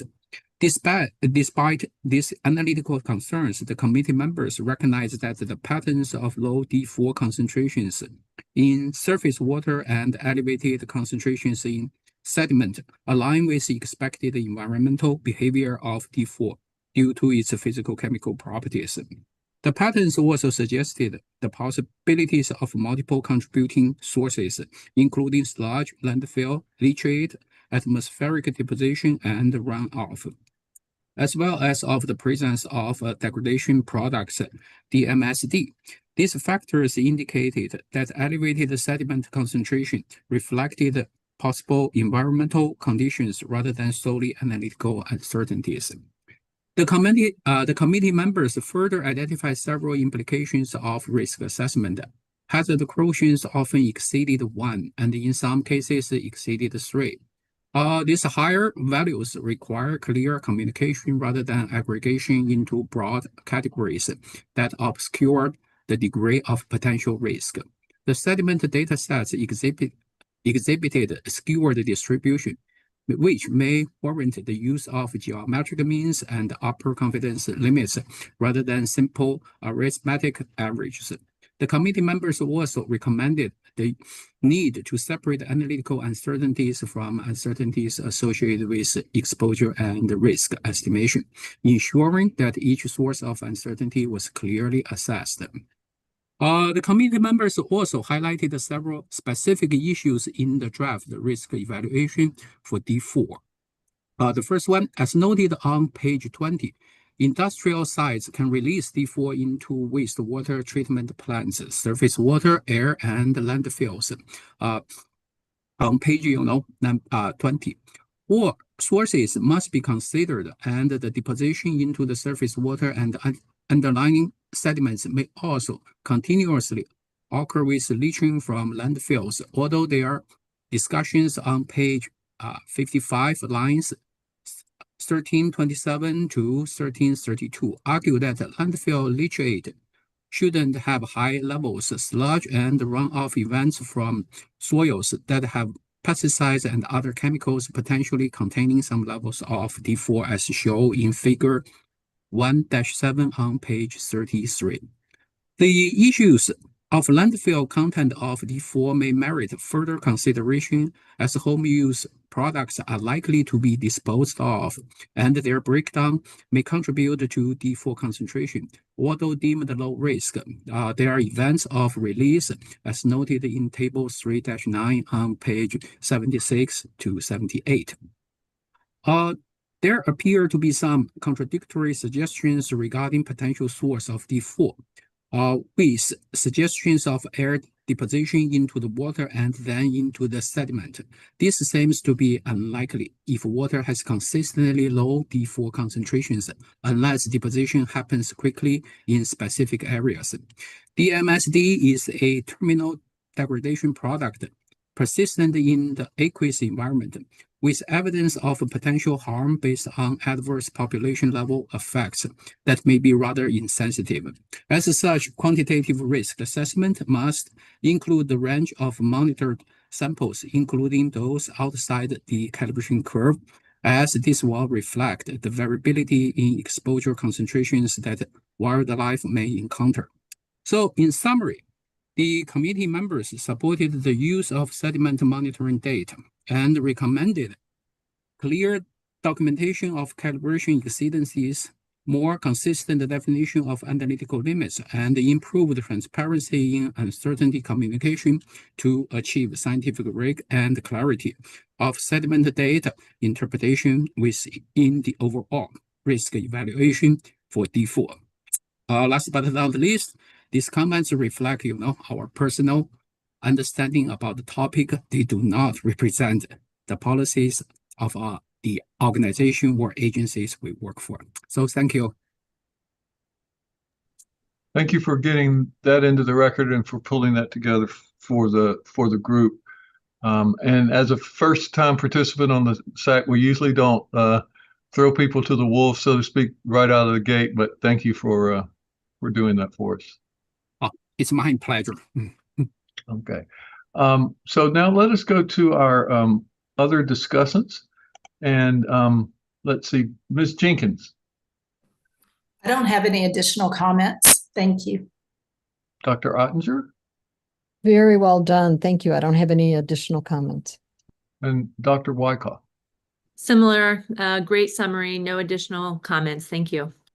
And Dr. Wyckoff, I guess I didn't acknowledge this is maybe your first time on the SAC as well, I believe. And we also assigned you to lead us right out of the gate.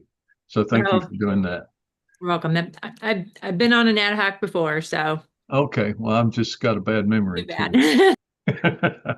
Okay, I actually have a couple of things, maybe that I don't know if it's additional comments, but maybe to emphasize in what was said. I really think EPA needs to pay some close attention to some of the details in this section.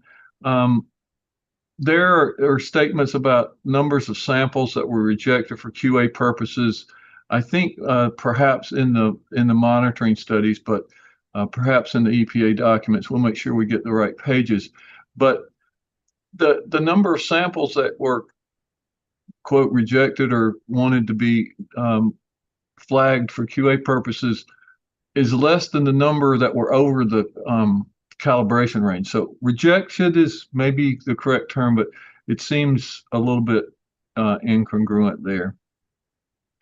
I'll also say it's my personal opinion, and perhaps Dr. Shang and others can comment on this. Having a reporting limit that's 3 times an MDL seems excessively high to me. The way that MDL is done, you should not have to multiply that by 3 to get a reporting limit if it's done properly. And there are several ways to get to that reporting limit that aren't just taking an MDL and multiplying it by 3. If you have to do that with an MDL, it's a pretty clear indication that your MDL is not done properly. So I would say that some careful consideration needs to be given as to whether data that are claimed as being below the limit of quantification are actually below a limit of quantification, or if that's an artificially high value that's obscuring the fact that there are measurable data in that data set. All of that said, if the MDL is low enough and the reporting limits are low enough, it should not matter one bit to a risk assessment whether you use the reporting limit, half the reporting limit, or the method detection limit for those values down below. You should get the same result if those limits are adequate for doing the risk assessment. And that's a quick way to check to see if there's any reason to go back and truly reevaluate those. It's just use the highest value you can of the reporting limit for anything that's below the level of quantification and see if you get any different results from your risk assessment. If you don't really need to worry about it. I'll also add, just so it's on the record and we can get it in the report, that there are several places where the MDLs, LOQs, LODs reporting limits, the units and the actual nature of those values are not correct.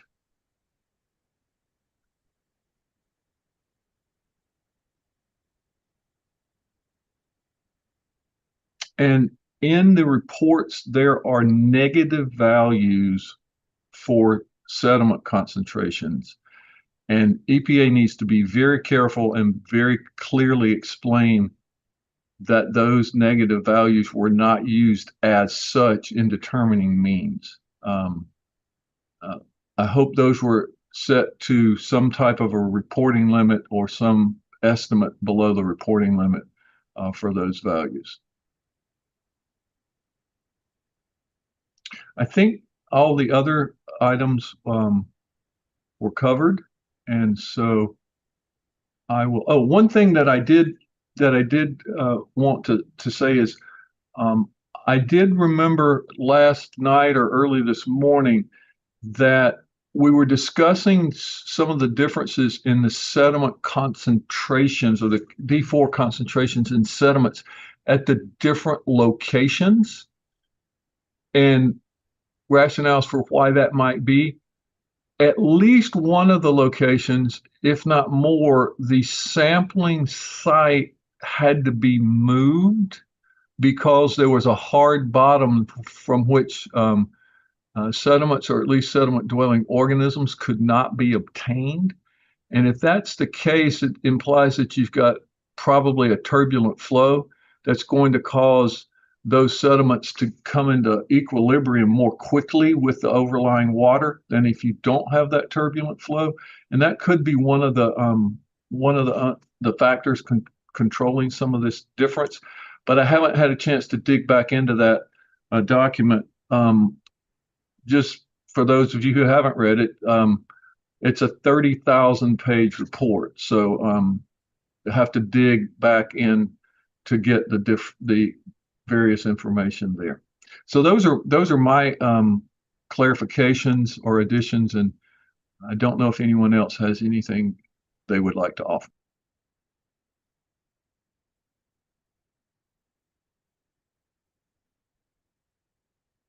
Dr. Ottinger.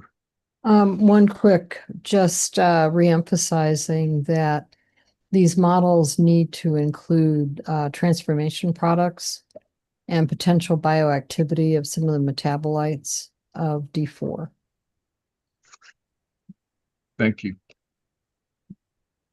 Other comments from the remainder of the committee?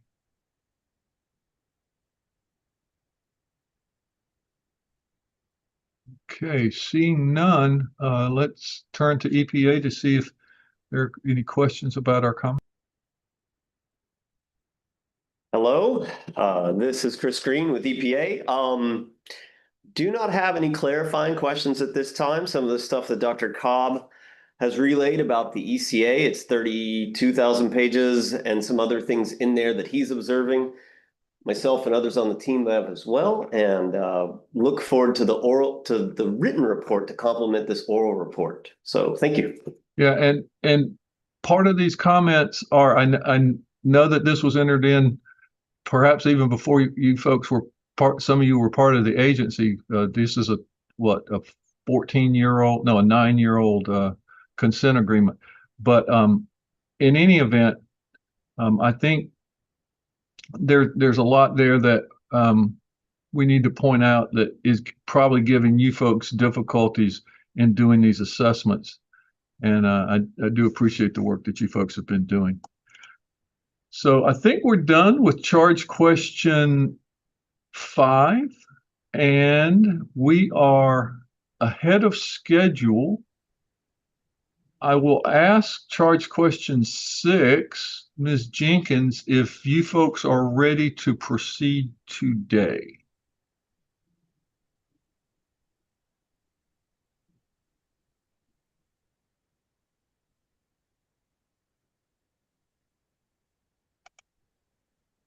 Allison, are you there? Oh, I'm sorry. We can go ahead, or yeah, we're ready, I think.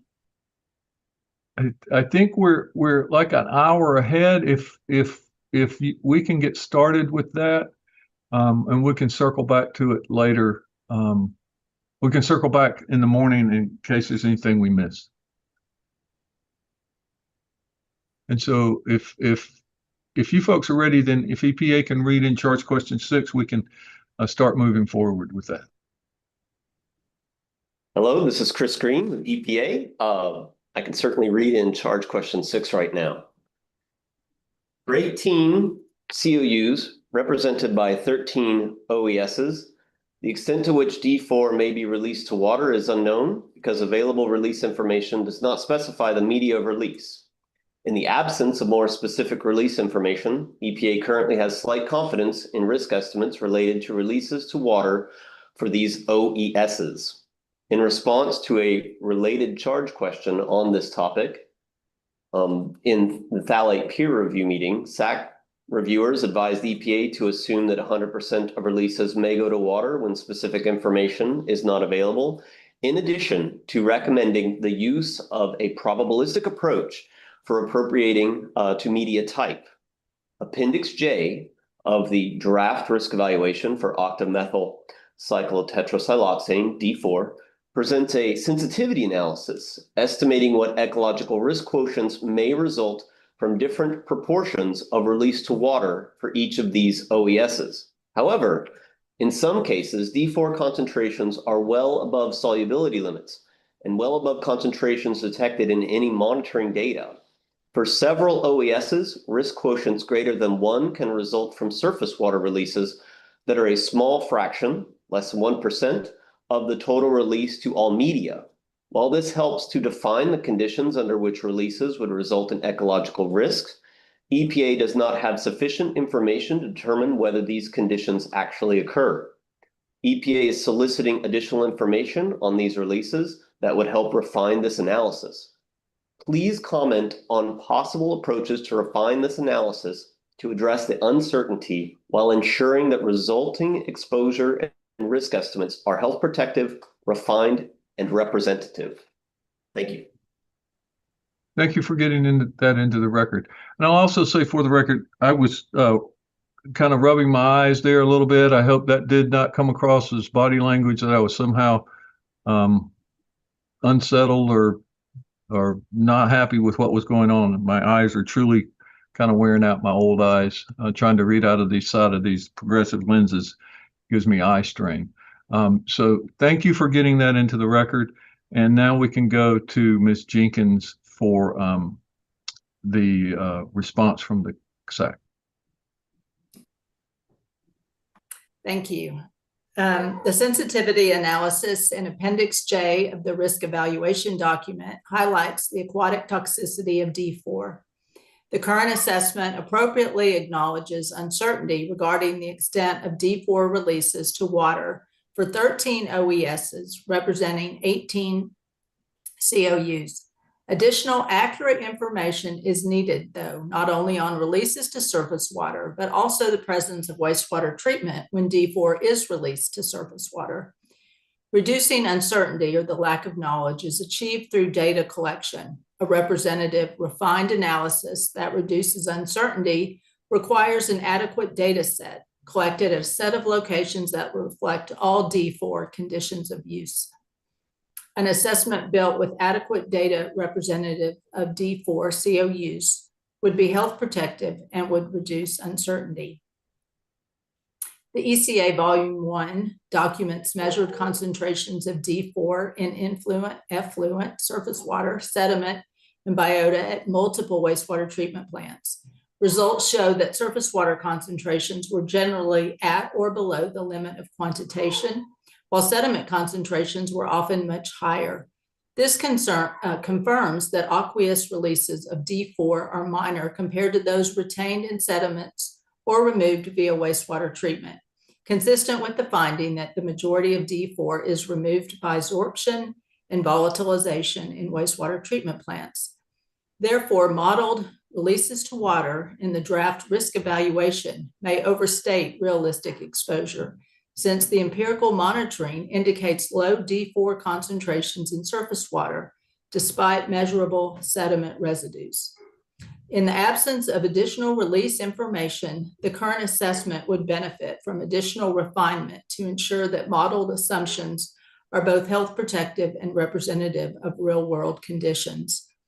One modeling approach would build on the available monitoring data with assumptions guided by established practices and D4's physicochemical properties, for example, volatility, hydrophobicity, and high removal efficiency in wastewater treatment.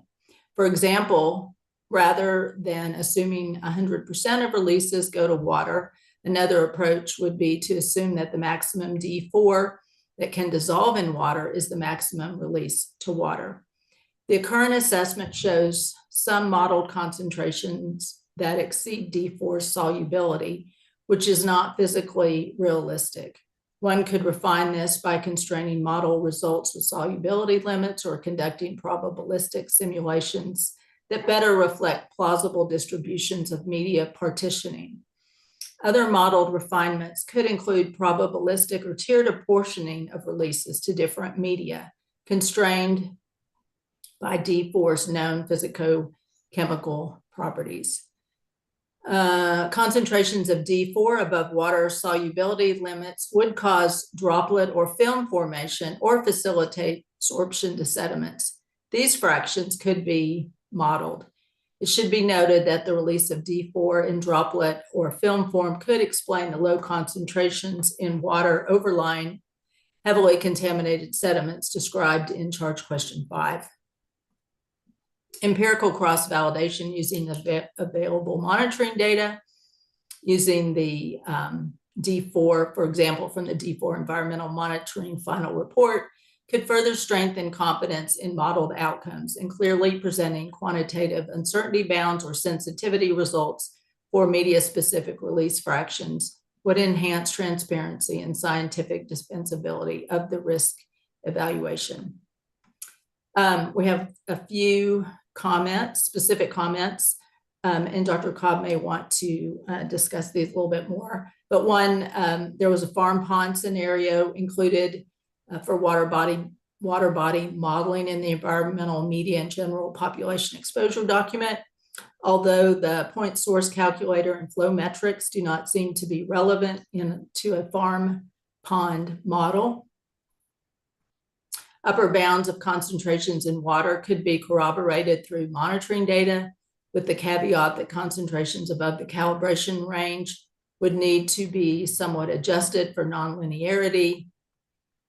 And let's see, the EPA does not include consumer use of D4 in personal care products, and this directly influences the discharges to water. EPA does not address personal care product release in individual or small scale septic systems that would release D4 into drain fields and possibly shallow groundwater or air above the drain fields. Down the drain uses would be likely in many release scenarios that are not included in the current assessment. The sizes of wastewater treatment facilities can be quite small, as can their receiving waters. These have not been adequately considered by this evaluation. And I think that is it for our comments. Thank you. Thank you, Ms. Jenkins. And now let's go to our associate discussants, Dr. Fox. Thank you. Nothing to add. Okay. Dr. Chang? Oh, thanks for the nice summary. I don't have any additional comments.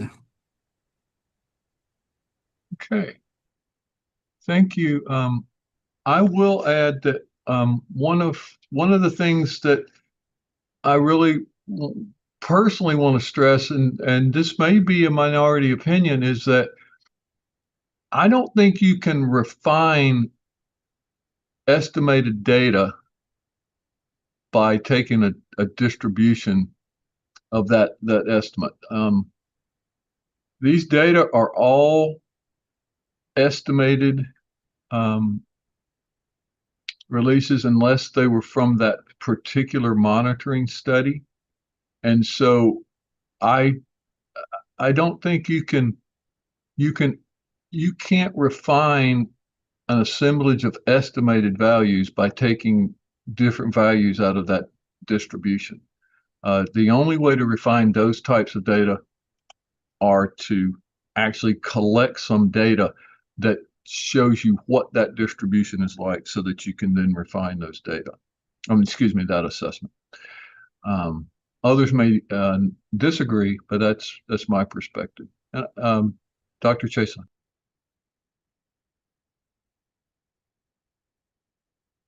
George, Dr. Cobb? Yeah, please go ahead. I would like to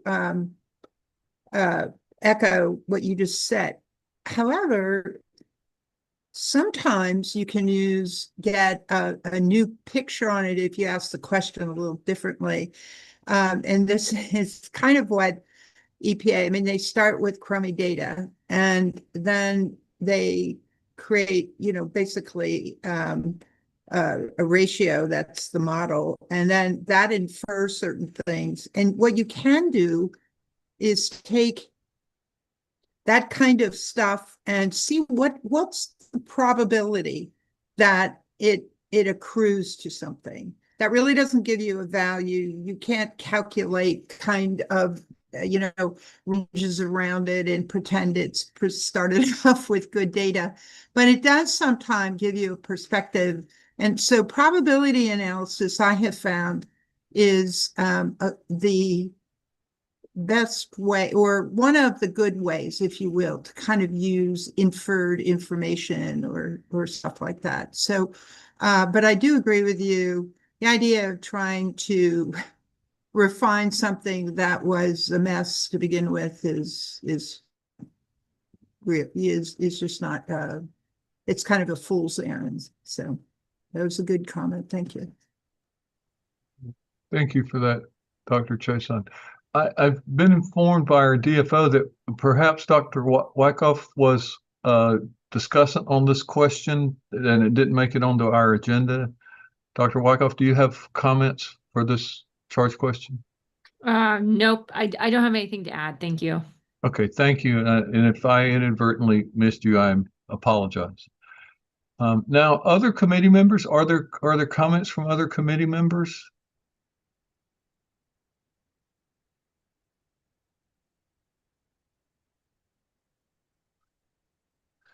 Okay, let's go to EPA to see if there are any clarifying questions for us.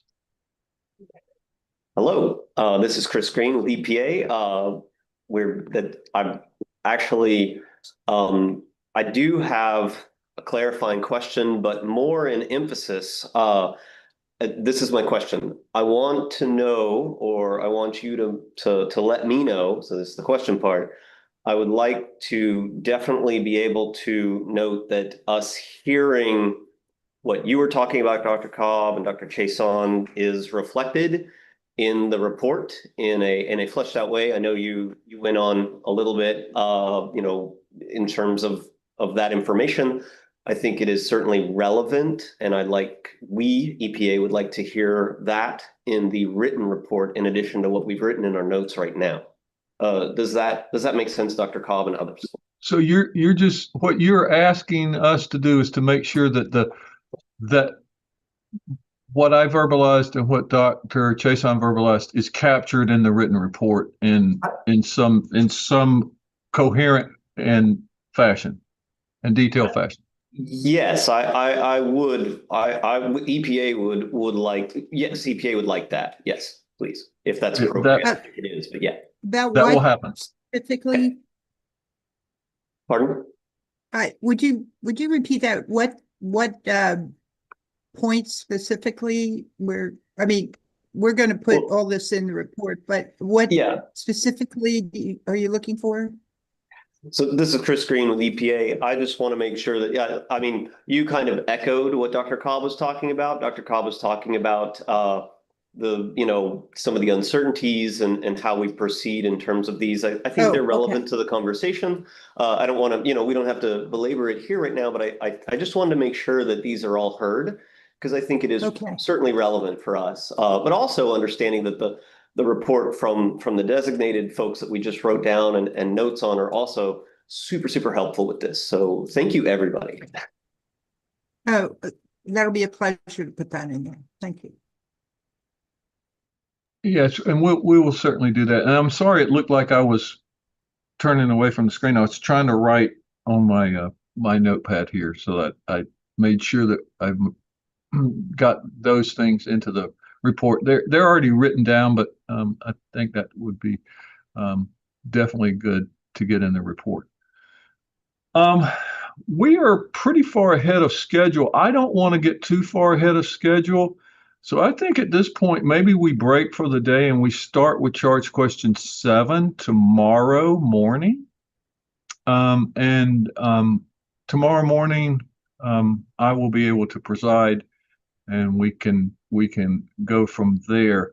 I'd like to, before we do adjourn, circle back and see if there's anything else that other committee members would like to bring to the forefront of our discussion today for any of the charge questions that we've gone through, charge questions 1 through 6, or the EPA presentation yesterday. Dr. Chason.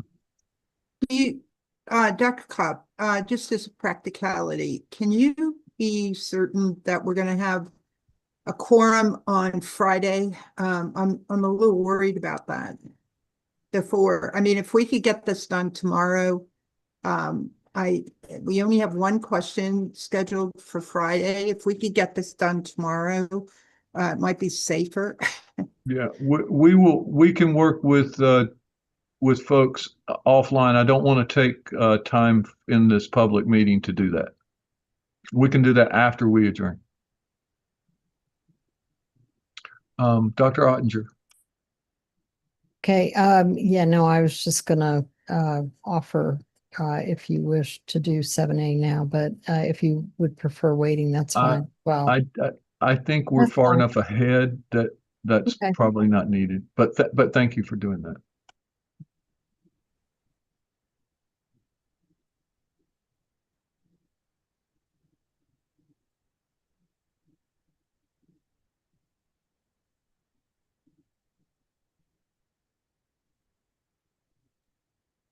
You're muted.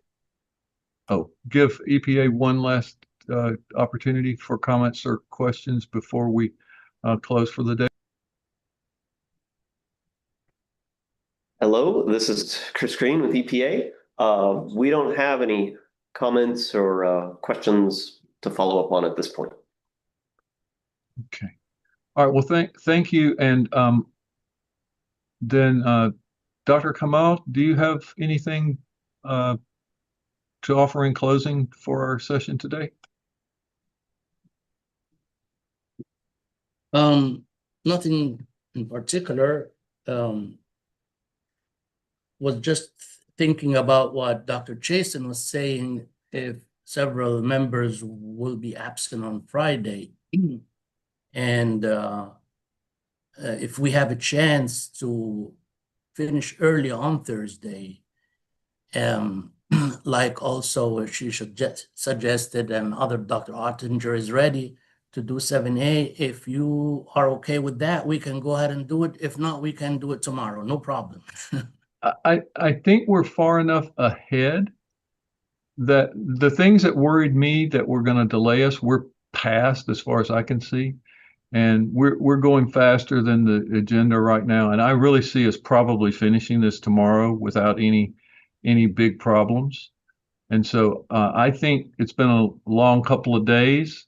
And to keep us from gapping like we did in the last meeting and having to break and adjourn multiple times because charge question responses aren't ready, excuse me.